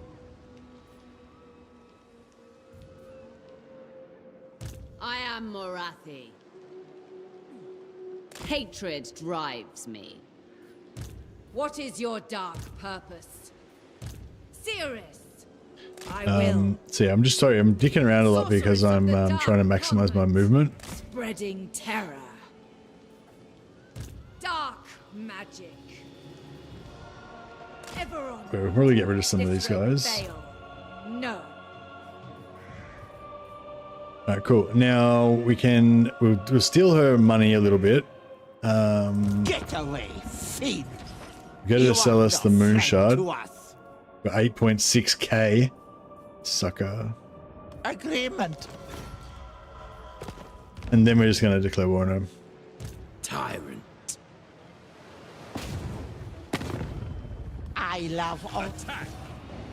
Claim this place. Okay, we just took moonshard back immediately. Then we're gonna siege lock her here. Who seeks me? The weak shall So that lord can just basically paralyze her there. I don't think she'll be able to leave the settlement. Bow to the Druki Queen. Fear the Dar. What do you seek?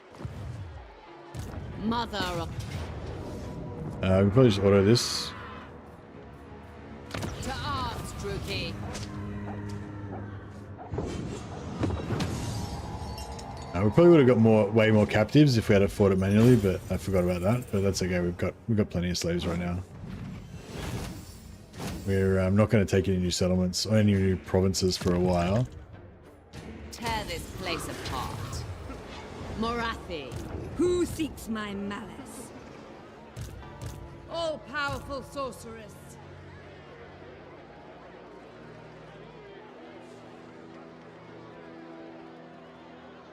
Kati, guide me.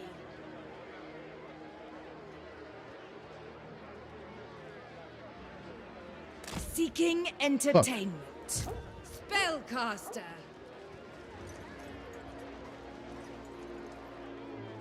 Setting forth. I will continue later. A terror to their enemies.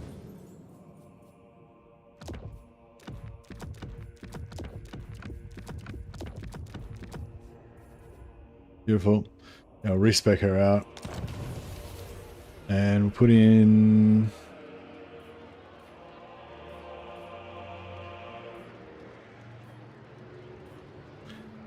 Tough Shadows is not bad, I guess. Strategist is nice.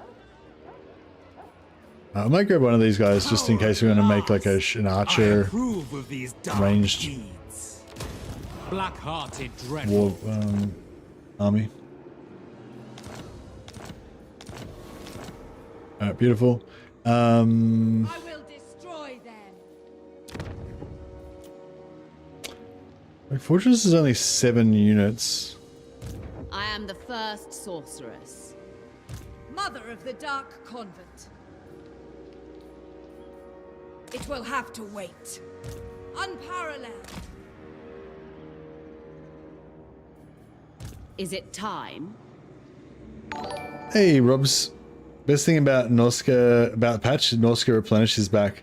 Yeah, so Norska can replenish from all enemies now, right? That's really cool. They're like so much more able to be so much more aggressive now and amazing. Yeah, that is good. And actually that's a kind of a buff for berserkers. I was whinging about berserkers what do you call it?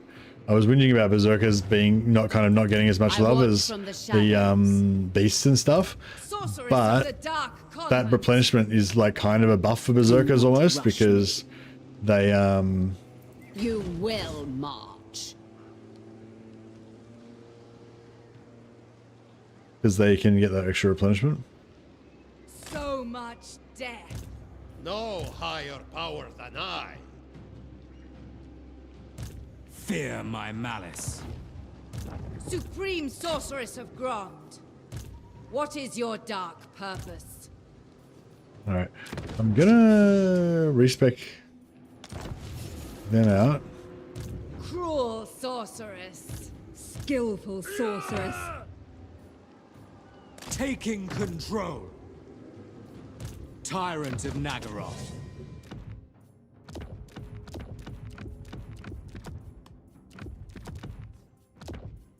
Just getting all these guys up to really high loyalty so that we can get more of the high loyalty events as soon as they come off cooldown, or as soon as they, you know, become available.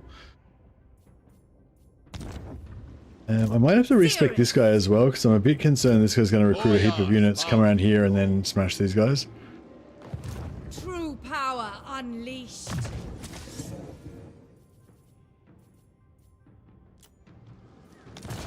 It's kind of okay though, because I kind of want to have a lot of lords early, so we can have those, yeah, like I said, have those loyalty events popping off all the time.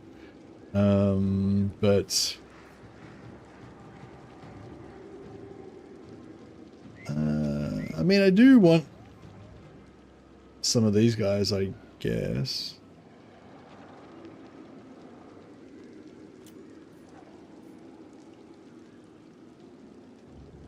Wickedness achieved. Oh yeah, no, I want to. Thing is, I want to swap her back before she goes into combat. I don't want to waste it. So these guys, I like to have them just to give us extra hero levels when we recruit our death hags, but I don't want to get any experience points on them because, you know, they've got a bad trait.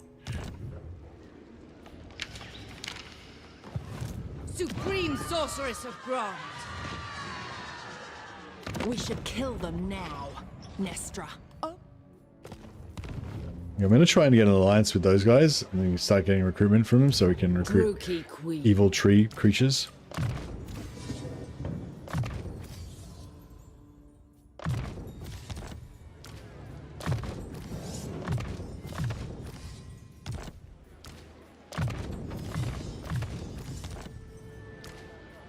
Hag Sorceress of Grond.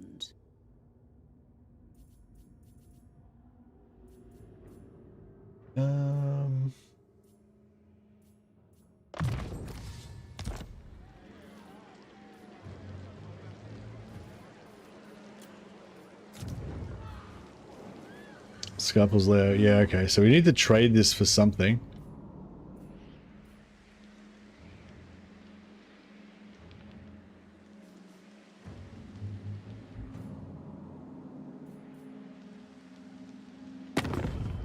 Alright, I'll try this. I'll see if I can trade it for something else. You have warpstone, yes, yes? Lovely, lovely warpstone.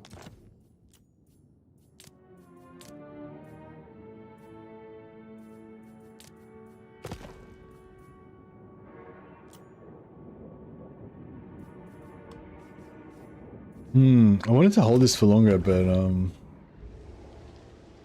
know. I'm gonna have to just sell it to the green to them, I guess.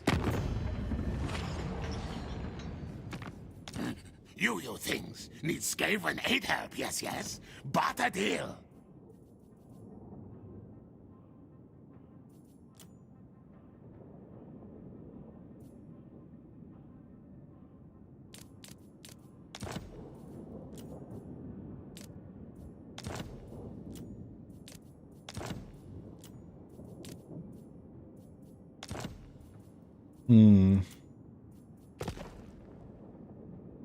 Yeah, it's a bit ripped off, but it's a little bit of extra cash we can get, I guess. I've still got no relation with them, so we can still backstab them later on if we want to. Supreme Sorceress of Grond.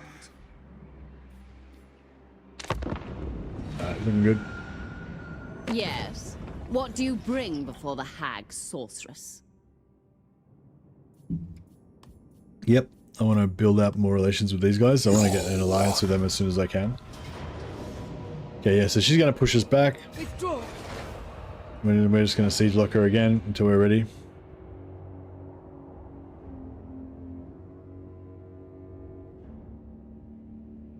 I forgot to recruit with the Black Ark.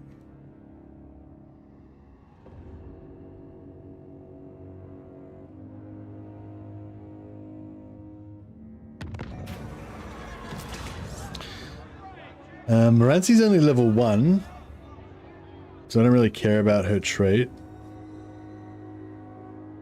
6,000 XP would be nice though. That'll give her a few levels. Yeah, alright. Oh, wait up. Is that the one with the crap trait? I'll just take the money.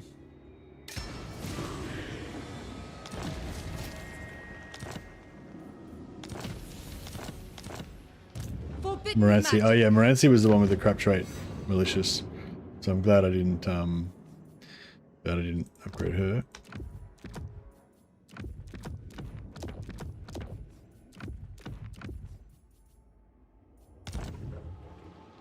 First sorceress.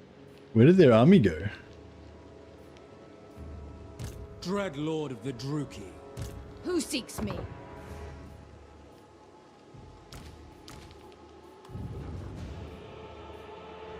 Deadly sorceress.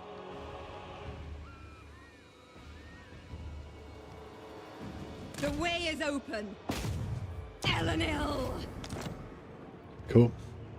Unparalleled power. Chosen of Hecate. Delight.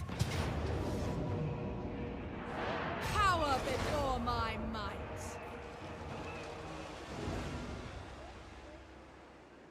Alright, so Marathi... Enchanting beauty. Marathi can almost make it. The winds are changing. Death! Slaughter calls us! Bring me their treasure! Yeah, I think if I had have just had this guy, if I had have moved him around here.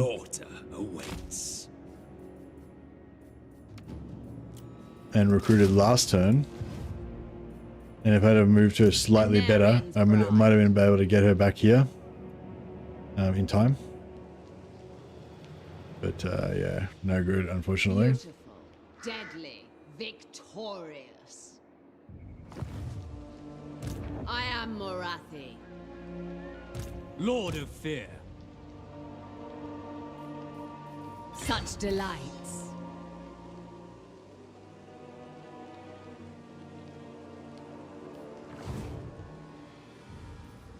My powers are tested. Yeah, this guy's annoying. You are dead. I'm thinking 40k, yeah. The Sunderer. I don't know for sure, but yeah, I'm thinking 40k for sure. Dark sorceress. Phoenix Queen. Restless malice. Soon, soon. Unequaled. Searching.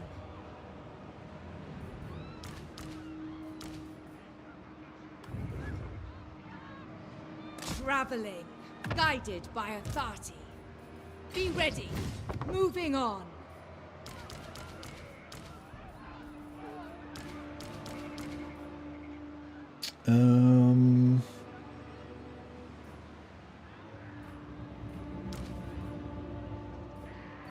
Yeah, that's pretty solid.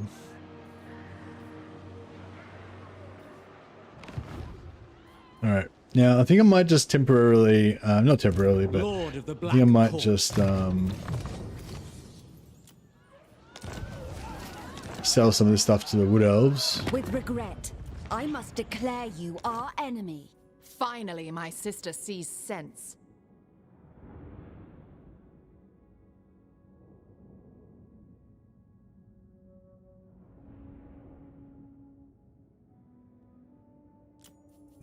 Yeah, I could get that. Actually, no, we don't need that. I'll just go for the money.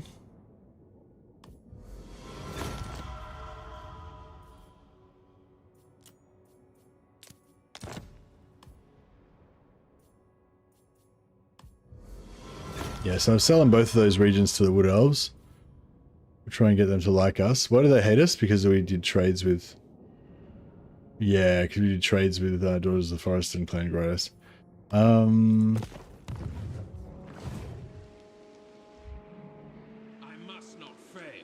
You have caused untold harm. Don't think you can make up for it.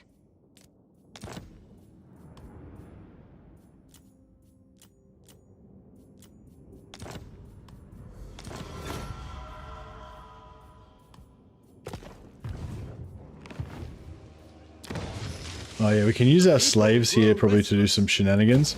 So I'll build the barracks there, and this barracks is destroyed. So now if I switch Forest of Arnheim and trade it for Bleakhold Fortress, we get, yeah, positive because we've built the barracks. And then when I trade it to them, it'll blow up the barracks. So as long as we don't run out of slaves, we can just kind of keep doing this. So then we'll build a barracks here. Rush that again with another 150 slaves. And then we'll trade that back for this again. You Druki are like spoiled children. I said I didn't need to do region trading with the Duckles because they're so rich. And that is true. I don't need to do region trading with them because they are rich. But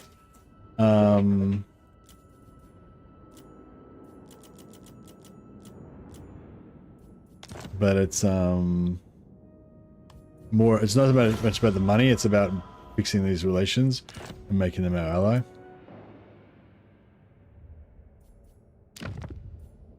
The Druki are restless. Region trading is its own reward. Yeah, exactly. Alright, I'll build that again, and then next turn we can switch it back and forth. No higher power than I. Touch me again, and you'll have icicles everywhere. Alright, beautiful. Oh, nice. We got tier 3 here. Pop that. Actually, I'm just going to rush it straight away. And then we can build our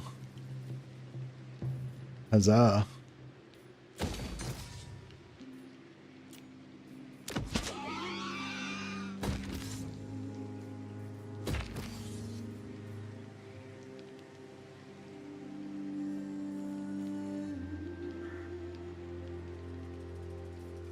Actually, no, we don't want that. We're going to destroy that, and we'll build a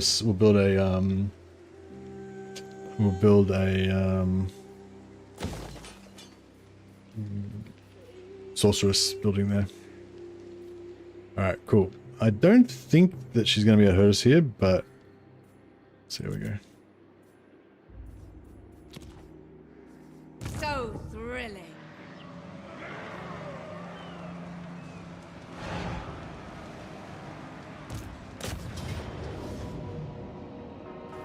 May their death be slow. Hey, Adolf. How you going, buddy? I don't know if you noticed, but I saw your super chat the other day, and I renamed one of my characters in Bannerlord, Adedra, as one of my Norse warlords. Or maybe it was one of my daughters. No, I think it's one. Yeah, I think it's one of my wives. Yeah, she's named Adedra.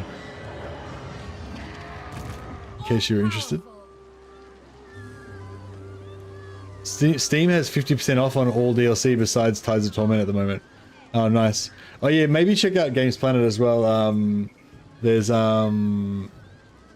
yeah, they might be cheaper as well. They might not be cheaper though, so check it for yourself. But yeah, I got my link there in chat. Legend said he heard no announcement today, 40k in a week. He said it before this stream. Yeah, yeah, he's been saying it's going to be 40k for ages. Foul sorceries. All right. Ever closer. Let's colonize that. All mine. And we'll repair that. Servant of Hecate. At once. Scout the ruins, get free XP. And then next time we can steal technology. What do you seek?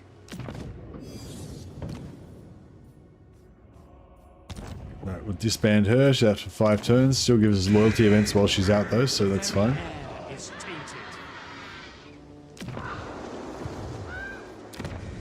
Alright, this is all looking pretty good. Druki series.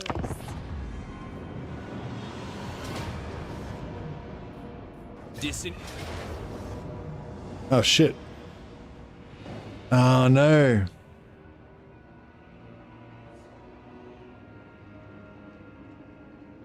Wait up, why can't I retreat?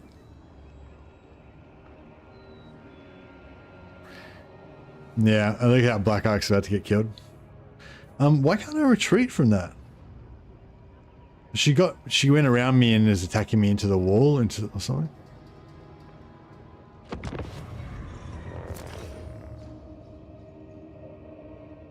I did not retreat. No, it was when I retreated. It was a different lord. At least he's immortal. Yeah, we lose 5 turns of growth, but it's okay. We're going to be so. We're not even. Even though Black Arcs are like our most powerful thing, it's like we don't even need the Black Arcs because Marathi is going to be such a badass.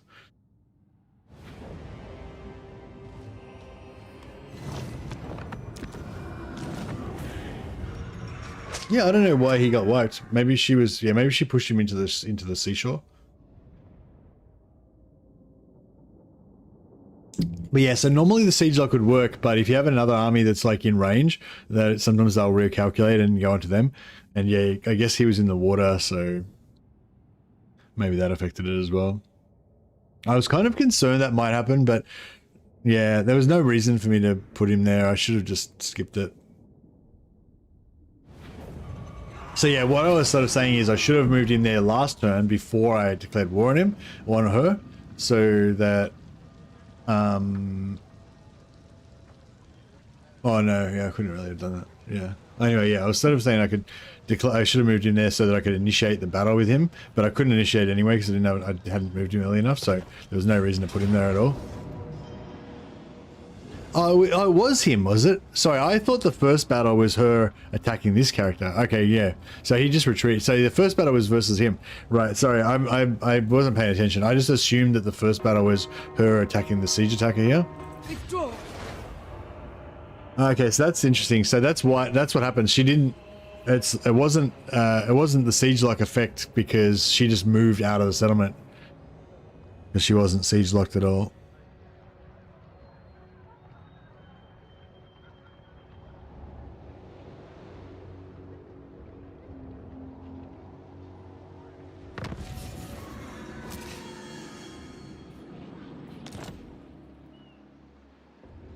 All right, let's try this again. Sorceress of Grond. Supreme Sorceress of Grond. Such delights.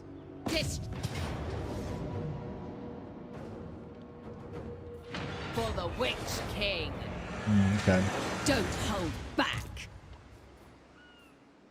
Calling the winds.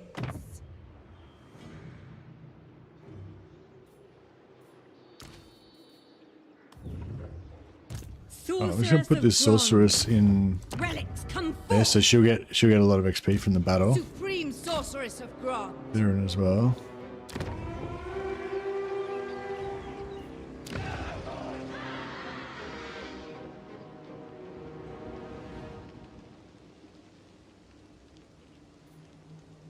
On behalf of the Mage Queen, you are welcome.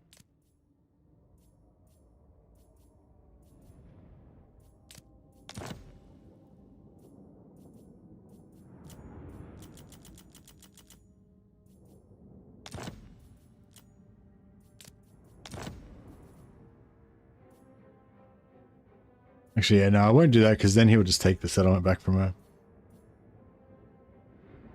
Ariel's will.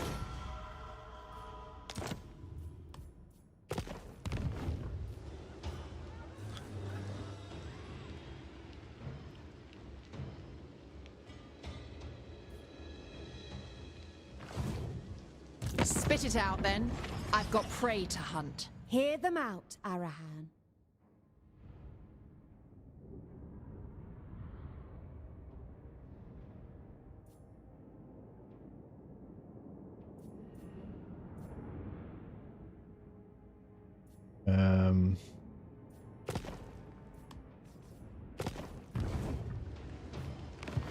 You Druki are like spoiled children. There is no call for insult.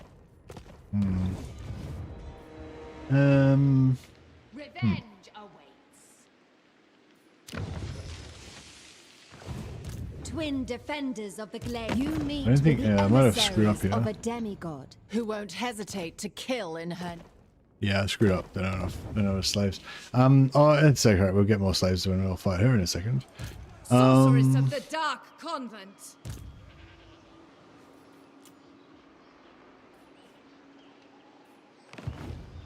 For the Druki.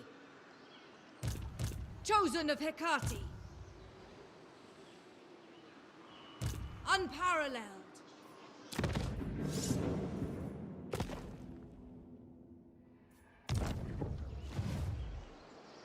Heart red.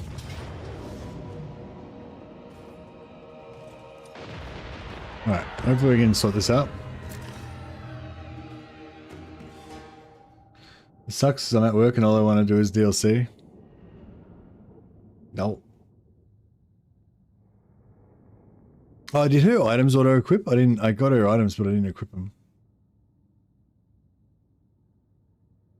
Nagash End Times DLC for Warhammer 3, including Warlock Hakon, Vampire, our Count Dracula dude.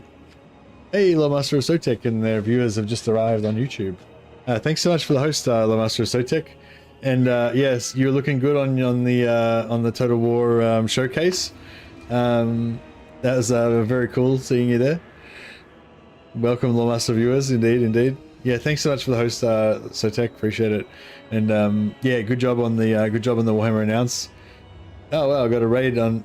Oh wow, another raid on Twitch as well. Fuck. Thanks, Lawmaster Sotek. Got a fucking mega raid. Got a raid on YouTube and a raid on Twitch. I'll chuck a shout out on Twitch. If you haven't checked out Lawmaster Sotek's stream, check it out.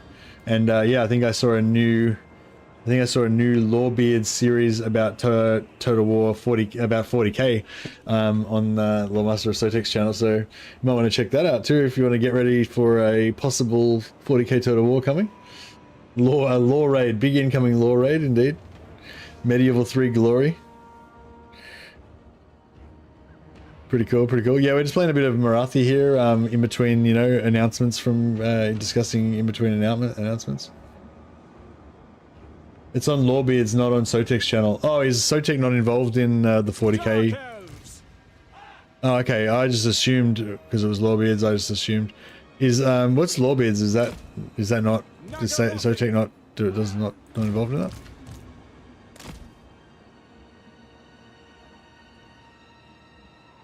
Oh, is Lawbeard's Nathan? I don't know. Yeah, maybe I'm getting mixed up. Sorry. You from the raid? Welcome. Sotek himself doesn't talk about 40k, but Lawbeards is now a thing set up by Sotek so other people can talk about 40k. Oh, okay, right. That's cool.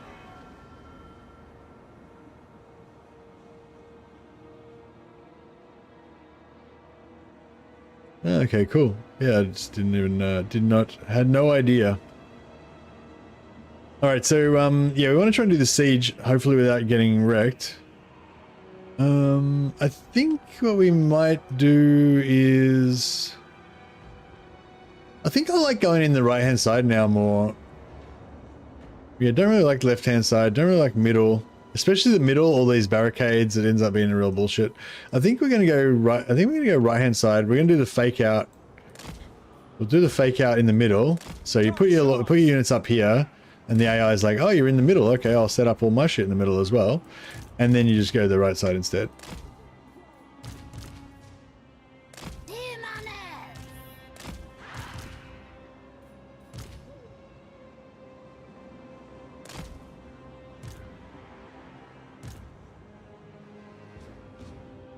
Hey, Mr. Sotek, I'm gonna go walk the dog. Okay, no worries, man. Yeah, thanks so much for the raid, I appreciate it. And yeah, good job on the announce trailer. Yeah, and it's a good time to be a Warhammer fan. Very excited. A good time to be a Total War fan, I should say.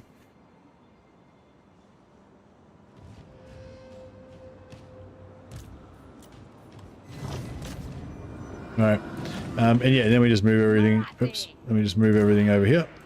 And then, yeah, so they're still going to come over here and defend, but we just get a bit of a head start without it. Instead of having all their archers just unloading on us straight away, we can get in here and quickly try and get this door down and stuff.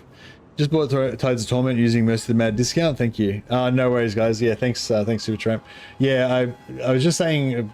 I mean, I know you guys probably already got it already, but yeah, Games Planet. I got an affiliate with Games Planet, and they hooked me up with not all my Total War games I get for free from Creative Assembly because I'm part of the creative program like Sotec. Although he's obviously been around a lot longer than me. But Games Planet hooks me up with other games, and that allows me to like do 1 or 2 streams of Bannerlord here and there, or 1 or 2 streams of Space Marine 2 and stuff like that. So yeah, so anyway, there's a link in chat there. If you want, if you want to get you can get like 9% off on Games Planet if you put the Mercy code in. If that helps anyone, that's great. If if you can get it cheaper elsewhere, go for it. But yeah, just wanted to promote Games Planet basically because they help me out a lot with free games and stuff. So bit of advertising for them. But yes, I promise I will try not to mention Games Planet anymore. I just, whenever I think of it, I think, oh yeah, I should mention Games Planet, but then yeah, it probably gets boring after a while. Yeah, but yeah, like I said, my primary goal is so that they'll keep giving me free games because I really like getting free games from them. Hey, for the Techless campaign, if you have Archmages reinforce your battle, does that increase the amount? No. Only the primary army matters. So yeah, so Techless gives you like 20%, 25%, 30% extra, something like that. And then each individual mage gives you like an extra 7 to 10% or something. Fuck, I wish I was paying more attention then.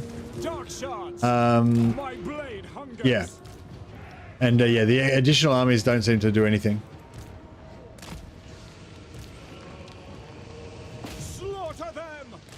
What if we just shoot it to death? The merciless host. Murder awaits. We are ready. Druki, forward.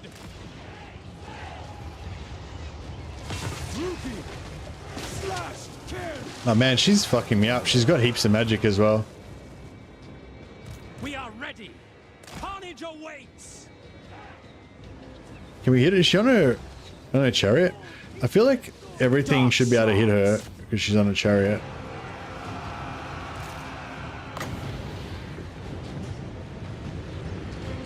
Mother of vengeance. Oh, this is gonna get wrecked. These guys are gonna get wrecked if she casts another spell over there. Dealers in death. Forward. As you say. She's getting low. Dark shards. If I can get. Suffering for all. Dark elves. Dark shards. Kill everything. Fuck it, just kill her. Cut. Nearly got that down. By all means. I'm just gonna send all our melee in. Dealers in death. Kill everything. Battle ready. Advance. Druki. Yeah, just kill her. She's nearly dead. Just finish it off. Alright, let's get in here. Yeah, she's gone. Cool. Alright, beautiful. Now, we got fucked up pretty bad by her magic, but, you know, there's no more magic damage coming in from her. She's dead. Now that these hags are everywhere. Feel my vengeance.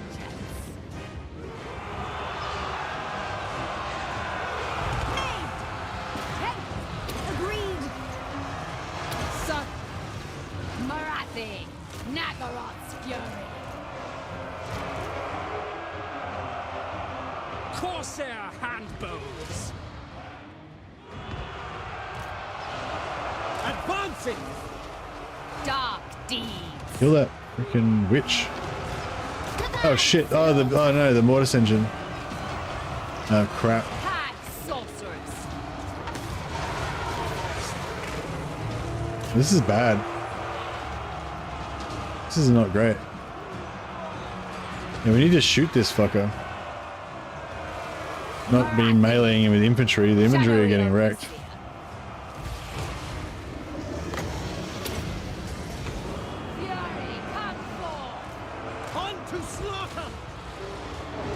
Yeah, this mortis engine is gonna. Oh, look at him. He's not even dying. We can't seem to get any hits on him. Of one's doom. These Kislev fuckers are all Kislev fuckers are all Dark shards. Moving out. you know, not routing. Like the Kislev bastards that they are.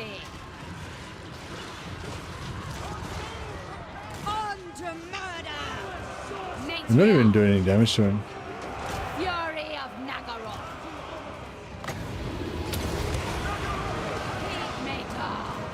Dead. For the king. No mercy. Vengeance and fury. At once. So much for the demonettes, they're dead. Marathi. Attacking. First sorceress. Dark shards. This is a messy battle. When should I start building altars? After defeating Chaos Dwarf or later? I'm not sure, man. I haven't gotten very far into the campaign. Oh Jesus, he's getting fucked. Oh Jesus, look at all the special abilities just going off. Vengeance. Femme fatale. To destruction. Away. Marathi.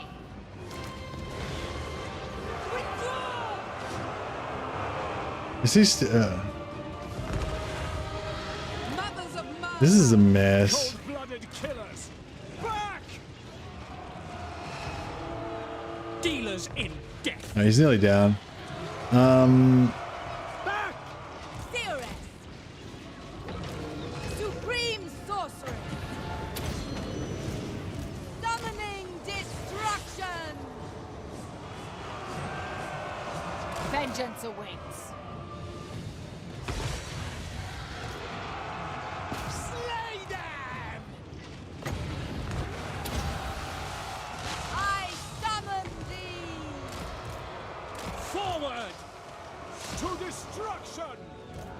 Slash. Kill. Going. If all these characters survive this battle, it's gonna be a freaking miracle, I swear. Ruthless. Miracle. Nagash. Highly unlikely. Without question. Advance, Druki. Supreme sorcery. Pull back. Onward. With haste. Well, they actually ambushes. Uri. Yeah, it's like nothing will break. Everything's like Compare. getting wrecked. Moving out. By your command. Battle ready. At once. Bloody murder. Dark shards. Die, weaklings. Dread spears. Destroy. Supreme sorcery. Yeah, I kind of wish I'd have just siege locked them for ages and then just auto resolved them to death. It's, this is pretty brutal. I suppose I could have thought about it a little bit more instead of just YOLOing in there and with no plan. Onwards to murder. Master Druki. This guy needs to have a rest. He needs to hide outside. Adept. This guy can still maybe get some work done. Advancing. We are ready. Druki, forward. Attack. Dread spears. End them. Withdraw.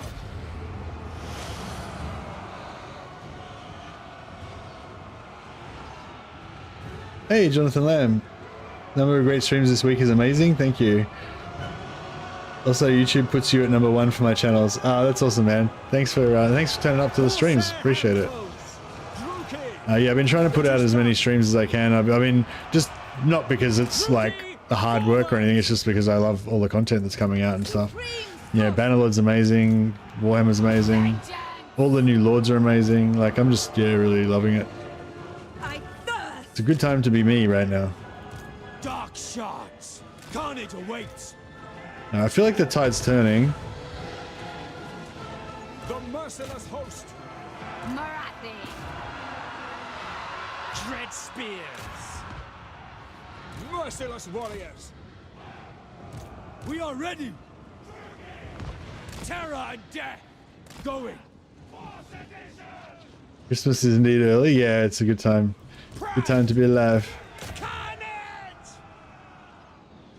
Nagarothi to destruction! Where's Marathi? I need to steal more souls from these guys. Feel my fury.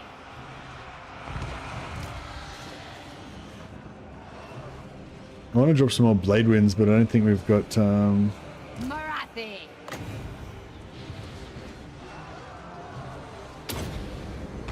At my command. Druki sorceress.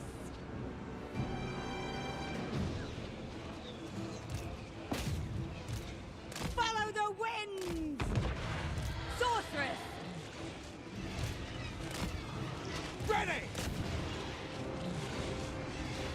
Matriarch. I go. Advancing! get around here and shut down those archers. They've run out of ammo now, so I guess we can stop worrying about them. That's great. Cold-blooded killers! That's how you deal with ranged enemies. You just let them shoot you until they run out of bullets. An oldie but a goodie. All right, they've I think we've got army losses now, but they're Without question. just doing their Kislev thing, so they haven't broken yet. Spill their blood. Back! Come to me. The merciless host! No, it's not. Destroy! No, it's not army losses, but Master Druki!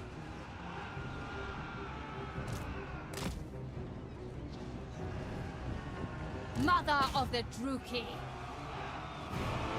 Dark shards! Hack! Cut!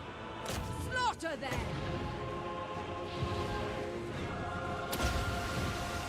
Do my bidding. Master Druki! yeah, they're broken now. Die, weaklings! Outlands doom. No mercy! Surely we're close now.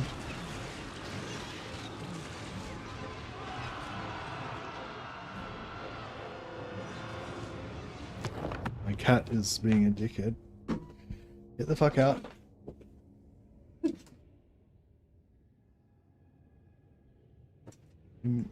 That's nothing worse than like having a tough battle and then having the cat come and like rub his butt in my face while I'm trying to like fighting for my life. I'm fighting for my life here. God damn. That's Skull Crusher. No, that's Lucius the Eternal. Ready. Skull Crusher's the other one. Dread spears! At once! We understand! Yeah. Marathi. Blood for Cain! By my spear! Merciless warriors! Moving out! Carnage awaits! Shadowy overseer.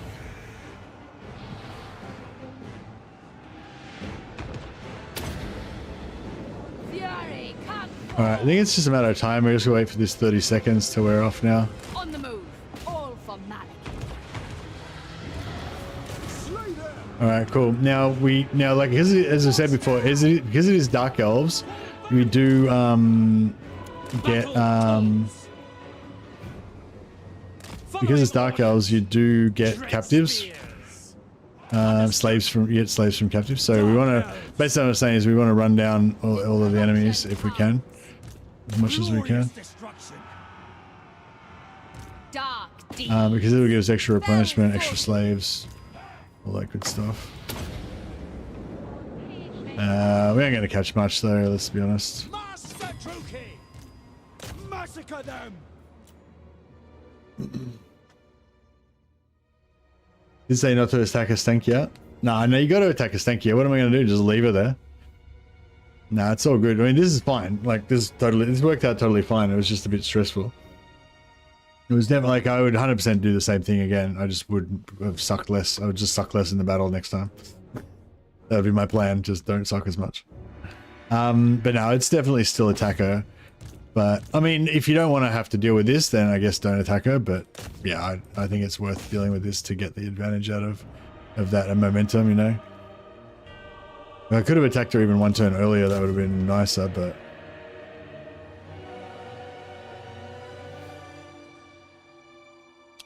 was not to be. Thought I'd start with the mask. Damn, he's strong. Yeah, isn't the mask a girl? Oh, yes, you can't really tell with Slaanesh, can you? Hey, sorry, Adult TV. Yeah, with Sail, when should you start building the altars? So, fuck, I didn't even play Sail very much, but so for me, one of the main things with Sail is if you look at the, you know those dictats that you have down the bottom? The dictat that you have down the bottom on the one on the left-hand side, it gives you +4 armor and +4% melee attack for every, for all units that you recruit in that settlement in that 5 turns, times however many manipulations you do. So basically what I'm saying is, so once you get your manipulations unlocked, you basically want to start building bear men, put that dictat on, and then use all of your, don't use any of your manipulations until then use all 4 of your manipulations, and then you'll be recruiting bear men with +16 armor and like +10 melee attack or something like that. So yeah, so do that, and then yeah, with the manipulations, you basically can't do the higher level manipulations until you've unlocked, until you build enough chaos altars. So if you want to get into the manipulations, then build the altars straight away. If you don't, then don't, you know. But yeah, what I did was I just focused on the capitals, all the capital buildings. I took them over as settlements, but occasionally some of the minor ones I would build as as altars. Hey, Jonathan Lamb, thanks so much for the gifted memberships, man. Like, Jonathan just gifted 20 memberships, so welcome all of our new members of the channel. About 1 million of you now. Yeah, thanks so much, Jonathan. Appreciate you, man. That's awesome. I'll pop you on the Roll of Glory, so your name shall live forever also. I'll start renaming some characters after you guys later on, so you can potter around in my campaign. But yeah, hopefully that helps you. But yeah, yeah, I don't know. That was my take on the altars. I don't know if that helps at all.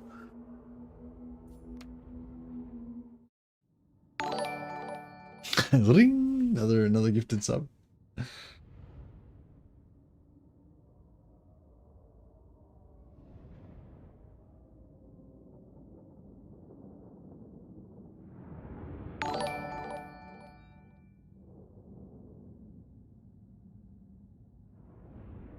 Hopefully I didn't miss anything else.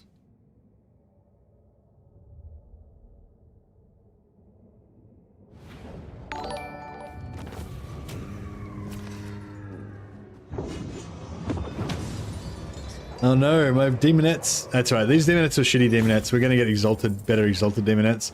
We lost one of our witch elf mascots as well. I don't really need them, but I like having them, you know, just for whatever. But that's right, we'll just have one unit of witch elves. They can be Marathi's handmaidens. So we got 500 slaves from the gold value, I guess. I think, is that capped on 500? I'm not sure. Seems weird that we got 500 unless it's capped. And then we get the slaves from the captives. So yeah, if we had been able to run down more of them, we would have got more slaves from this, but yeah, that's good enough. Handmaidens of the Everhag. Indeed. I will take the sack. Leave no trinket behind. Supreme Sorceress of Grond. Unequaled. Supreme Sorceress of Grond.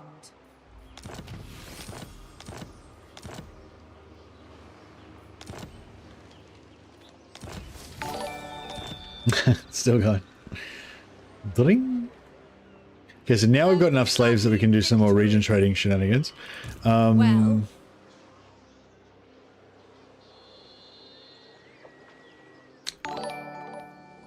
The Hag Sorceress ascends.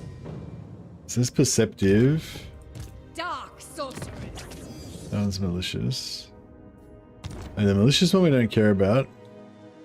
Limitless power. I would have liked to have switched her out actually, but that's all right. What is your dark purpose? Warzone has intervened for us. All right, so now, so we put the settlement, put the units into here because this one that took the settlement loses all their movement, but the units that are in here still have their movement, right? But then we put one of the units back in here, and then we can respec this guy out without the army disappearing.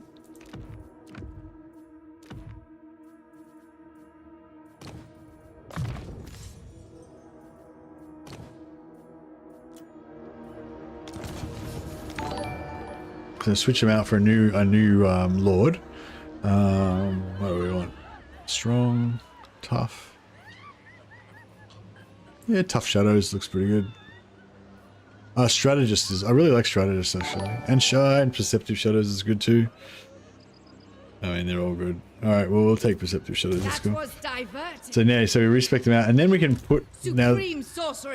Sorry, and this we actually movement bugged him because because when you respec like that, you take on the movement of the unit. I didn't mean to do that, but I just wanted to make them not. I just wanted to make this army not disappear when I respec it.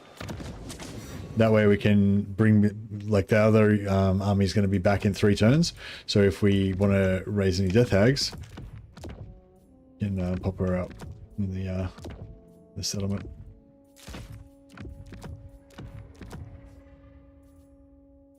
Get this up to 10.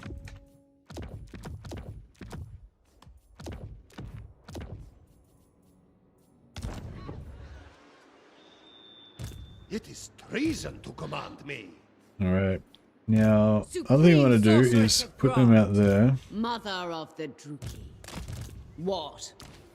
And this character's got.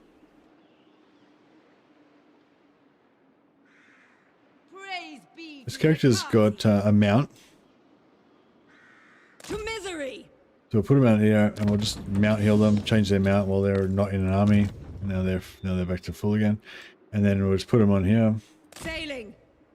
And then they can steal technology again next turn. Sorceress of Grond. Fear the dark. And yeah, same with these guys. So the reason I did it here is because we've got a 0 movement circle around the settlement, both in the water and on the land. So that means we can just put this guy out here and switch him to switch his mount. He's full health, put him back in. I've skills to show. Same with this guy. Master of Nagash. Put him back in. Assassins don't get mounts, so we can't mount heal with him. That's okay. Doing the loyalty cheese, yeah, pumping their loyalty up to 10, so that when the end turn happens, there's a chance that they'll gain special loyalty events.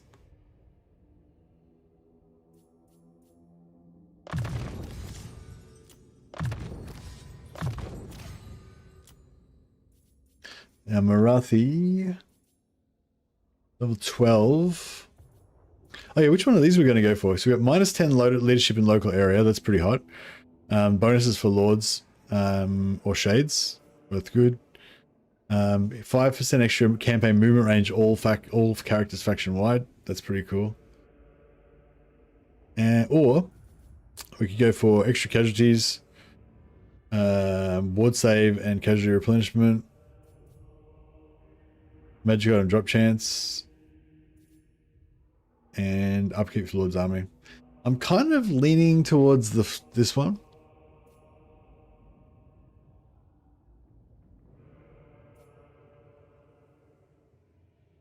Magic item drop chance for all characters is pretty good, but 5% extra campaign movement range for all characters is also pretty good. Yeah, I might go for this one this time. I kind of switch back and forth with those. You know, change my mind about which ones I prefer, but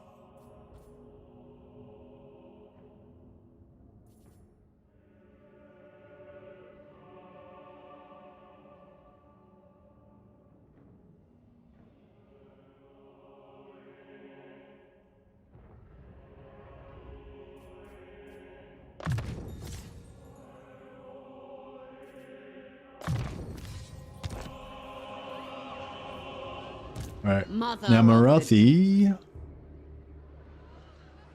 Do I want to take Toy and Rock first, or...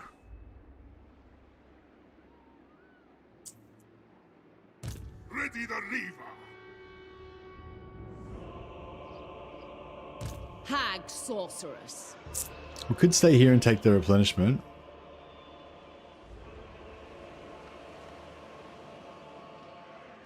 Yeah, that Vampire Corruption's gonna screw us over. By my desires. Full speed ahead. I might just, Trim the sails. yeah, I might just go like that. What do you seek? Be ready. Searching. Ah, the Yeah, losing that Black Ark is pretty rough.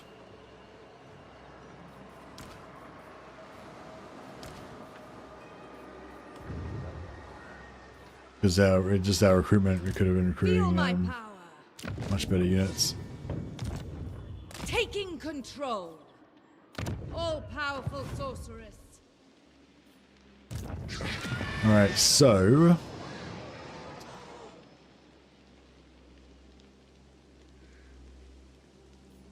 I want to build this, then rush that, then trade On behalf of the Mage Queen, for you are welcome. Moonshard, and get them to join war against those guys.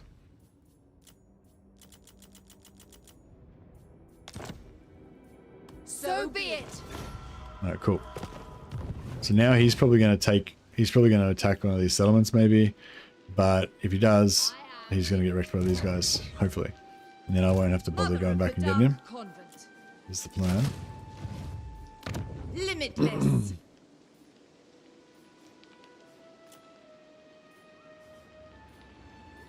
Oh yeah, and here we want to get our anointed. We already got that building. Sorry, here we want to get our sorceresses. Plus one sorceress.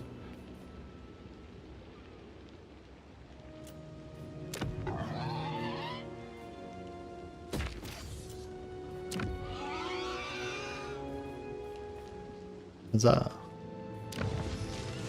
We are displeased. Druki anointed. Let's go. The Depraver, Weapon Master, or Disciplined. I feel like there's like a better. I feel like there's better traits that we could get.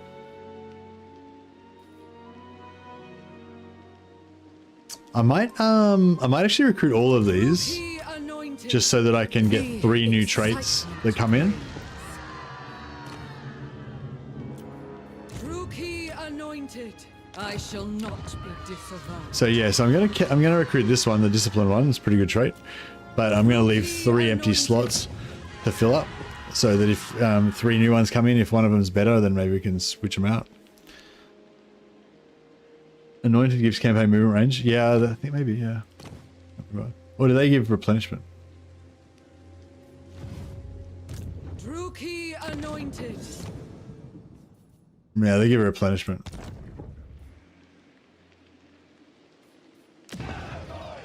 Cease your provocations. And then we'll get strategist here. The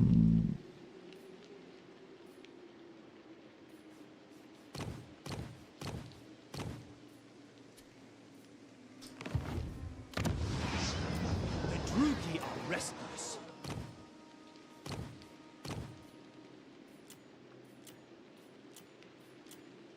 Fuck, I should have kept that malicious available, but I didn't. It doesn't matter. Just means that we could have got a couple of free levels, but yeah. Yeah, I don't want strategist. Noxious potions.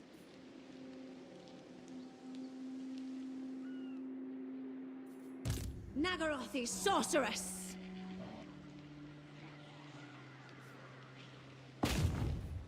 Sweet destruction. Dark sister. Alright, we'll pump that technology.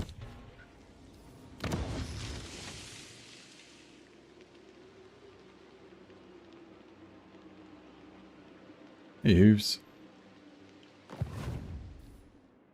Alright, I think we're looking good.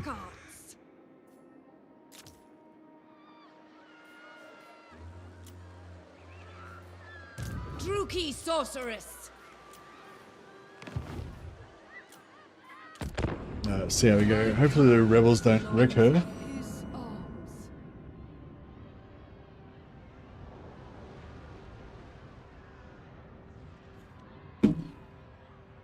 Does the anointed get any Dark Elf traits from Marathi? What do you mean by traits? Dark Elf traits. Sorry, back in a sec.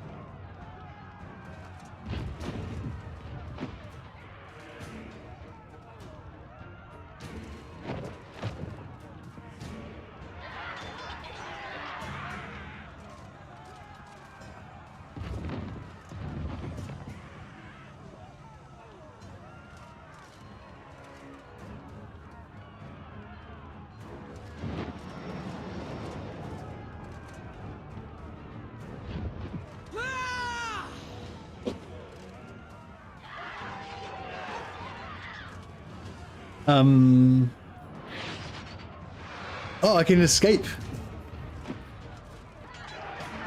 Back now. I did the water retreat.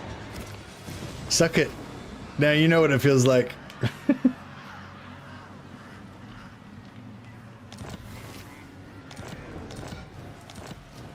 Is not as Seven Kingdoms out yet or no? Oh, sorry, Claybones. No, well, yeah, no, I just showed the traits then. I think they were all Slaanesh ones. Do you have a spear on the back of your chair? No, that's a sword, bro. Just a regular sword on my battle throne. Just like a normal, regular person. Nothing to see here. Nothing weird about that.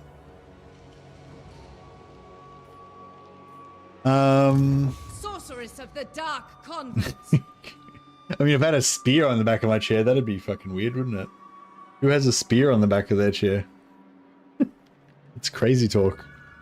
All is possible. I wonder if we can siege lock him in there as well. Can you siege lock on gates? I'm not sure if you can. Powerful sorceress. Sorceress of Grond.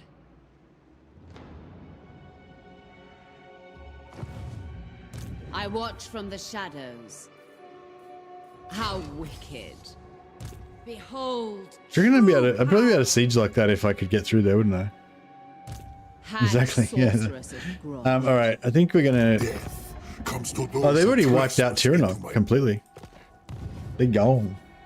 Tyrannok's just a memory. Roaring tide. I'm not sure if we can actually siege lock them or not, but I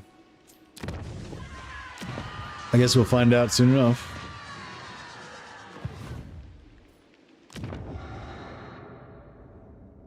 Oh yeah, I've got to pop this as well. I forgot about that. Those battles would have been a lot much easier. I probably could have. No, actually, no, it wouldn't have been. Yeah, those battles would have been much easier if we had had that. We got another sorceress. I might just actually. I'll wait till the next turn and I'll pop her out here.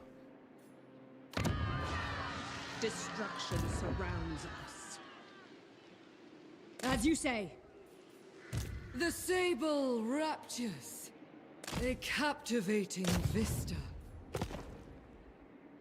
The dark reveals. Oh, she's a Slaanesh. Check it out. She's got the Slaanesh character boat instead of a Druki one. So much to experience.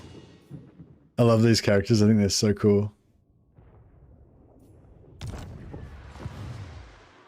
Yeah, there's a new game that they've announced that there is a new game coming, but they haven't said what it is. But you know, we assume it's Total War. Yeah, we assume it's 40k, but yeah, we don't know.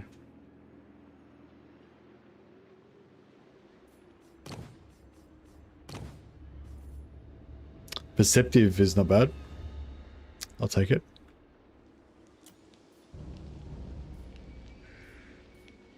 Mix Casting spells. Death hag ready.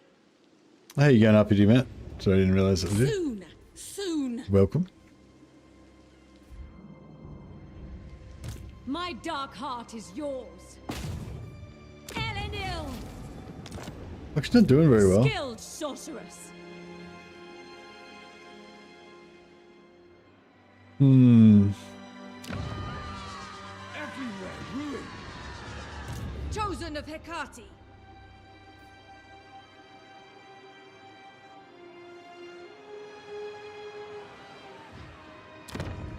Should we kill them, sister? Stay.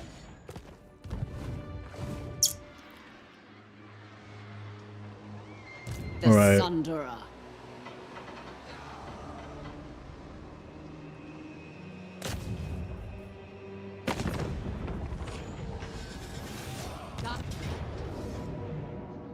Interesting that the trait that gave Slaanesh Corruption showed as a penalty.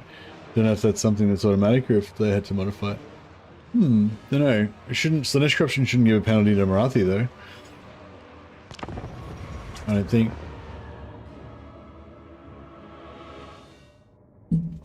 Pretty sure all our characters are immune to Slaanesh Corruption.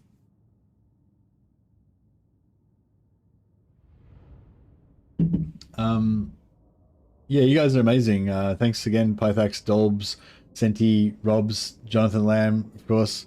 Yeah, really appreciate the super chats and the gifted subs and all that stuff. Appreciate it. Really, yeah, really helps me out. You're awesome. And thanks again to our sponsor, Games Planet, who did not actually sponsor this, but who do hook me out with games sometimes, and they're pretty cool. Alright, let's do the thing again. So I go this side, I never go this side. Nah. There's a reason I never go that side. Cursed. It's a cursed side. So yeah, it's nice having some. It's nice having these guys because they're stealth and they're invisible and they've got Vanguard. So you can have them as our advanced door opening posse. Dark Shard. The merciless host. Cold-blooded killers. Dread spears. Oh, Marathi's invisible, isn't she? Because I've got an item on her. That item on it gives extra speed and invisibility. And we need somebody to draw fire. We'll have these guys. These guys are pretty fast, so they can be like, yeah, we're over here. And then we'll just go the other way.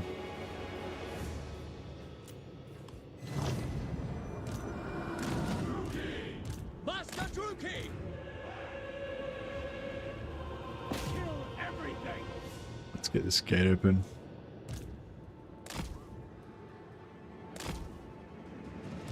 Where to? Into position. It's red text. Yeah, it's probably red text just because it's Dark Elves, yeah.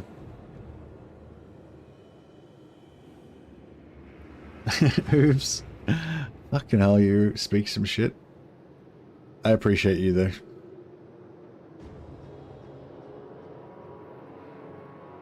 Oh, what's these? What are these guys doing? Get in there. Kick that door down. Oh, Marathi's got regeneration from one of her items. Nice. I was wondering about how I was going to heal her up. That's like not necessary. Handled. I need some like regenerating hydras that I can use to power my power of darkness. I think she needs two hydras that she can like have like on chains, like she's got two pit bulls walking down the street in a semi-naked outfit. Hooves is John 2.0 only makes more sense. Yeah, that's true, yeah. Yeah, no, he's not quite on John's level. Same sort of energy, but just not as much chaos. Dealers in death.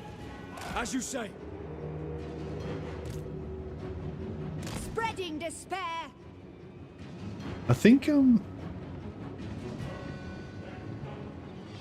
what's your deal, Hoops? You just like to like drink and watch streams. That's kind of your deal, yeah. Blood blood will flow. Kill them! Master Druki! Sorry, shouldn't call you people out on stream, but just ignore me. The merciless host. You're cool, Hooves. Appreciate you. I'll play. Murder awaits. Dark shards. Call me out? Nah, I don't mean to call you out. I don't mean to like make you feel, you know, like you've been singled out or anything. This is a safe place. Shades. As long as you're not an elf. No, this is a safe place as long as you like Warhammer and Total War. Shades. Advance, Druki.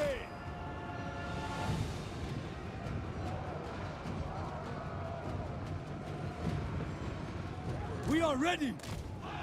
Dark elves.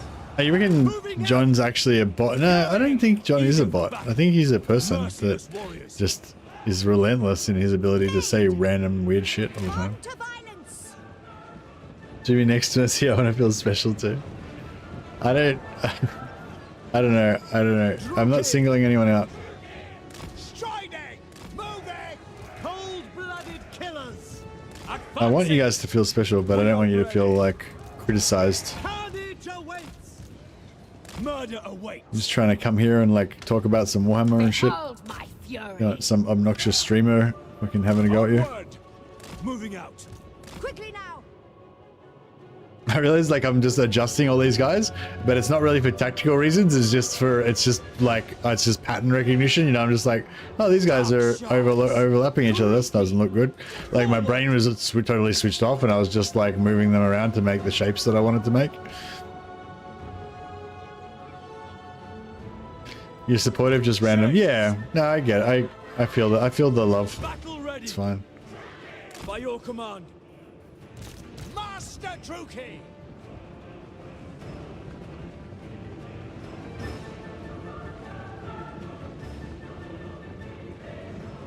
What's the donation limit to get a special call out? Where do we sign up? Oh no, you get yeah. Even if you don't have to. There's no limit. Like if you do like a $1 donation, that's still enough to count as a super chat. But yeah, Jonathan's the only one who knows what the limit is, what the maximum amount that you can donate is. A dark harbinger. That's the kind of science John specializes in. We could have spent our whole lives wondering. John's like, I'll figure this out right now. There you go, John. I've singled you out for your madness, your mad generosity. Marathi. Well, Pythax has been pretty madly generous lately as well. Onwards to murder. Pythax was like taking over for you while you were away for a couple of days. Hey, Hooves. Cool. Thanks for the super chat, man. I'll put you on the roll of glory also. Yeah, no, I really appreciate it, guys. Like, you know, even whether it's a little donation or a membership or whatever, it all helps. It all gets me closer to my dream of being a full-time YouTuber one day. So yeah, thanks, guys. I realized I went back into pattern recognition mode again. I'm not like, I wasn't consciously thinking about what I was doing. Alright, we need to try to finish this battle at some point. Advance, Druki!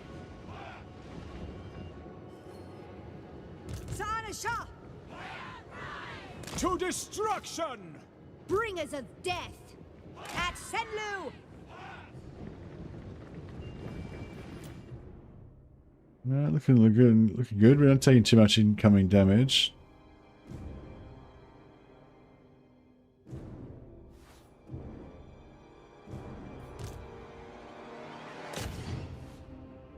So no, I appreciate it, man. That's like I wasn't trying to be smartass or anything. Yeah, no, like I was literally saying, like, and you know, yeah, I'm saying every little bit does actually help, and I do actually really appreciate it. So thanks a lot, guys. And you don't need to apologize. You don't need to donate anything. So yeah, it's it's great. Appreciate it. And thanks to everyone who took the time to use the Games Planet link to get that through there as well. Like I said, I'm not that worried about the money, but I do want to show Games Planet that I am actually trying to promote them a bit, so they'll be inclined to keep getting me free games.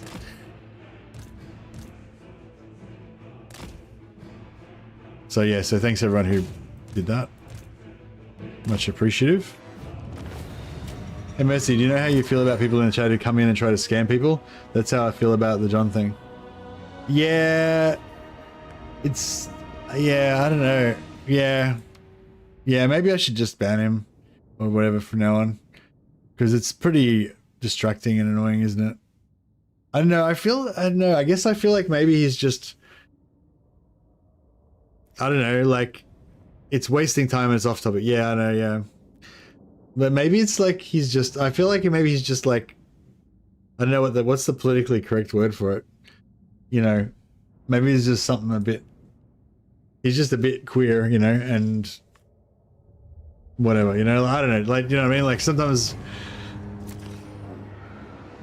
yeah, lonely or something. Yeah, I don't know, like, yeah, maybe it's, yeah, I don't know. But yeah, I know what I mean. Yeah, yeah, if it's like disruptive to the streams and it's like making it worse for everybody else, then I guess that's bad. I mean, weird. Yeah, maybe he's just a bit weird, and yeah. There's something daftly funny about John, though it can be annoying. Yeah, that thing, it's... I don't think queer was the correct term you're talking about. I was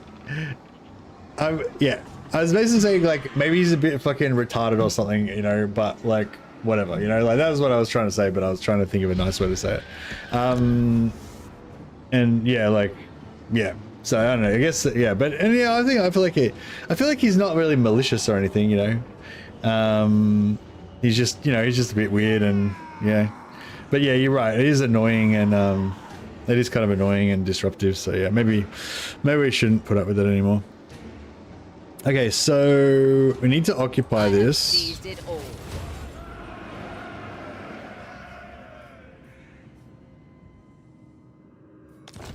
You can block him. You can block him, Monkey Man Food. That might be the best thing. That way, you just don't see him anymore. Don't see his chat anymore. Ah, it doesn't. It doesn't. Yeah, it's a proof. I think we spent too much time on that topic already. I am MORATHI. All right, I'll pop a new lord here, just so I can transfer the units. Supreme Sorceress of Rock. And then this guy can come on. To the oars. And then we can transfer the units onto this guy, so that we can keep using them to fight. What is your dark? And this guy is going to try and siege lock. Now, I don't know if the siege lock's going to work, but we'll find out. Yeah. Depthless passions and New hero in game. Yeah, the Anointed. Yeah, the Anointed's cool as fuck. I love the new Anointed. This is like my favorite unit from the DLC. So you guys are all gonna, well, you guys are all gonna experience it now as well. I've been, I've been admiring this guy for a while. So yeah, she's a dark elf, so she's got murderous mastery. Oh no, that's something different. 15 melee attack, 15% melee attack charge bonus and leadership for 120 seconds after she gets 40 or more kills. Okay, so she's got her own. Oh, that's cool. So she's got her own like personal like version of the dark elf mechanic, just for when she gets a certain amount of kills. That's pretty crazy. She looks badass. That's the main thing about her. But what else does she get? So she's got Mark of Slaanesh. So she's got Mark of Slaanesh. So she's got the increased physical resistance, speed, etc. She's got Strider, so she can charge up hills, through swamps, fucking whatever. She's got Murderous Euphoria, which is kind of like Berserk, like Norska gets, but it's a damage one. She just gets more, does more and more damage. She also imbues Weakened on enemies. Frenzy for Slaanesh, Devotees of Slaanesh units. Vigor loss reduction minus 33% for herself. Or you can get this one, which gives evasion for the whole hero. This actually, that's pretty cool. Gives evasion for the whole army of the heroes. Plus 5 melee defense. It makes her give stalk personally. And speed 10%. That's pretty fucking cool. So if you're going to have an army of devotees, then the frenzy is better. But if you're going to have a mixed army or an army that's not devotees, that +5 melee and +10% speed for the whole army is pretty cool. Then we've got Banished, which just makes her personally have more ward save and frenzy. Yeah, oh yeah, so she also gets bound spells. So you go Dark Knowledge, gives her magical attacks and +10 wind power reserve for the army. Then she gets a choice of either Lash of Slaanesh or Chillwind, and then a choice of either Hysterical Frenzy or Word of Pain, and then a choice of either Slicing Shard or Soul Stealer. Slicing Shard's a good like bombardment spell. It's like armor piercing bombardment spell, kind of like a souped up version of Searing Doom or something. Soul Stealer is cool as well because it heals, so you can heal yourself with that. Pretty cool. And then you can get this, which gives you +1 use for common and uncommon bound spells.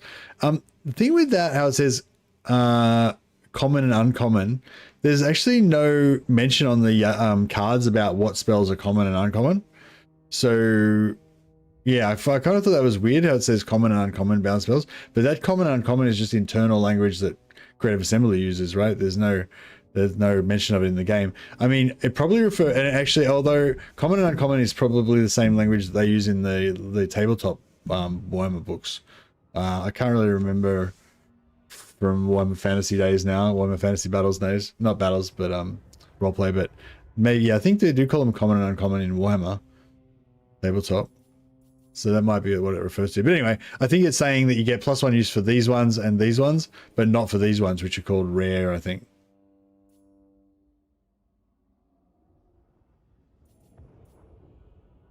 What else does they get?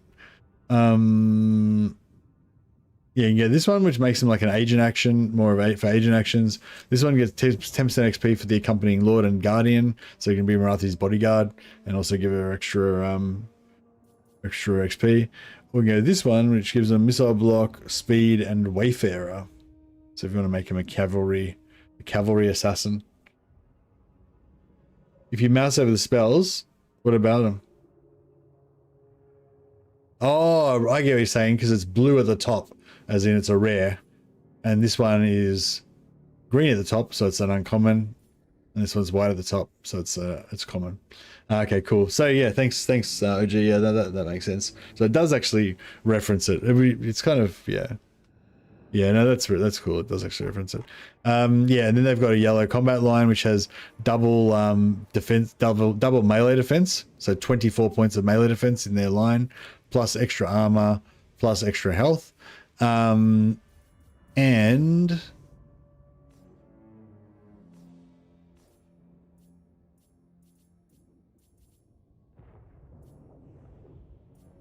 yeah, and they get this as well, which gives the whole army +5 melee defense.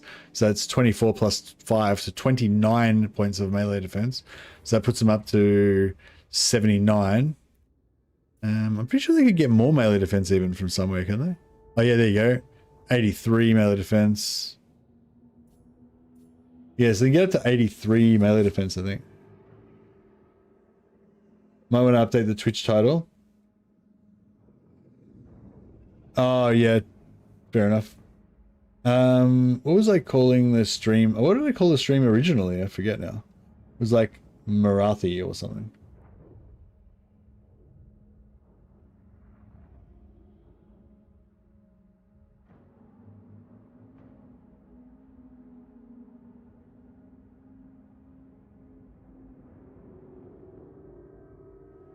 Oh no, that's right. It was, what was it? The sixth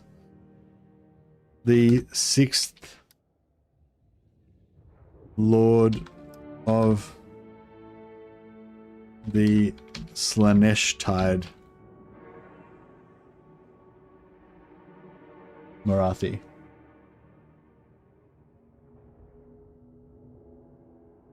Yeah, thanks. I'll change that title now.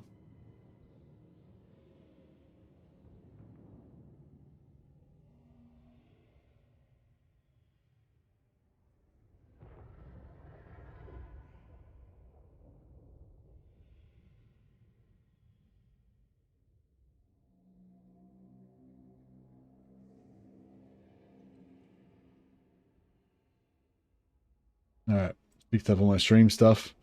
Ready to go back. Lore of guns. Yeah, the best lore is the lore of guns. Anyway, yeah, so really cool hero. Yeah, that was like, honestly, the Anointed was the main reason why I wanted to start this campaign, just so I could play with the Anointed. Sorceress of Grond. Phoenix Queen, your will be done. Speak. Get out of my sight. If he doesn't get siege locked and he comes from Marathi, then we're in trouble. Powerful sorceress. We're no magic. Bride. Who seeks me? Yeah, I feel like he could come for us too. My powers are yours. Attack, you fools. Considering my next move. Sorceress of the Dark Convent. Mother of the Dark Convent. Yeah, I might not. I might be able to. I might be able to retreat Noxious because it's a coastal settlement. Untasted. Oh yeah, did they kill? Yeah, they killed her. Cool. So we don't have to worry about her anymore. Cease your provocations. Oh yeah, so we've got +1. We got +1 sorceress. We can recruit them anywhere. So we'll pop them out here. Malevolent. I do like malevolent, but I don't. Yeah, these guys are just for. These guys are just for using as map heroes, so it doesn't really matter.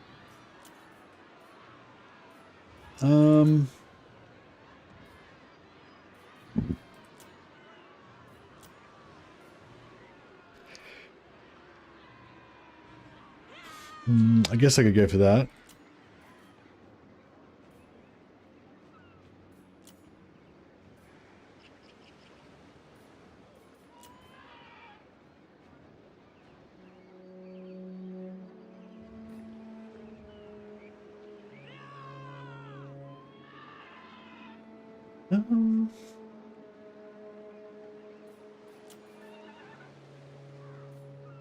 I might go for I might go for a army lord this time, army hero this time.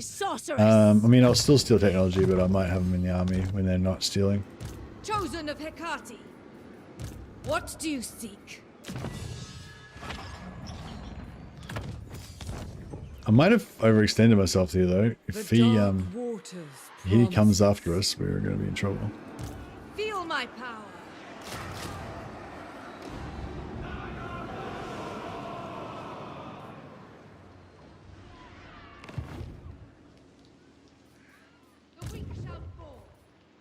All right, give it a try.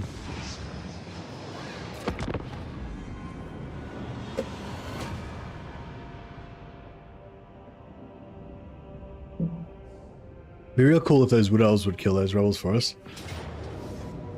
Okay, so this is meant to be a siege lock. So if he comes out after this, no, cool. Siege lock, success. All right, so we're good. Wolfrick's loading screen is cool. Is it new? I haven't seen this art before. The one with Bjorg Bearstruck and the Bear Men. Yeah, it looks really cool.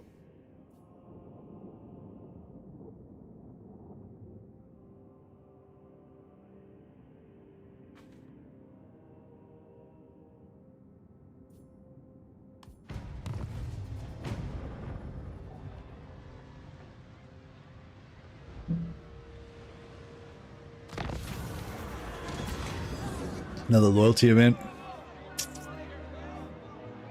Yeah, we'll just go for the +5. 5,000 gold.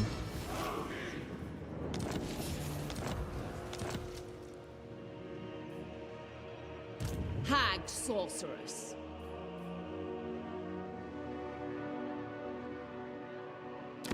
This is beneath me. Dark magic. Yeah, we'll just keep him there I will destroy them. while we get ourselves organized. Oh yeah, just ruined her ruined her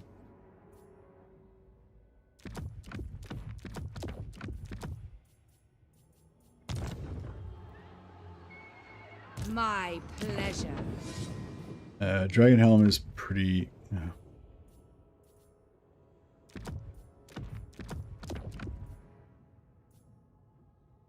pretty crap.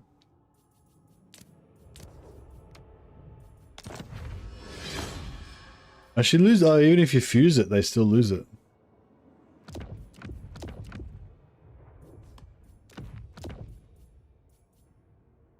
Alright, she's got a Charm Shield. Alright, so blue armors are what we're looking for. Alright, I'm just gonna get the Charm Shield onto her.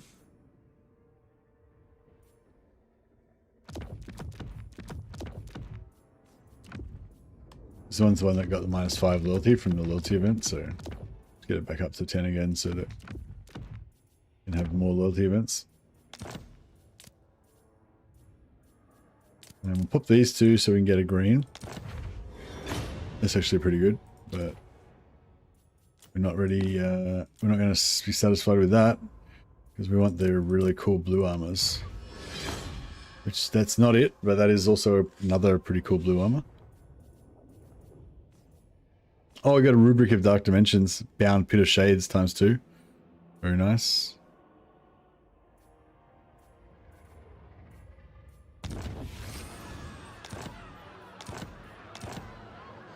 Defender of the Phoenix Throne. 'Tis time. What? I command the winds.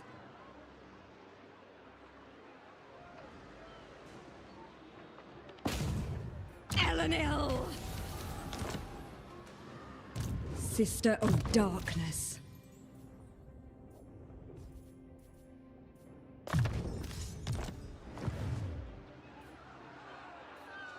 For the convent!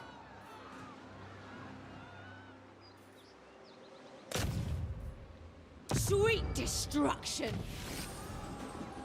Success. I watch from the shadows. You think yourself welcome in the Phoenix Court?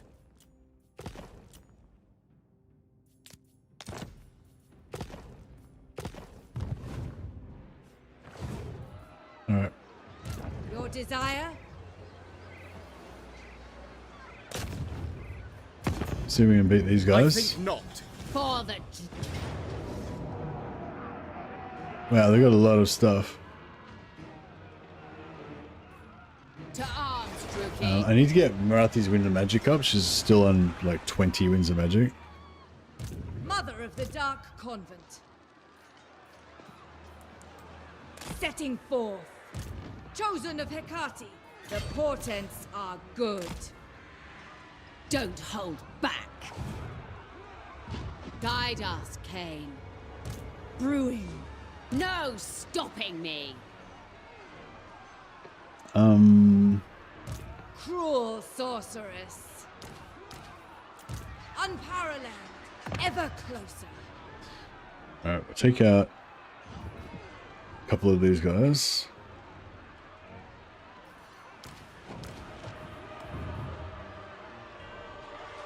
Speak now. Moving amongst them. A true scion of dark. My Slaaneshtide swirling essences. As you say.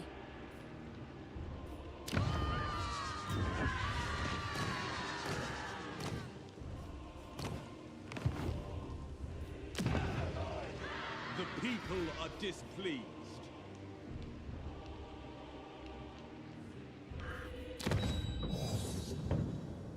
Full on hero capacity. Show no mercy. Yeah, still at 10, so we need that level 12 still. That weakness aboard is really good. 1 pointer, 8 melee defense, 10 hit points. Usually always try and take that one first. Love the heavy metal elves, the anointed. Black metal elves.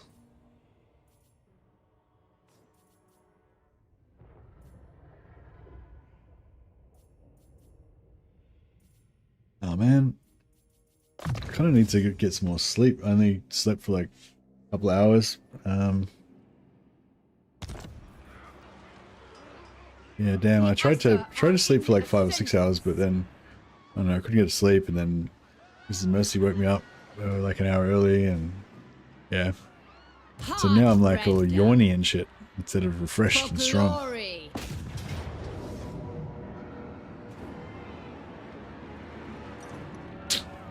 I just kind of want to blast through this. I don't really want to have to, you know, fight everything like hard fought. If we had Winds of Magic, would be a lot easier.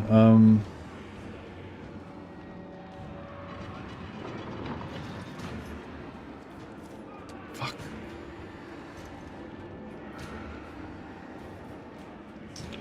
We kind of have to fight it.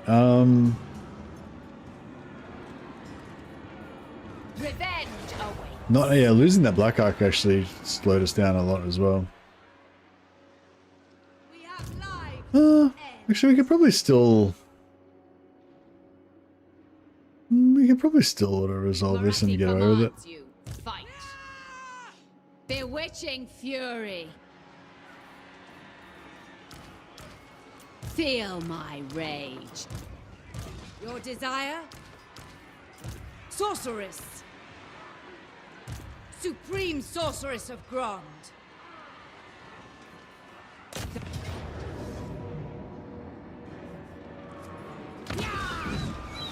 How bad is it? Pretty bad. What's theirs Right. is mine. We got the post-battle replenishment. Oh, we got an envoy. Very nice. So if you level up on the same turn that you declared war on a faction, you have a chance to get an envoys. Gives us positive relations with like every just like every faction. Cloaked and hooded.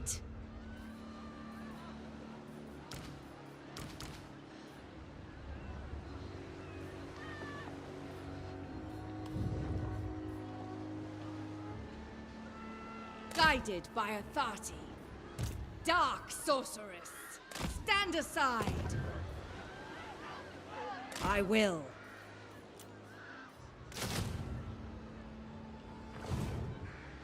You're gonna get 8 hours, I'm not functional. Yeah, I mean, I usually like, yeah, if I get like 6 hours or more, actually, no, I don't know. It's just, I think it's just like, The people grow restless. I don't know. Sometimes I'm fine, but yeah, usually I'm fine. I mean, usually if I have like an hour and a half sleep at least, I'm okay, but I don't know. Sister of the Dark I'm not fine today for some reason. I don't know why she keeps failing. There we go. Finally got some technology rolling. I don't know. We'll see how we go. We'll give it a while. I reckon I'll get a second wind. Yeah, we want this right so that we can just wreck everybody. Fuck it, let's do it now. I should have done it before we did that battle, and then I could have manually fought it and done really well. Mother of the Druki. Spit it out then. I've got prey to hunt. Hear them out, Arahan.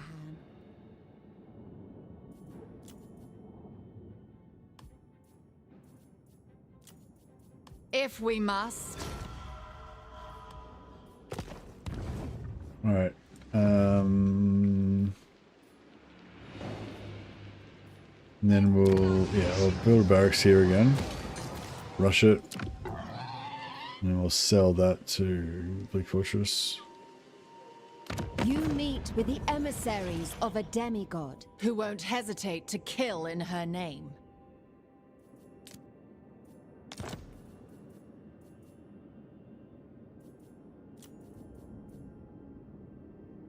Yeah, they can get the legendary hero, can't they? Yes, agreed.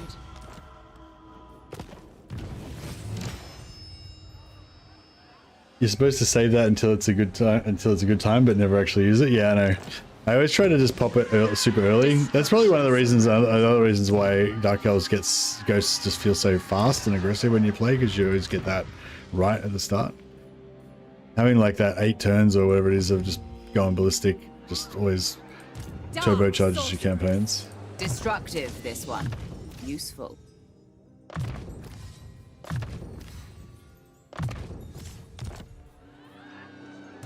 Limitless power.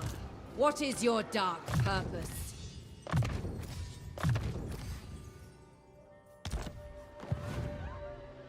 I should probably bring out a 4th Lord. The buildings are crumbling.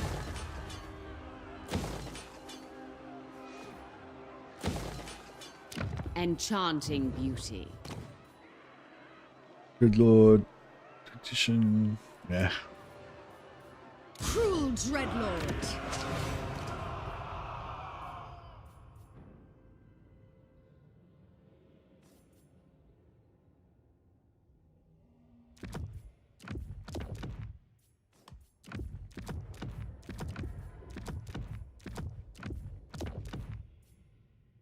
Nice. First Yeah, Marathi's got rubric.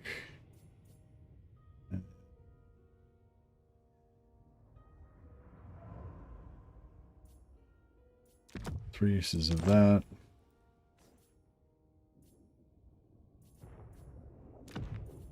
Screamer, Shadow Death. Yeah, I'll keep her the stalk and the speed. That's pretty good. Good for her not getting shot.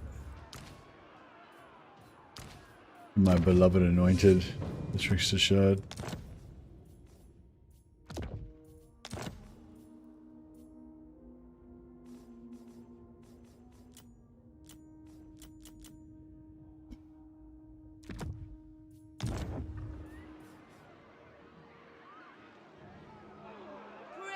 Thanks for the discount code, just used it. Oh, no worries. Thanks, Sadie. Appreciate it. Thanks for using it. It helps me out as well. Thanks, hey, Dimmy G. Thanks for the raid, man. Appreciate it. Hope you guys were enjoying the announcements earlier.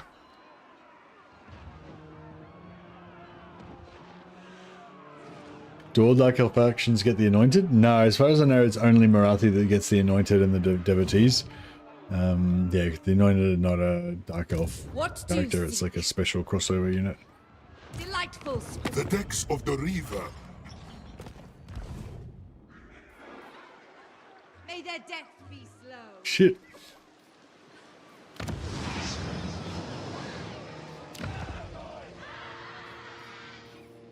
Yeah, just gotta get to tier 4. Oh yeah, we want to start upgrading these actually, so let's yeah, let's put everything to tier 2 and we'll get a heap of master capacity. What other traits are we getting? Strong and Depraver, yeah, nothing too special. Master, we got tough. Bad.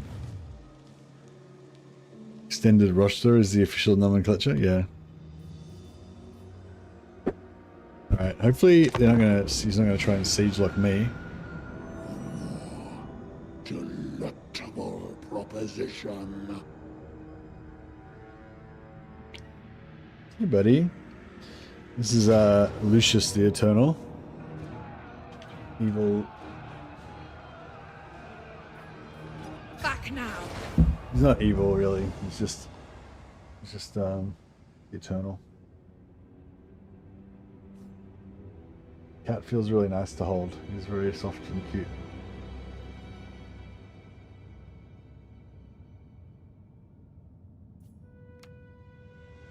Yeah, he's really cool.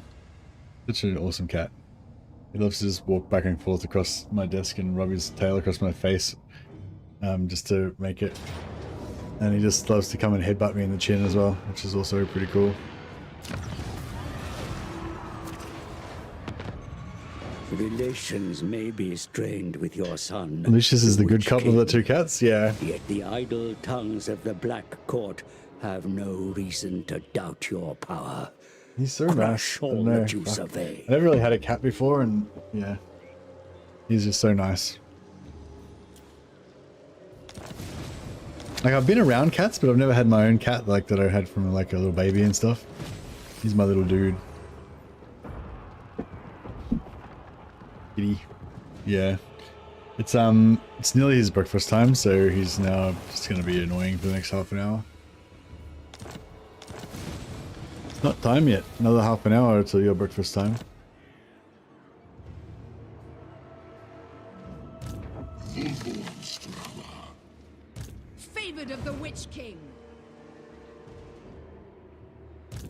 speaker of secrets. What are you doing?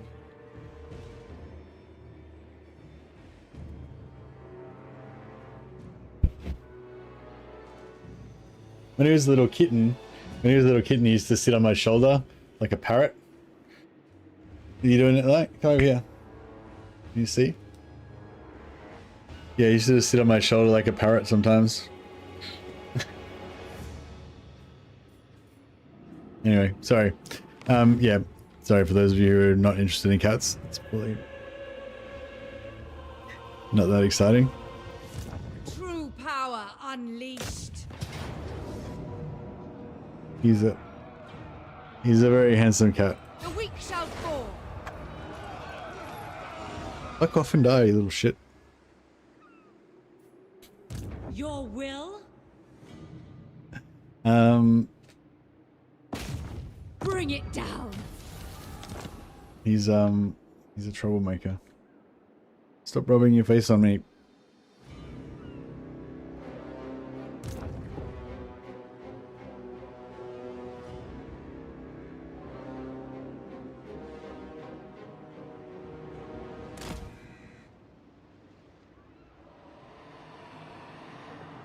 I know the way. Bring it down. Our power is unmatched. He's trying to make me sleepy, yeah. Alright, which way do we go? I'm at war with I probably shouldn't have gone to war with both of them at once, but it's kind of done now. I guess we get to take these guys while we're here.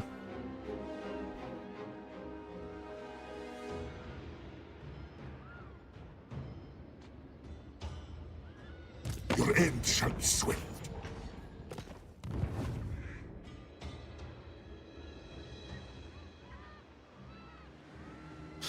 You're a little shit. Alright, I'm gonna go feed him because he's just gonna be fucking annoying as fuck otherwise. You're gonna be annoying as fuck, aren't you? Little fuck. Oh, he's excited. You know what's gonna happen now, don't you? Look at him. He's a little proud little lion. He's my black and white lion. Alright, we're back in a sec. Yeah, no, it's happening. It's time. Go, run.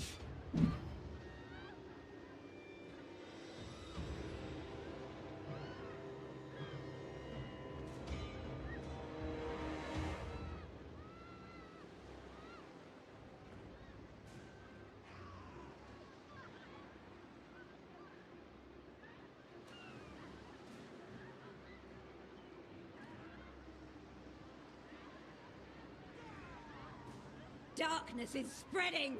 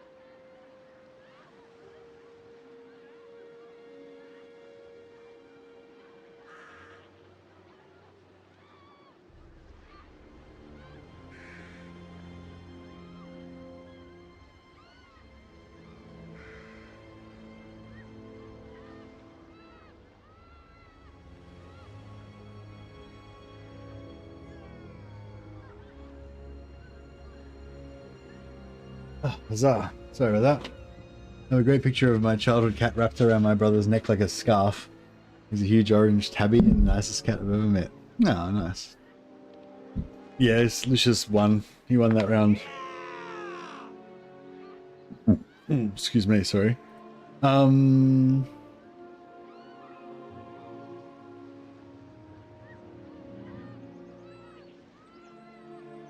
Was there, I will destroy them.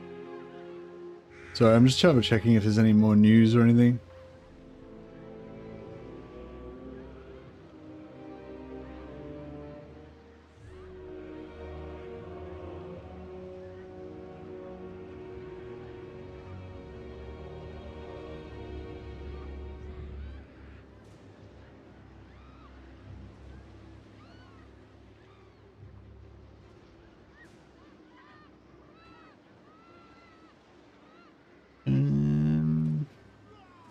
So I'm checking, is there like there's no blog or anything? Post torment stuff, yeah. Alright, no, I don't, yeah, maybe keep an eye out. There might be some more news or a blog or a write-up or something to do with that stuff that we were looking at. Lords of the End Times, maybe? I don't know. Don't see anything else that's out at the moment, though. But if yeah, if something pops up, I'll chuck it up on stream anyway. All right. I am the first sorceress. So yeah, so either go there or we go there. What do you think of 40k not being announced? I think they're going to announce it on the 11th. It's like right. Do you see the part right at the end? They said, you know, we're working on our next game. We're not quite ready to tell you what it is yet. We're going to tell you on the 11th. So yeah. I think they're going to tell us on the 11th. I still expect it's going to be 40k. It's just they're not going to tell us until the 11th.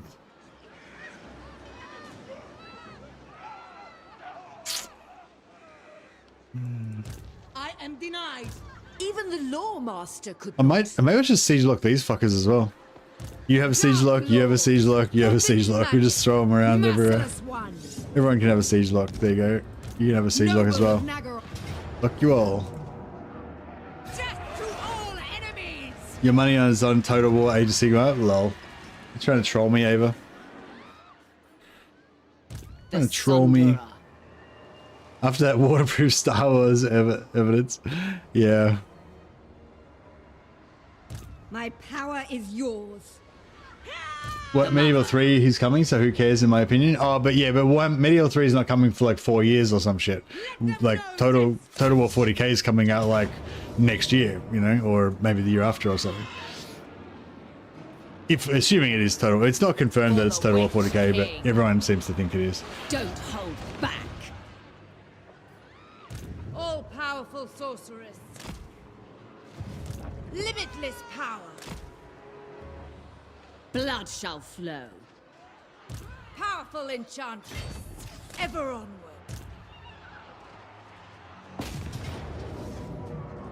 We get an auto. Can we get this on auto as well? Revenge. Nice. Yeah, I'm just going to take the loot and occupy him. Oh no, he lived.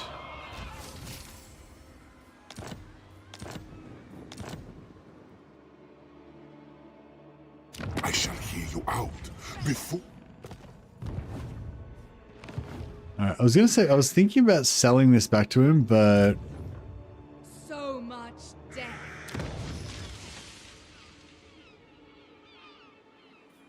Cain wills it. what's White Peak got in it? It's got a barracks as well. Yeah, I feel like we should cleanse him out of here first. Yeah, alright. We'll cleanse him out of here first, then I might peace out with him, let him keep the Griffin Gate. And then in 10 turns we can start using it as a sack city.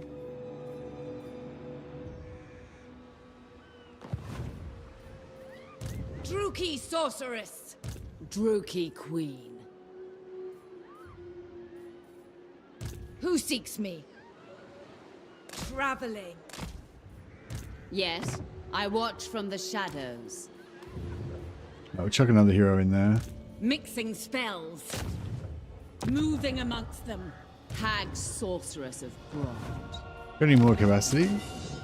No, we're at full capacity now.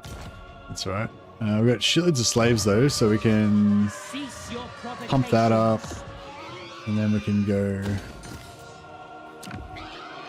like so. Get another... The people are displeased. Actually, do we have any... What are we on over here? Oh, we can do it over here. Okay, cool. Let's go...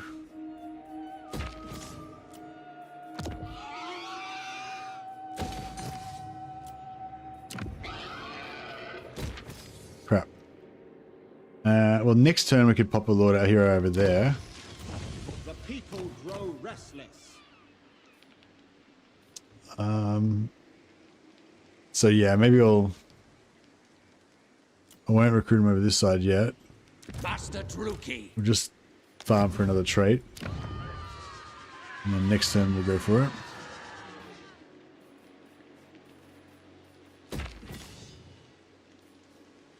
Yeah, we'll get a heap of master capacity as fast as we can. I can't say what I know, but 40k is coming for sure. Yeah. Yeah, no, I think it's like, yeah, it's pretty cool. So so basically we know that Lord of the End Times is coming next. So we DLC came out right now. Another DLC is coming out. It looks like it's finished already pretty much, right? Because it's got like all of the lords were shown there, like Warlock, Neferata, you know. So it looks like all of the factions were pretty much, you know, ready to go. Nearly. So I'm guessing maybe, oh yeah, we might get it really soon. I wonder, did it say when it's coming out? Because, like, yeah, because Tides was delayed heaps. So maybe they're going to be closer together because, you know, they did state Neferata would be a single lord pack. Yeah, they did say that previously, but then this time they said it's going to be 4 lords plus a free LC lord. So I guess it might not all be in one pack, yeah. So it could be 3 lords in one pack like a normal DLC, plus Neferata as a single lord pack, plus a free LC lord. But yeah, so again, there's 5 lords coming. So Neferata, Nagash, Warlock, and 2 more. So I don't know who the other 2 are, but yeah. Probably, potentially those other Mortarch guys. But anyway, yeah, my point was we've got Lords of the End Times coming. Which I was thinking maybe it's not going to be that far away. Maybe like Tides was meant to come out 2 months ago, and then Lords of the End Times, they've been mainly spending all their energy on Lords of the End Times, and that was supposed to come out like now. But then they were like, oh shit, we just sort of phoned it in for Tides of Torment, and everyone's going to get really pissed off if we put that out now. So we're going to have to delay everything, go back, fix up Tides of Torment more, and then, you know, so it might not be that far away. How come you're not playing new campaigns? Hey, Vatrokion. Yeah, Marathi got some new stuff in the update, so we're checking that out. I've already played all the new campaigns a little bit over the last few days, so playing something a bit different today. 5. Success.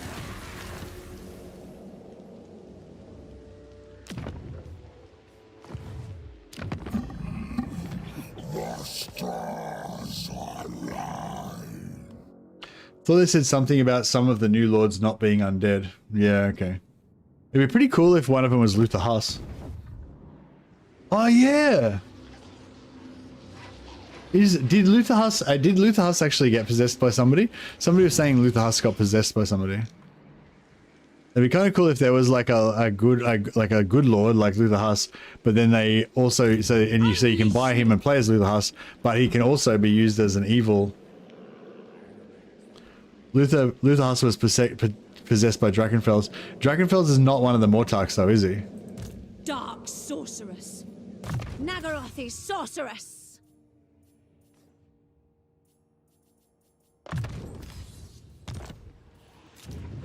But I was going to say, it'd be cool if, the Drakenfels did become a Mortarch. Oh, okay, cool. Well, yeah, so it'd be cool if, like, you could buy more Luther Huss as a DLC, DLC faction, and then you can play as Luther Huss as an Empire character, but if you play as Nagash, then you can actually get Luther Huss as Drakenfels and turn him into a Mortarch. So maybe that's what they're going to do.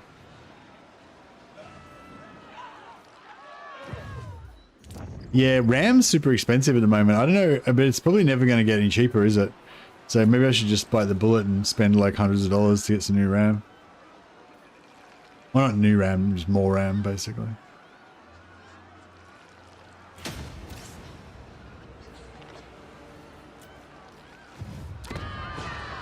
Do not vex us further.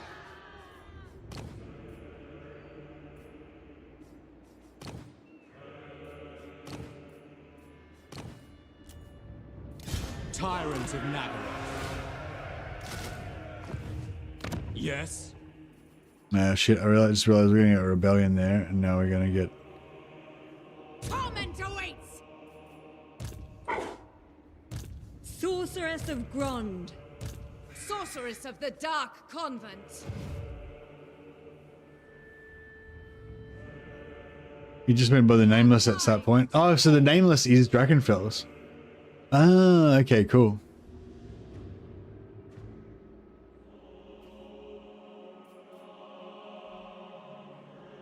Whenever I hear Drakenfels, it reminds me of, what was the vampires in Forgotten Realms?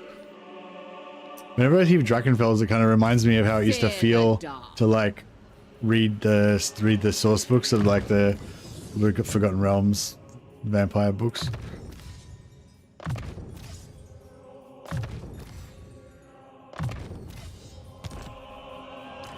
I don't know. I don't really know the Drakenfels lore or anything.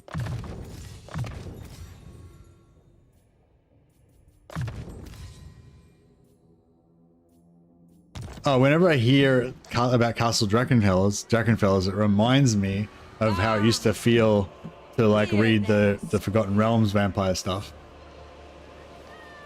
Back when I was a chidlin. But I forget what it was called in Forgotten Realms, but yeah. Marathi got the new hero, yeah, and also the devotees. Dark Seeress. Didn't even know how, yeah, Forgotten Realms vampire.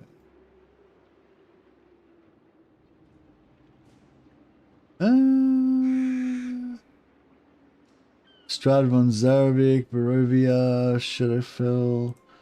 We're getting closer. Shadowfell.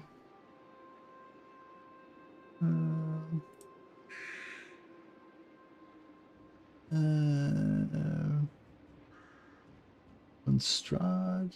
No. What's the...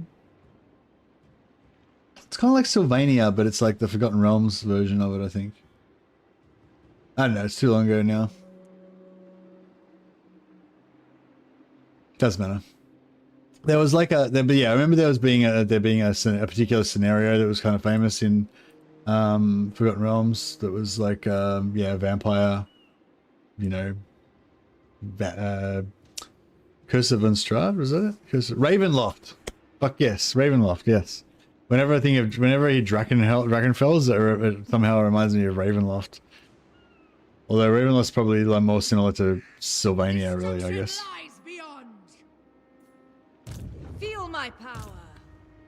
Like, I don't know, it's hard to, like, I can't really explain, like, I don't know, this intense feeling of like, I don't know, like when you would get, you know, when I got that Ravenloft book, and or when like you would get like yeah, like I don't know, like the original Rogue Trader book, and you're like reading all the little stories in there and stuff, like just this intense feeling of like all of the stories and mysteries and shit that are in this book, you know, or in this world that you've got to discover.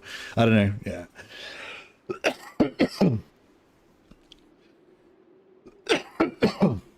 Excuse me. I am Morathi.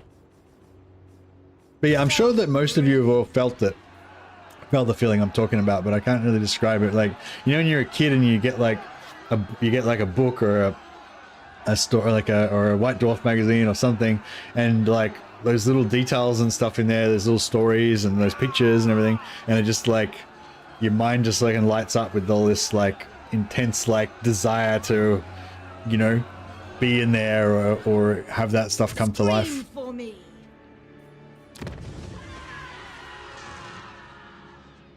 The feels, exactly, the feels. Alright. Sorry, let's get the show on the road.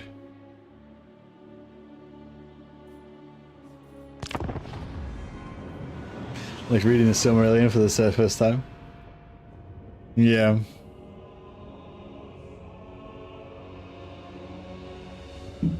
I still get the shivers when I hear music I listened to while browsing those books back then. Yeah, nice.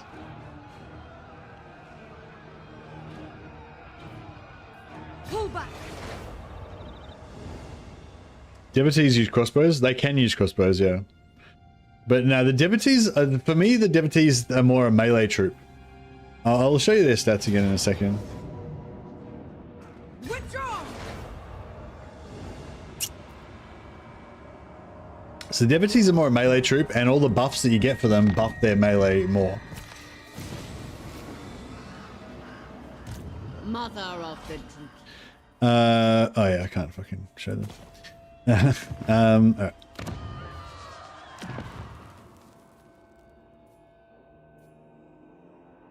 Yeah, so these are the normal devotees, right? So the normal devotees, they have 44 speeds, they're fast, high leadership, excuse me, 42 melee attack, which is pretty huge, and 46 melee defense. So they've just got like a huge stat line, 40 weapon strength, anti-infantry, 15 anti-infantry, sorry, 10 anti-infantry, 30 charge bonus, which is also huge for infantry.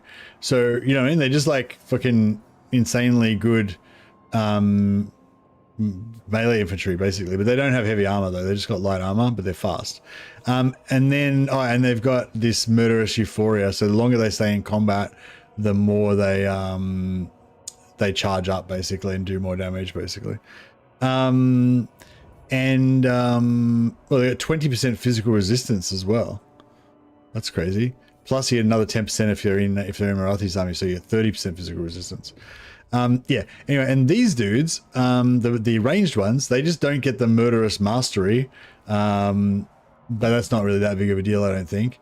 Or actually the imbuement of the weakened imbuement is actually potentially pretty good. I don't know what it does. But yeah, but they basically have the exact same melee stats. 40, 38, oh no, they used to, but they don't anymore. Huh. Sorry, I thought they used to have exact same melee stats, but now they look like they are actually different. I don't know if that changed or I'm just misremembering, but yeah.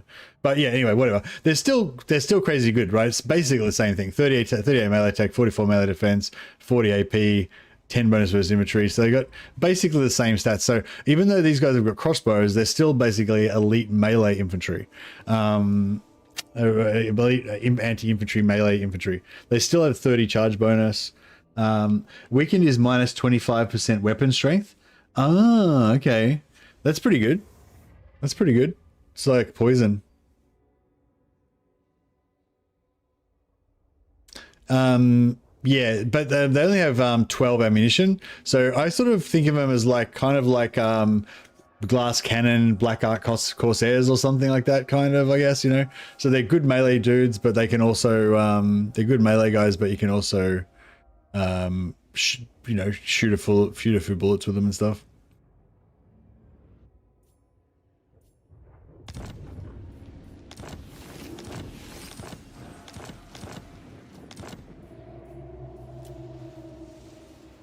All right, our first unusual location of the campaign, and it is Warpstone Meteor Impact. Plus 20 research for settlement owner. Scathing corruption. Is it worth popping that up so you get plus 50 research?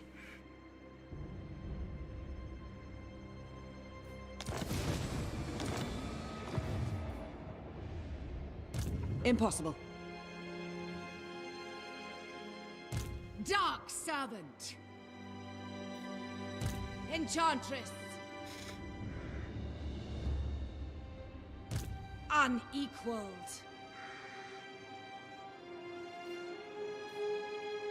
Beyond compare. Supreme. Moving on.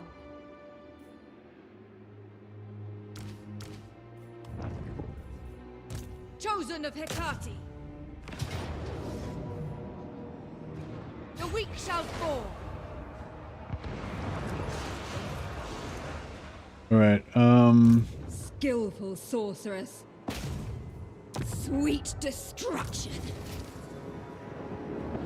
Let all tremble. I might just play this manually so we don't take too much damage.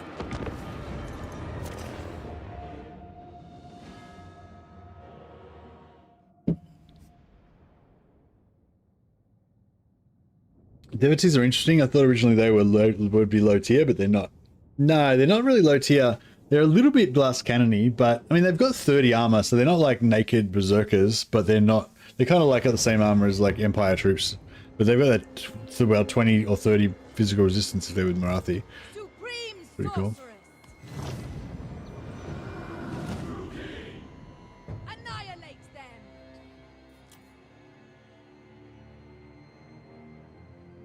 Yeah, I'm going to try and ally with the Wood Elves. So if we can get one of those treemen that removes magical attacks, might be cool.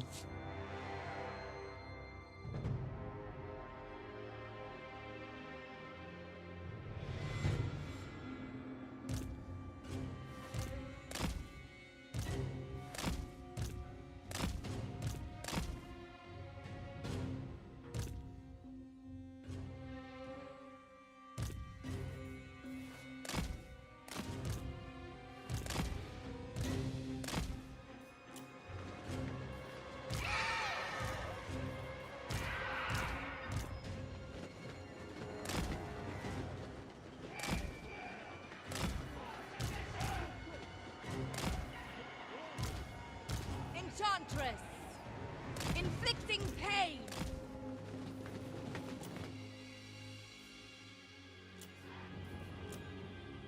Everyone's coming.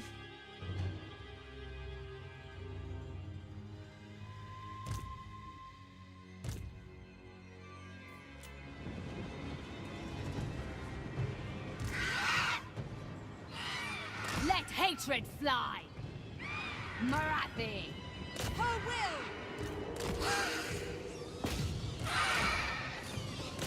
My revenge comes!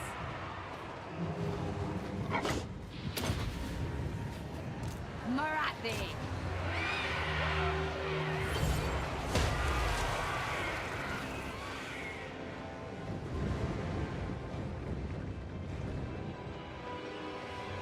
Dark shards!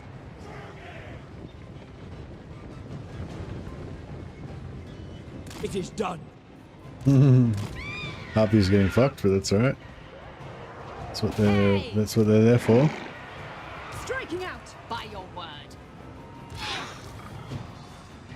Mystery upon mystery. Death hag! Destruction is come!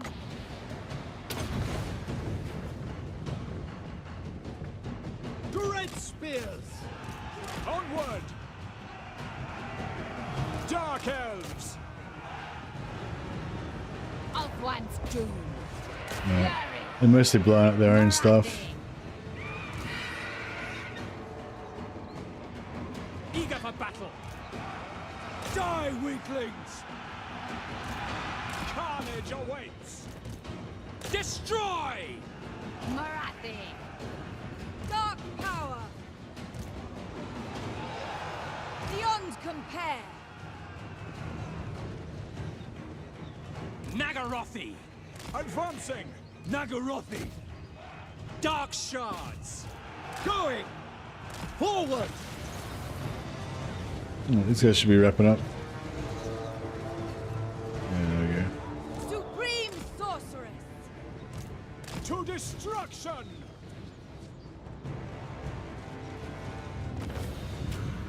Just tried sailing. I'm not getting the armor and any bonus when recruiting. Anyone knows if it only shows in battle? No, it shows before battle.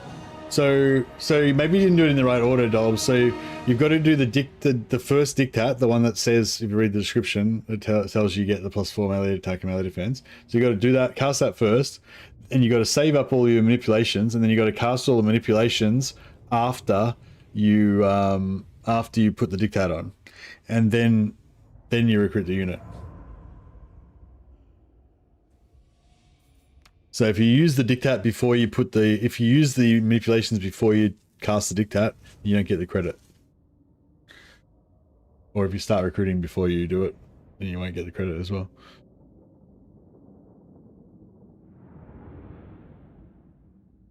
Oh yeah, just cancel your recruit and start it show again. As soon as you start recruiting, it'll show you. You'll see it on the units that are getting recruited. They'll already have the stats even before you actually recruit them.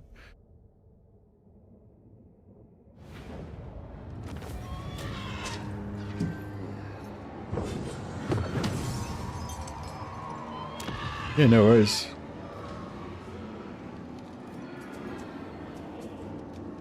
Take their meager possessions.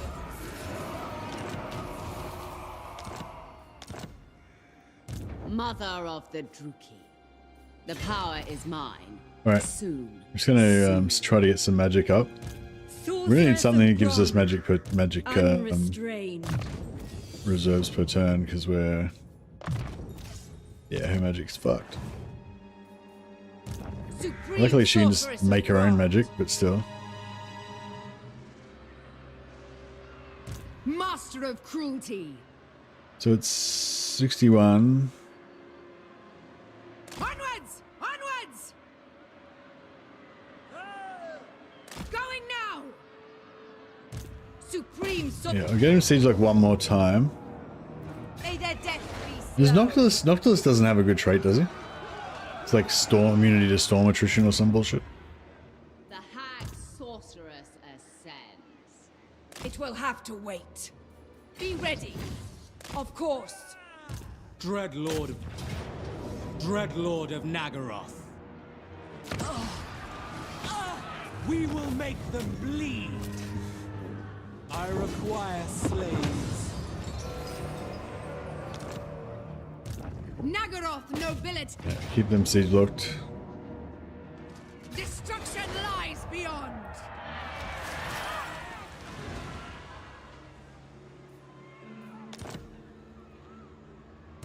Yeah, they seem pretty good.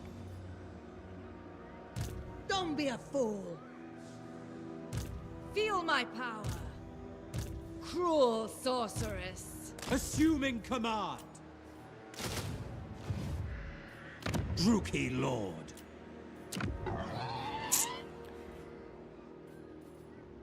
That is forbidden.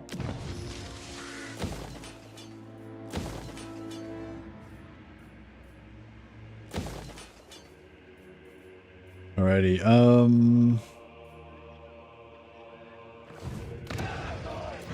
There's destruction everywhere. Perceptive is good, tough is good. Master Druki.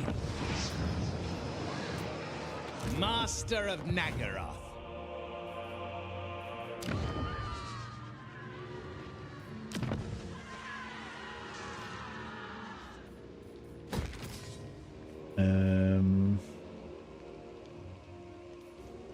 Yeah, I'll leave that go for now.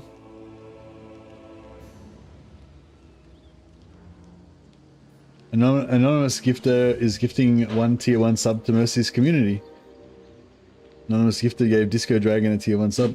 Hey, thanks so much, Anonymous Gifter, whoever you are. Appreciate it. And yeah, welcome to the clan, Disco Dragon. You guys are awesome. Servant of Hecate.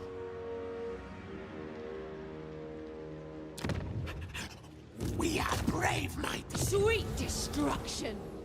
Sister of the Dark Convent. Yeah, so these guys are probably going to declare war on me at some point because I keep stealing their technology all the time. But The people are displeased. be fine with that. Nice.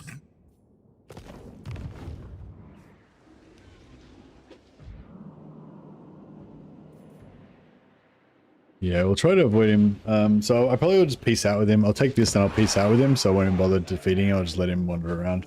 But we kind of want to deny him these guys. wonder if I should take out Tyrion straight. I should probably just keep going and take out Tyrion straight away, shouldn't I? About as bad as Grim Reaper. Sorceress of Nagash.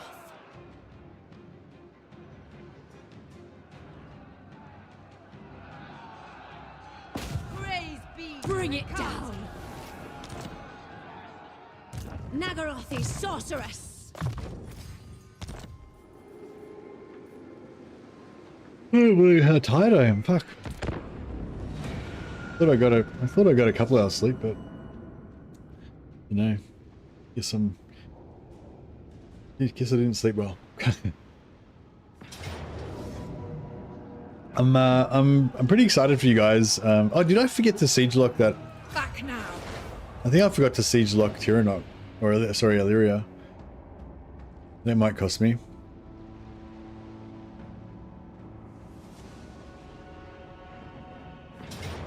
Nope, I did. I remembered. Cool. It's fine. Retreat.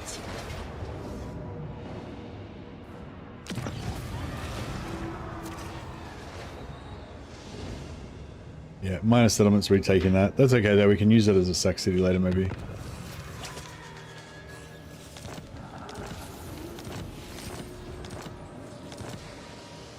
Servant of Hecate.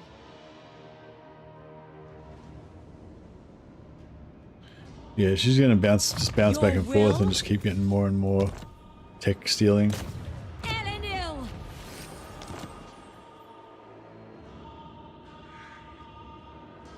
Sister of Grond. Can't reach anything else at the moment, so we'll just try and steal it from here again. Success, beautiful. This is tier 2, so it's not much good to us. Phoenix Queen. Don't. Marathi commands you. Fight. Supreme Sorceress of Grond. No stopping me. Fell Sorcery. Heart Render.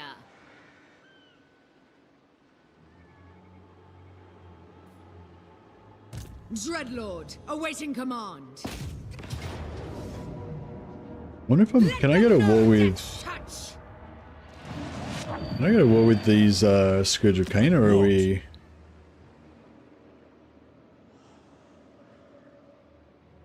I'm sure your little message will be most interesting. If I could confederate them and then sell that to Nakari, that'd be pretty sweet.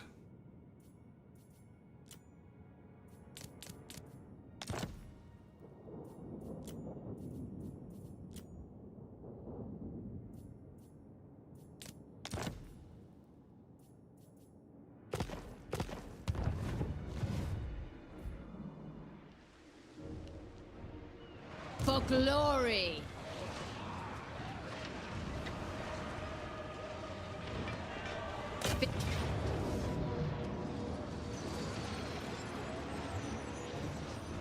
Alright, we'll fight this again.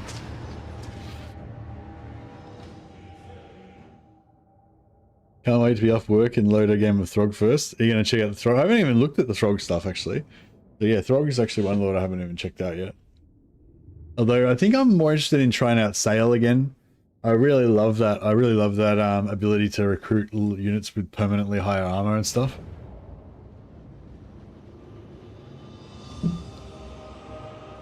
Marathi. Dark Elves.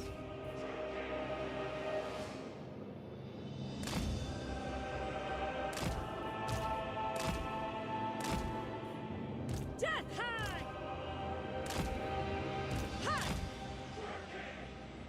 Master Druki!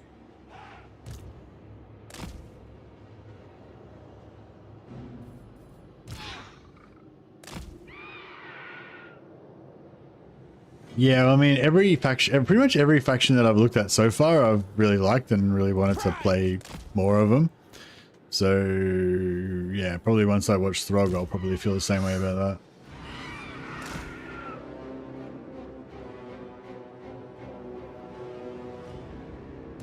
Behold your blades, Druki. Kill as many as you can. Hey Zumka, thanks for subscribing. Appreciate you. Appreciate it, man. Thanks for the subscribe. We're getting like so many people on the list now. Might need to make the list longer. Or maybe shorter. Yeah, thanks guys, appreciate it.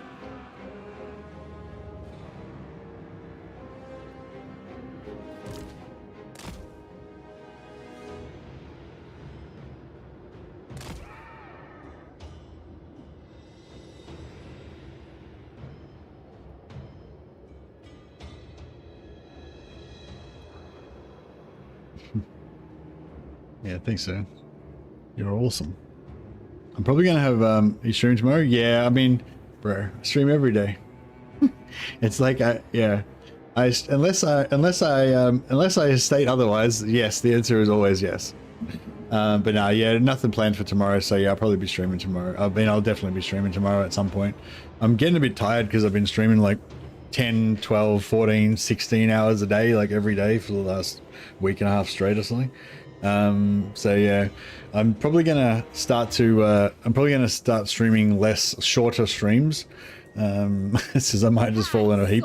But I feel like even if I like just get totally exhausted and just sleep for like 12 hours straight, I'll probably just still wake up and then stream again anyway. So yes, the short answer is yes. Good, so I can send more money, and your wife won't know. Don't let her find out. Oh dear, I hope I'm not going to get you in trouble at home. Happy, what's the saying? Happy wife, happy life? It's definitely true, so you don't want to upset that apple cart. Chug a beer and you'll sleep for 20 hours, yeah.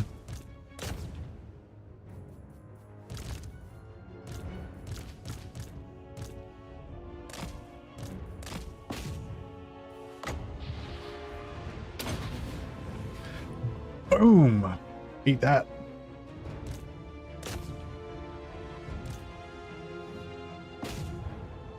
Bit of friendly fire there. Why are we getting silenced?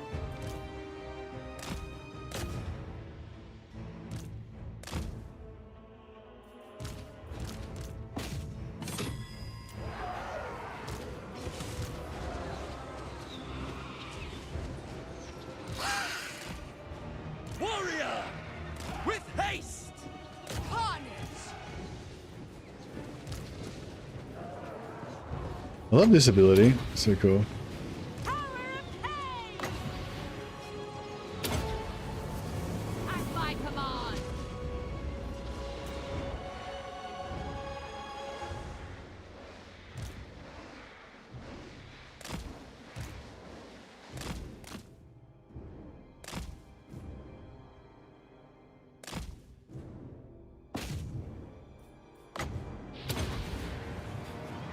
Boom. I mean, I could be doing it more efficiently and getting like 3 or 4 units at once, but just, I don't know. Even just deleting 1 unit like entirely is kind of pretty satisfying.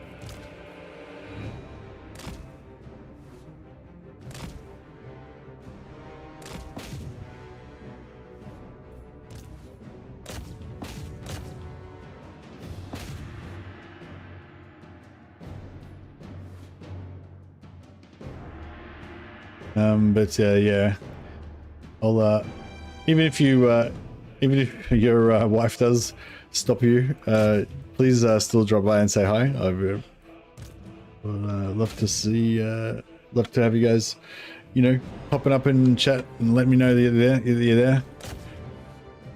I mean, obviously, I appreciate everyone that lurks. You know, the 90% of people that watch the streams that don't necessarily chat or anything. Appreciate you guys. I still see the number.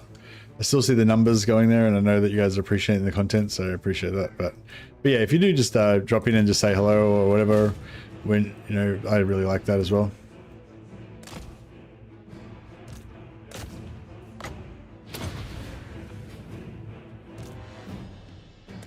Lurker reporting. Hello. Hey, young Kickbird. Thank you. Now I know. Now I know you're there. Now I know you specifically are there. Yeah. Why does she keep getting silenced? Is it, am I silencing myself or?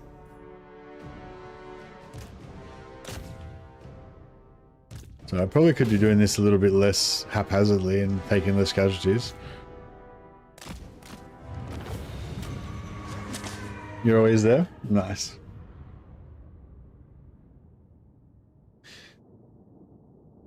Hey, Jan. Hey, Greg. Hey, Gregor.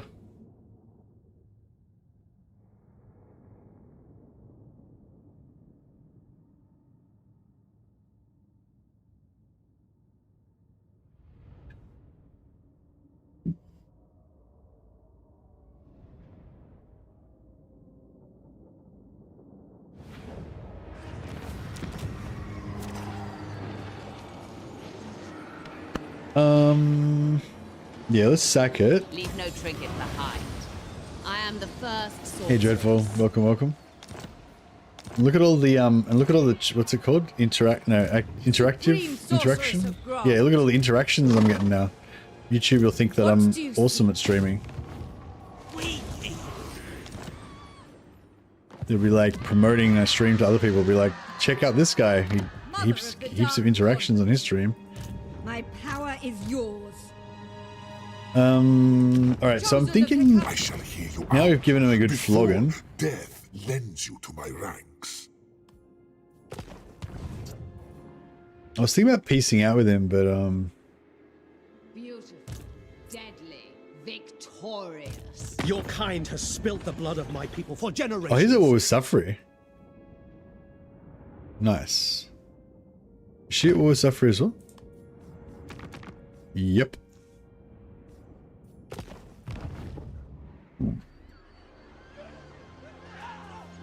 How much does he want me to pay him? That is forbidden. The Galleon's graveyard only Oh, I can't afford it. to your kind. I could do a region trade, but oh, excuse me. Hag sorceress of Grond. Immediately. Master of Nagash.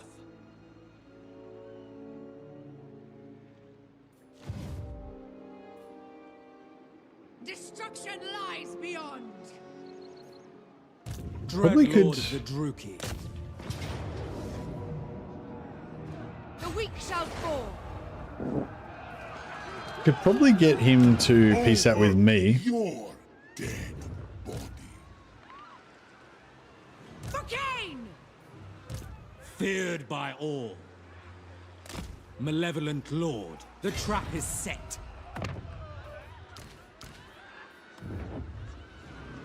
My plans must wait. This is absurd. Tyrant.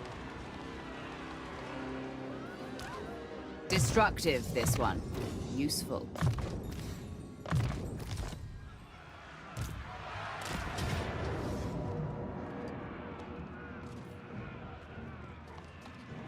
Pulling back.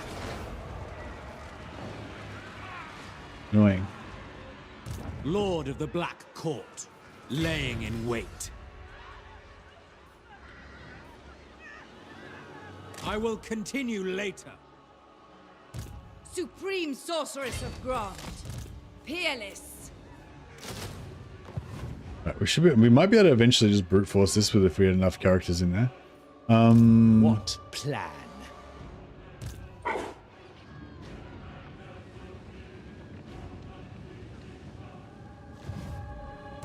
Powerful enchantress.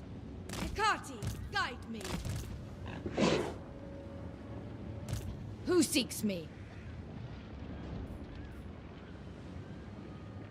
I am denied. Can't be done. My powers are yours. I want. Peerless. I might respec her out because she's got a few levels on her, and so I don't want her to die unnecessarily. Wickedness achieved. Supreme sorceress of Grond.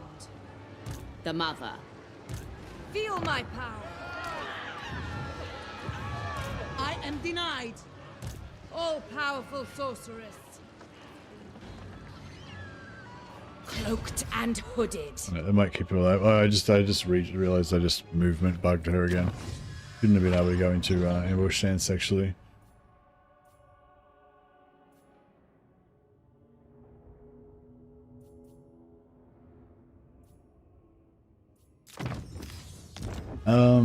Yeah, I might not. What is your dark purpose? Use that, yeah. I mean, I use a lot of exploits, but I don't really like to use the movement bug one, so yeah. I might just not take that.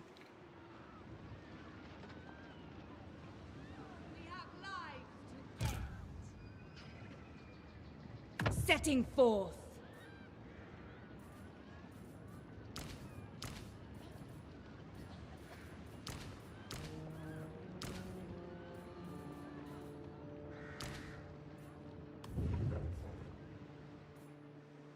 Serve the hateful. My time, my talents. Master Druki, I've skills to show. I am Morathi. 1,000 slaves. Should be able to get more hero capacity. Yes.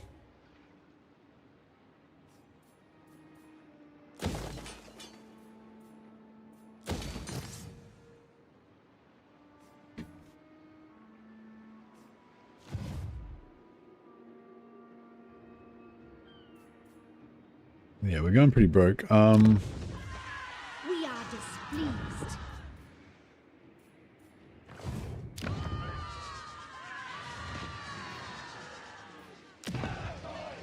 Cease your provocations.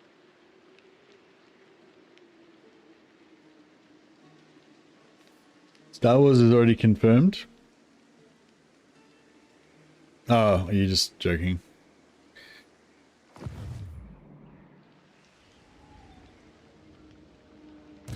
Just trolling. Yeah, cool. Yeah, don't yeah, I don't mind if you joke a little bit, but in like the fact that you said that you're just trolling straight away, that's cool. But yeah, don't like actively spread misinformation there. Like not that that's anyway. Sorry, I'll shut up. Sorry, it was just joke. No big deal.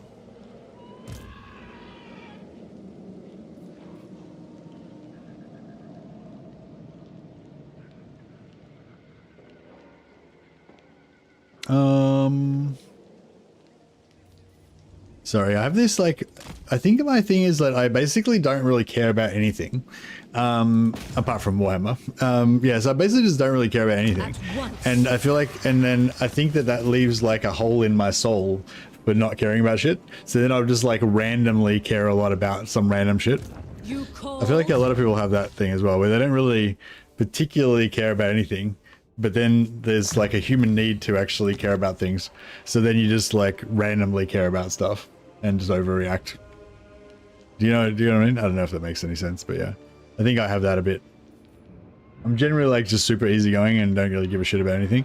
But then just every now and again, I'll just randomly be like, right, I'm going to die on this hill about this thing. Warhammer, Mrs. Mercy, and Lucius. Yeah. That's it.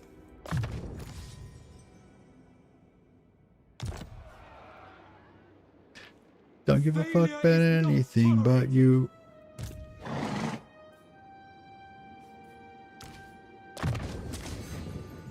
It is human nature to care, indeed. Let's pump up these heroes.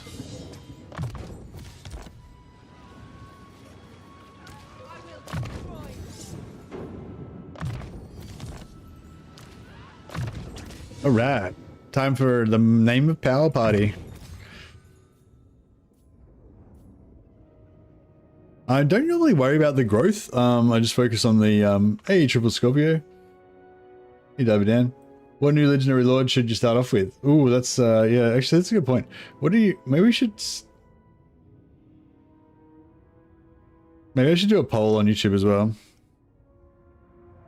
What faction are you trying first?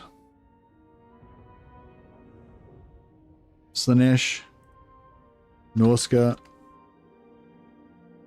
High Elves, or Dark Elves. Is Dark Elves the only other faction that's like got anything new? Pretty much just Slaanesh, Norska, High Elves, and Dark Elves, yeah?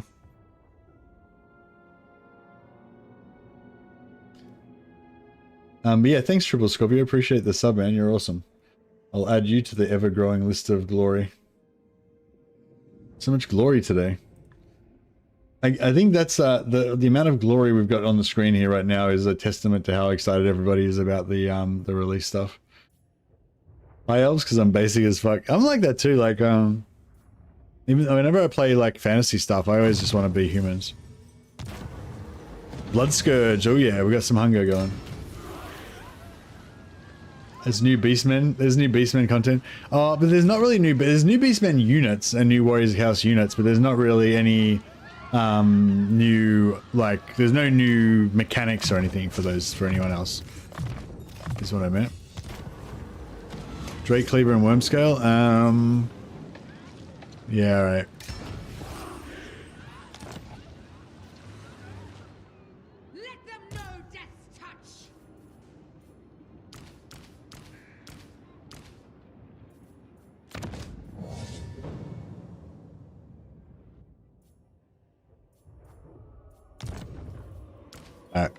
I'm gonna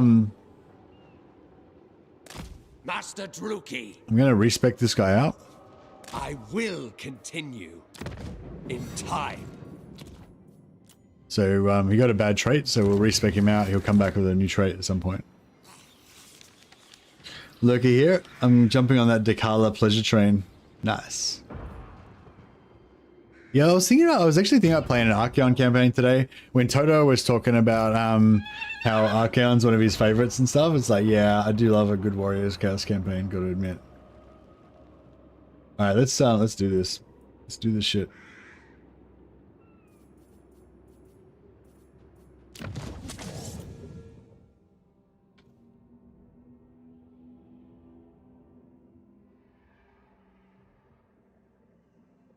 Pythax the knife. And Dolb's Blood Scourge. I think Dolb's is not a very good Dark Elf name though. Dolbzar.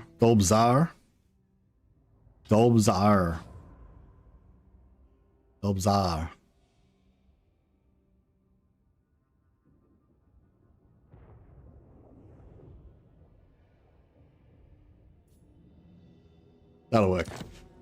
Dolbs, you are now Dolbzar. Senti.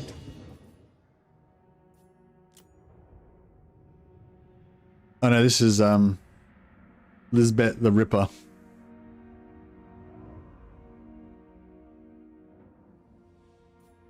Wherever you are, Elizabeth. There you are, you're back again.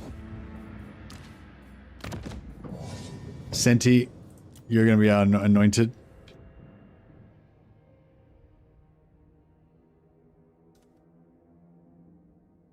Senti the Soulless.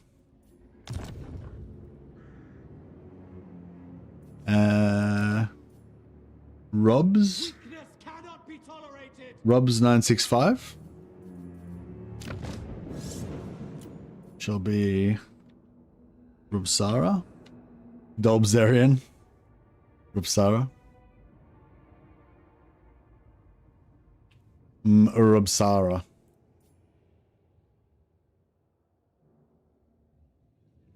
The bather, the blood drenched, the bather of blood, the washed, the clean.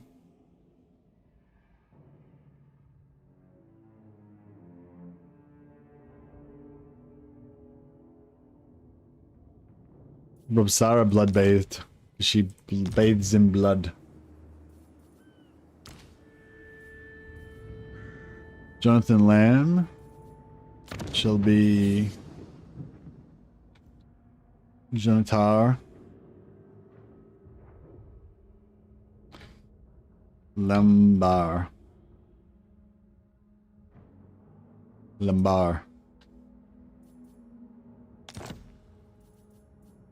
He's tough. Alright, what else we got going on here? Hooves.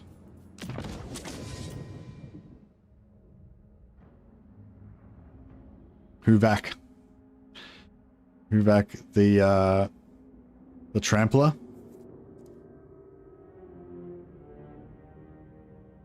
Ironshod. He likes to crush the skulls of his victims with his iron boots. Huvak Ironshod.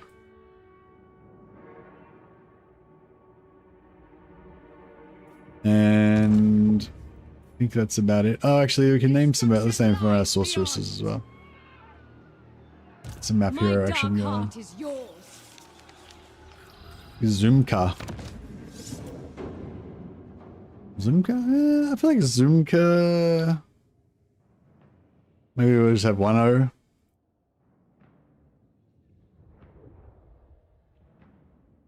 Zumka Fireborn.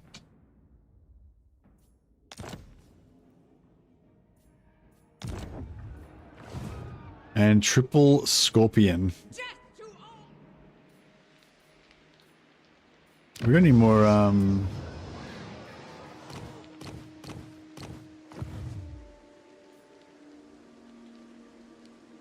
Servant of Hecate.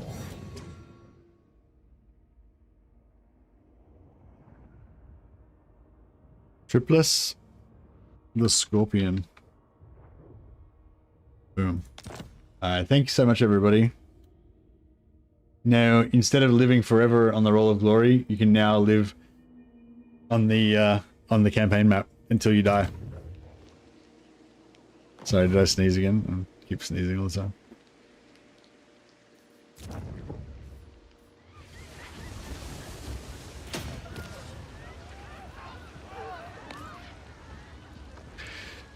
We are getting a little bit low on cash, so I might just pop some gold there. Yeah, I might want to build growth here, maybe.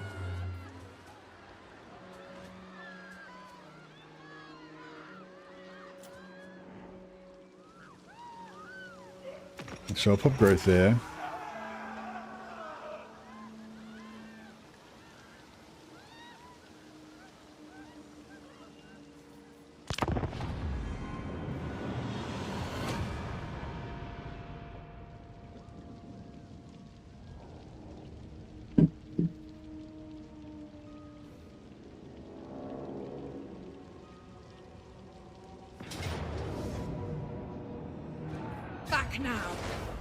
Yeah, I reckon hopefully he'll offer me peace soon.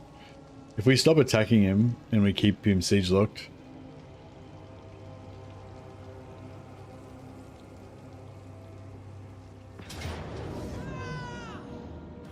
Falling back.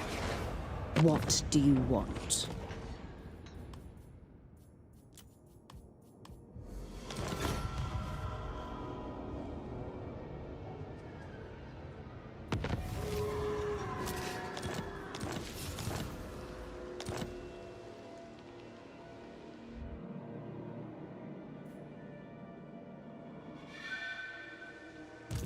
Yeah, as long as they don't go to war with them, then we should be able to go over and wreck them at some point.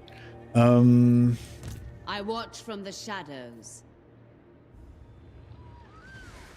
Supreme Sorceress of Grant. Your command? Dark paths await. Elenil! Yeah, she can't do it.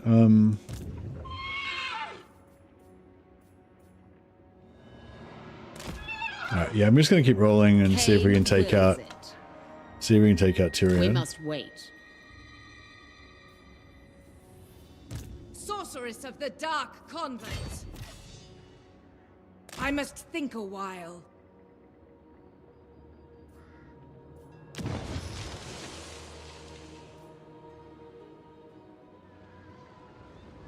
Chosen of Hecate, feel my power. Okay, so let's say we put him there. Death is coming.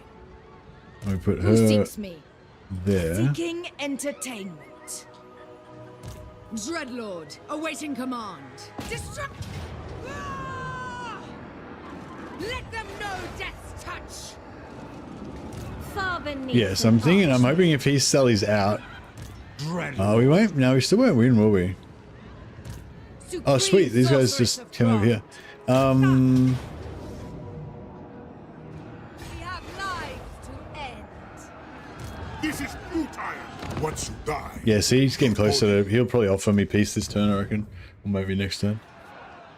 I think when they offer it to you, there's like more chance of deal acceptance, basically. Like, counts as higher.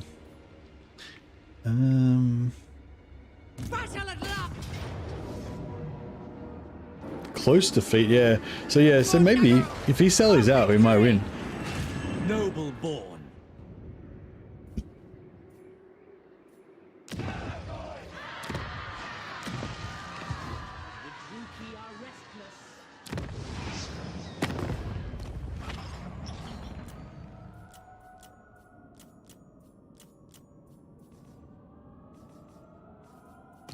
Alright, see if we can sell any more wars. Yes.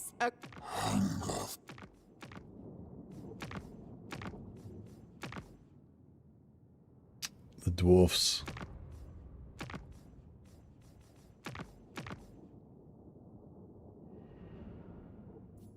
I am quick to anger and slow to forgive. I trust you. I imagine Safri's not going to do too well against with both Tyrion and Ilariel going from either end. Oh, we should try and break the alliance between Tyrion and Ilariel. I am a Narian reborn. Show me some respect. Beautiful. I fear...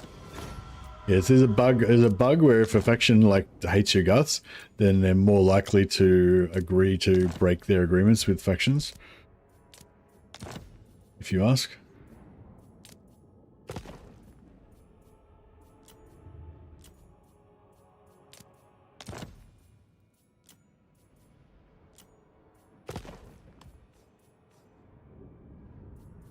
Do not waste your breath.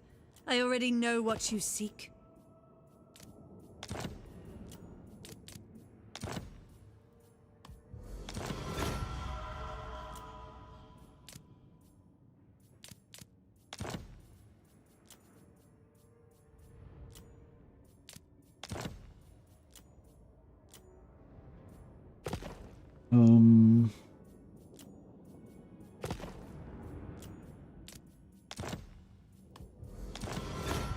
Yeah, so we can sort of take him about piecemeal. Drooky swine. Have you come to offer your surrender? Yeah, we can break all these agreements, then they won't care as much when we take out the others.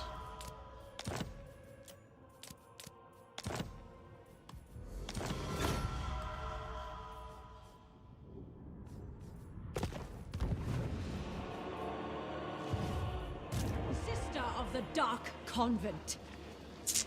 Got a little bit of money. Probably we could almost get rid of an army, but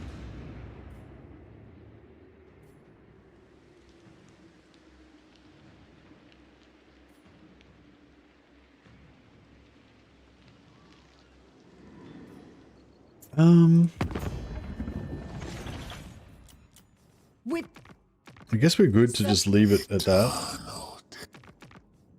Next turn I can shenaniganize Etain.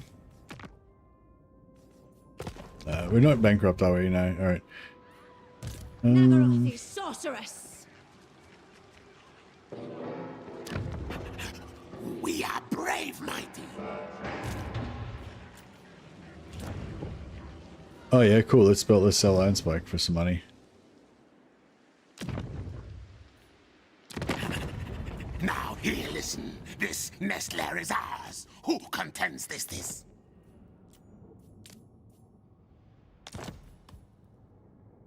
Fuck off. The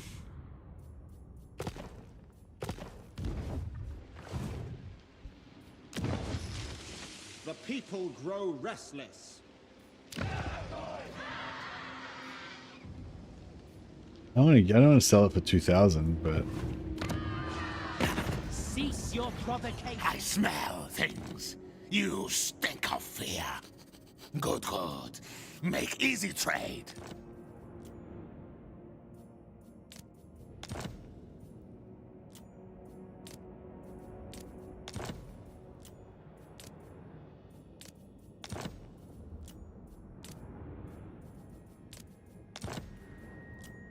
No, we just take our 2,000 gold and fuck off, I guess.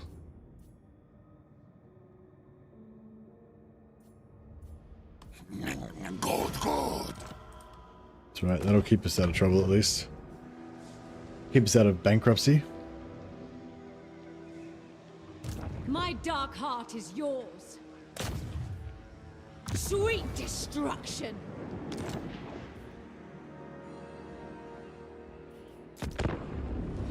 Hopefully we can auto-resolve that Illyria siege lot when they come out.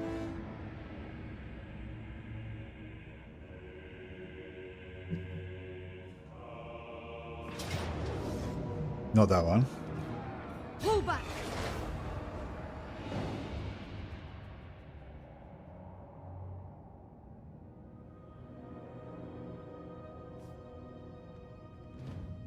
Just carrying on my Beastman campaign, trying out the Slain Gores.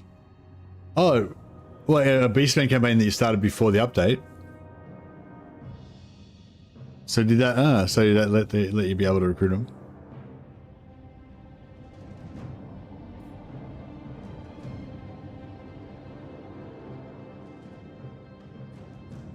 Fuck.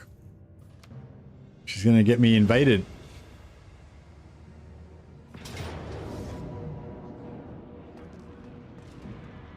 Close defeat. I was hoping that they would be able to... Retreat!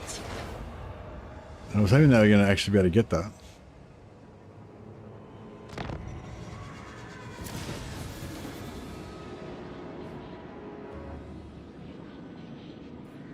I'm surprised that a campaign from before the DLC works. There was new areas of the map added. Yeah, I know.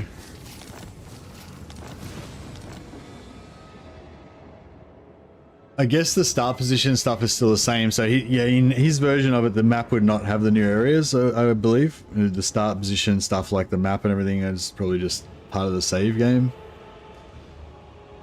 Yeah, is that right, Anthony? You don't have the new areas of the map on yours? Where sale starts?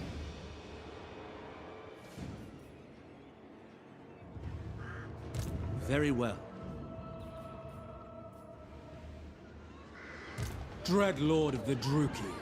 Ugh, fuck me. Black-hearted Dreadlord. Get out of my sight. Take in the majesty. He doesn't want to make peace. He's close, but not quite. No cigar.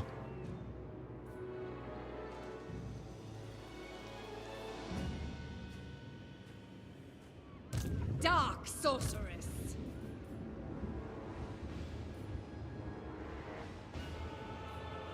Do not cease. I command you now. Master of cruelty. Let us... That was diverting. Let's respect that one out. And respect this one out. We can take on these guys with Marathi. What? Hope so. Oh well. 4OP1 is gifting a tier 1 sub. Thanks so much, 4OP1. You're amazing. I'll put you on the Roll of Glory so that your name shall live forever in infamy.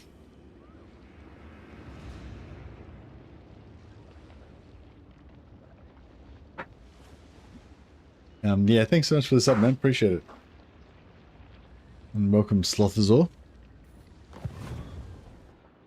All right, yeah. So I think we're going to go in. We're going to go all in on Tyrion. Wise indeed. Hopefully we can do some damage to him.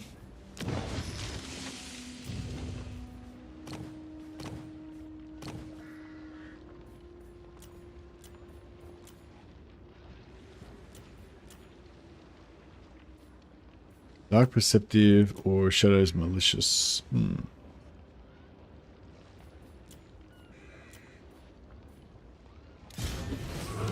Supreme sorceress of Grog. Alright, cool. And then Tyrion. Tyrion can give us a heap of cash. What do you think about that, Tyrion?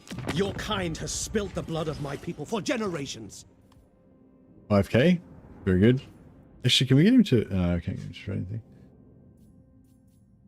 Alright, take the 5k. This will please. Thank you very much. And then that will connect him on so that we'll be able to sell him Avatar. So sell him Abbott there.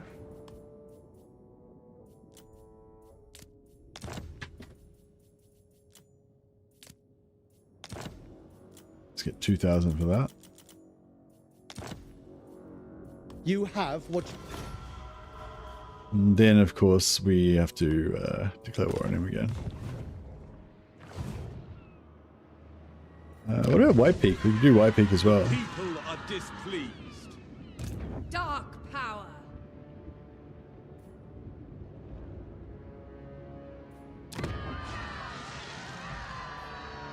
Yeah, fuck it, we'll do that as well, I guess. Your kind has spilt the blood of my people for generations.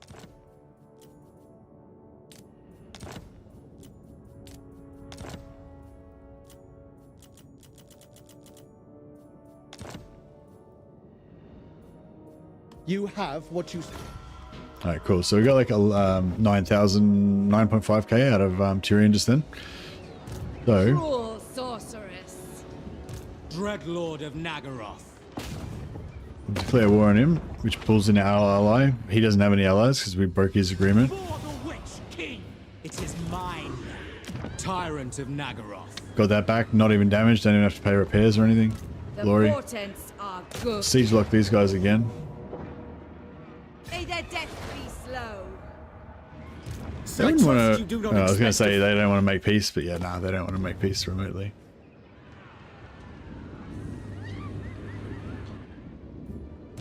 Unparalleled.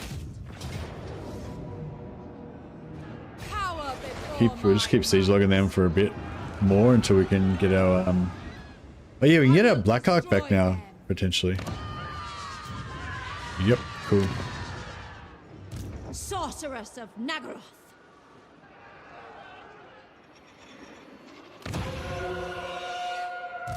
Witness true power.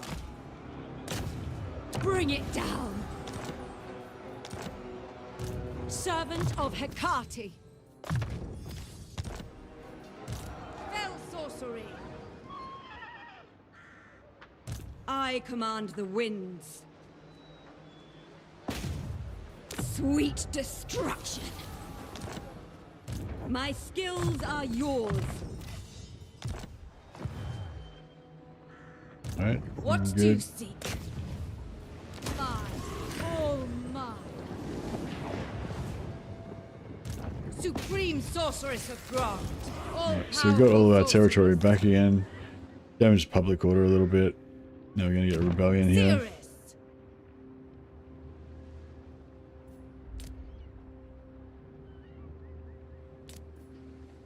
I could pop plus 10 control there. If we get really desperate. Supreme sorceress of Grant.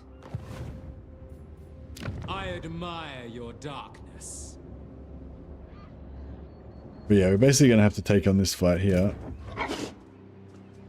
Beyond even quietish. Mother of the Druki. Hmm. Enchanting beauty. Alright, so we can go here. So I think, yeah, so it was either... Hero success chance for all characters. That's good for our sorceresses stealing technology. Extra 5 campaign movement range, good. Melee attack for Shades, Dark Riders, armies in region. Armies in region. Okay, that's cool. So we could have a full Slaanesh army on her, and then have a secondary stack of Shades or Dark Riders. Wonder if it'd be good to put a couple of Dark Riders in the armies just for captives. And the -10 leadership local region, pretty cool. 5% ward save army is pretty cool. Magic item drop. Upkeep reduction for Lord's Army. Yeah, I don't know. They're both good, but I think for this time I'm going to go this way.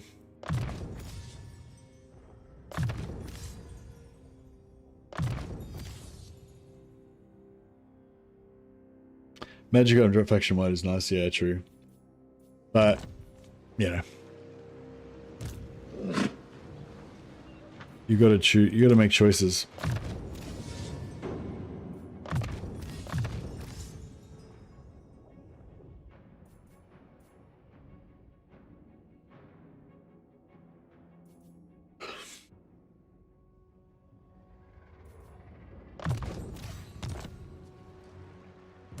Drookie Queen.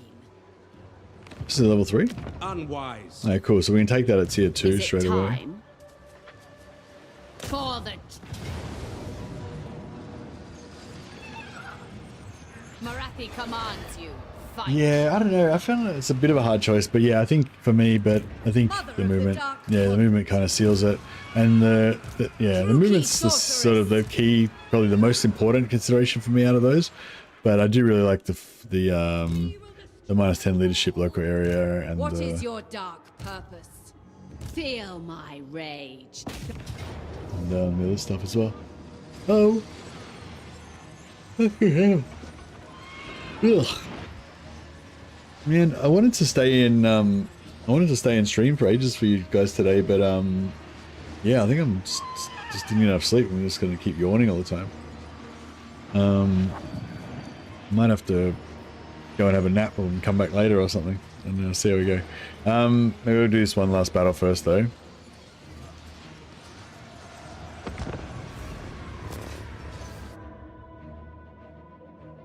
The epic battle between Morathi and Alistair and his white lions. I like how he's actually got a full contingent of white lions plus war lions. Alistair keeps it real. He represents. Favor of the Phoenix King mechanic is really harsh for Lithanar. You get like 2 per battle, but I get -20 for doing diplomacy with anyone around me because I don't want to get into 50 wars right away. Hey Gaijin, yeah, you need to get diplomacy. You need to get diplomacy with the other High Elves, really. So if you can pump up relations with the other High Elves, which again is really hard because you're so far away from them, but yeah, if you can, I probably, if I was you, if you're gonna do diplomacy early on, if you think it's necessary, I'd probably just not worry about it. Just ignore the Phoenix King favor until you go back to go back to Ulthuan. But yeah, if you just pump relations up with all the factions on Ulthuan, then you'll get really high Phoenix King favor from positive relations with the High Elves. So yeah, you basically just got to like build up relations with all of them. Like so what I'm trying to say is like, yeah, the position we're in right now, there's not much you can do about it. But if you later on get into a position where you have really good relations with the High Elves, like for me at one point I was getting plus 110 per turn from diplomatic relations with High Elves. So you just pump their relations up way high to like plus 200, plus 400, whatever, and yeah, and then you just get like shitloads of Phoenix King favor. But yeah, the only thing you need the Phoenix King favor really is for the confederations. None of the seat positions are particularly crazy. Yeah, none of the seat positions are particularly crazy, but like a lot of them are pretty useful. Like Illyria is pretty good because you get plus 10% campaign movement range, I think. Safari is pretty good because you get like plus 10 winds of magic per turn. Really good early game just to fill you up at the start, and just you can switch it to different people and fill up all your lords, you know.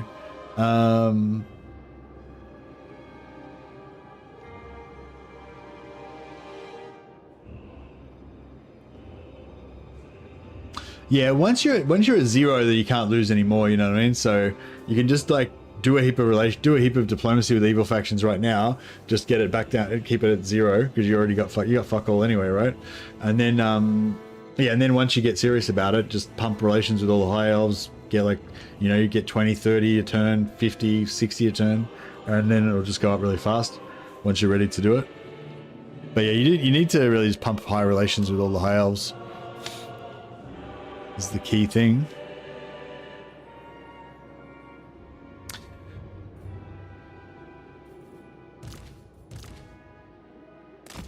Did they change? Is this a different? Oh, this is the High Elf version.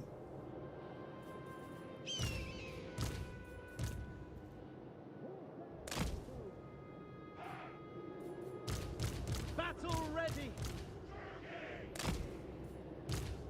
Corsair handbows. Cold-blooded killers. All right. I'm not trying to.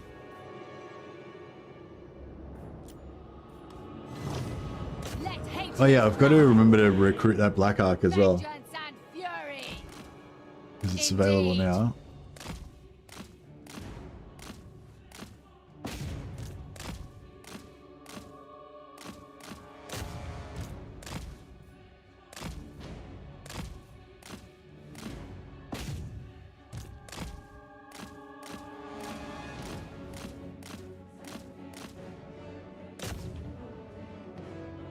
Yeah, so I'm thinking I'll let the other guys hide, and then hopefully we can get them to blob up pretty hard on us here.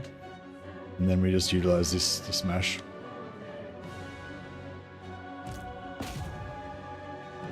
But we need to be able to tank for a little while.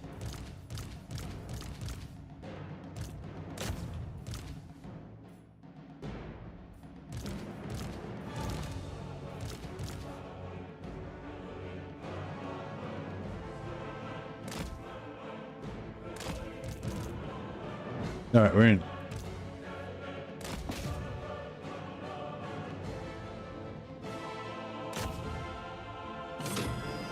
Alright, cool.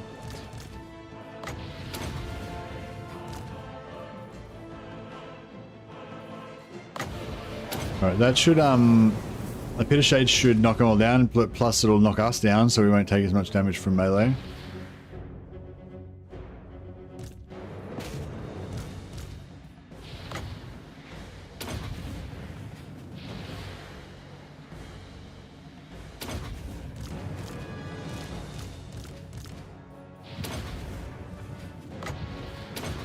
Alright, now we're getting a good blob here. Blam! Look at the damage on that.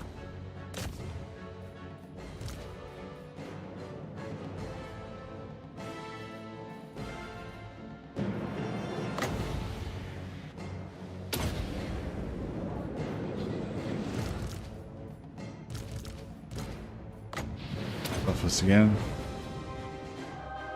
Dark Conduit, yeah, what was I? I just couldn't remember that name, but yeah. Dark Conduit indeed. I've still got 80 seconds till it comes back up. Open another Pit of Shades down. Those two bound, even just that non-overcast bound Pit of Shades, it's like doing so much damage in this situation. Look at the value of that. They took out a whole unit.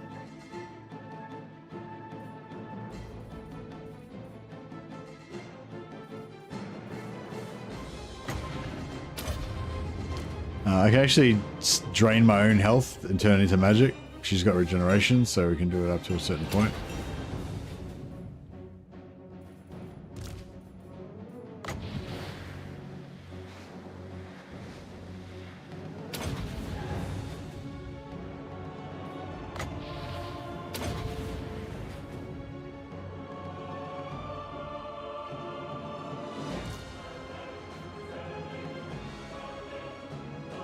Light work, as they say.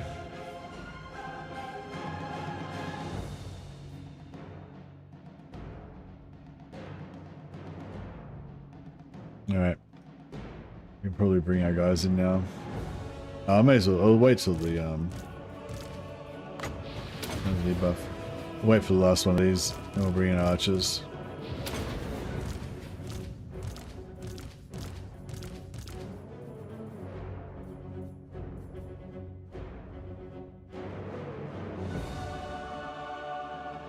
I don't think they changed the characters that you get from Nosko Devotion now. They changed some of the other bonuses, but I don't think. Oh, I don't know. I haven't actually recruited any of the characters, so they could have changed them. Yeah, I'm not sure.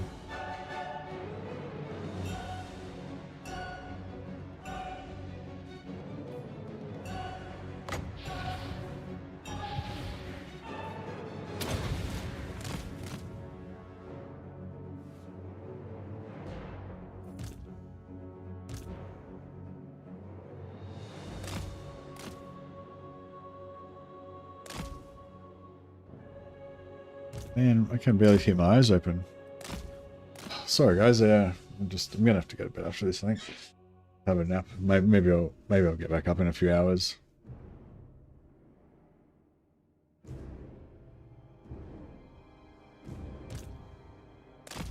In Malekith's name. Heroes were starting to struggle a little bit. Dark deeds. So we really want to run all these guys down if we can.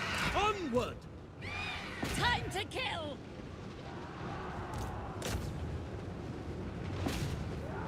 Behold my fury. Feel my fury. I am ascendant.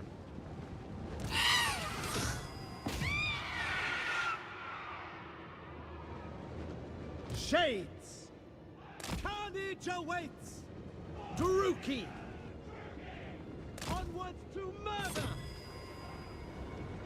An announcement drained me, yeah. I've been trying to like these sleeping patterns, man. I've been trying to like get back to I've been trying to sleep reverse sleeping patterns so I could be around for good streaming times. But then I keep having to do like real life stuff, which means which requires me to switch back to daytime. And yeah, that's been a bit hard too, but it's been really fun. I've had like a super fun week. Thanks everyone for hanging out this week and checking all the new content with me. It has been really good. But yes, possibly it is wearing me out a little bit.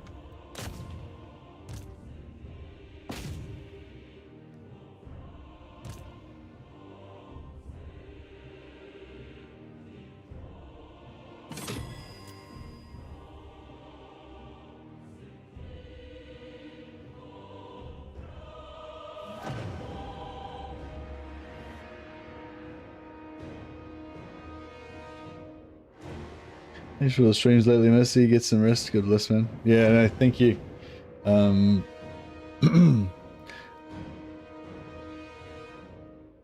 Wide Horrible Regeneration increased healing cap. Yeah, that one's pretty good. I think they were buffed. The Great Unclean one definitely was. No, Army Wide Horrible Regeneration was always the same. That was always the thing that you get from from Nogor. I don't remember whether it had increased healing cap or not.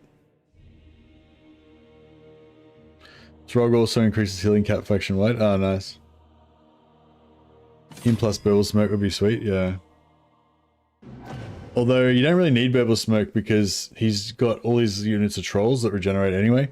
So I mean, you could get Burble Smoke if you want to get the horrible regeneration instead of just normal regeneration, but like, yeah, like you already get the regeneration anyway, so.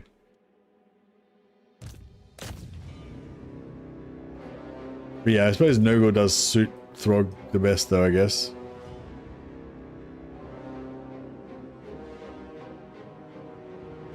Burble Smoke gives 50% HP faction wide. Really?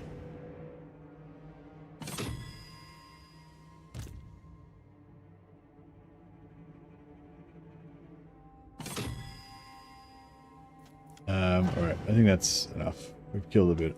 We should get a pretty good amount of captives anyway.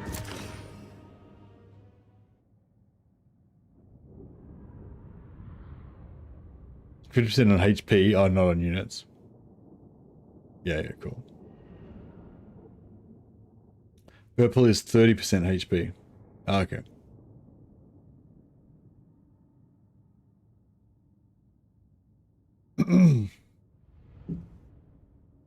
How long did I stream for? I mean, I've only streamed for 5 hours. Nah, links don't work on Twitch, sorry.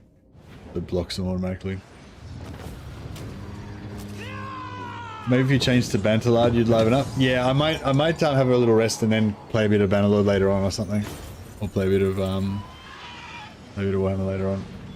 So we had 10,000 from that. 1,300 captives, plus the 500 we got straight away. I'm going to go for Loot and Occupy so we can maintain it at tier 2. Even though that does make us pretty vulnerable to counter-attack from these two armies, and I don't know if he's got... Oh no, his main stack's there. I'm pretty sure he can't force march back this far. So I think we might be kind of good here.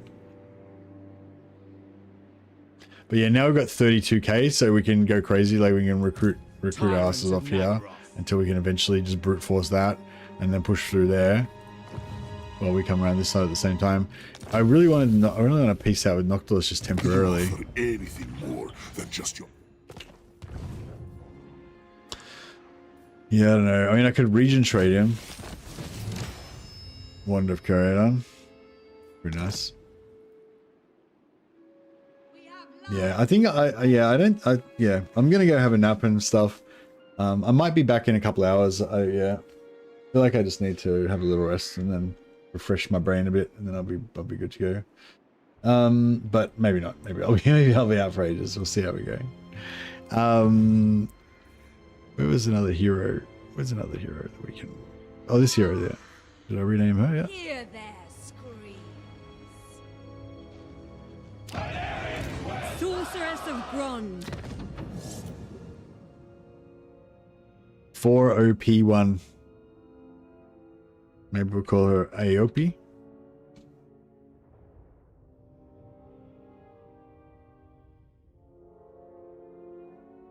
AOP. Grimblade.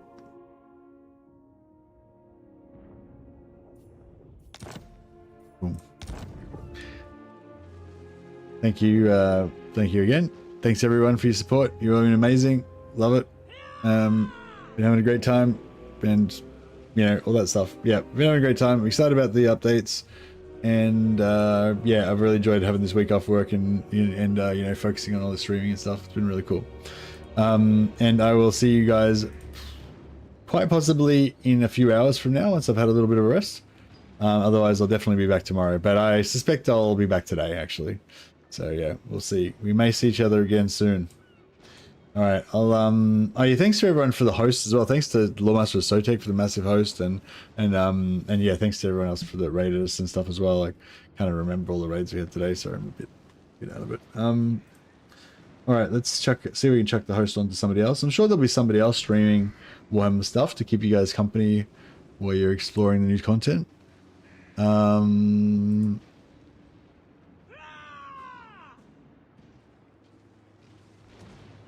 Oh, Chapter Master Valrak is doing a PC Gamer watch-along, including a big 40k reveal. I don't know, I'm going to chuck a host over to Chapter Master Valrak.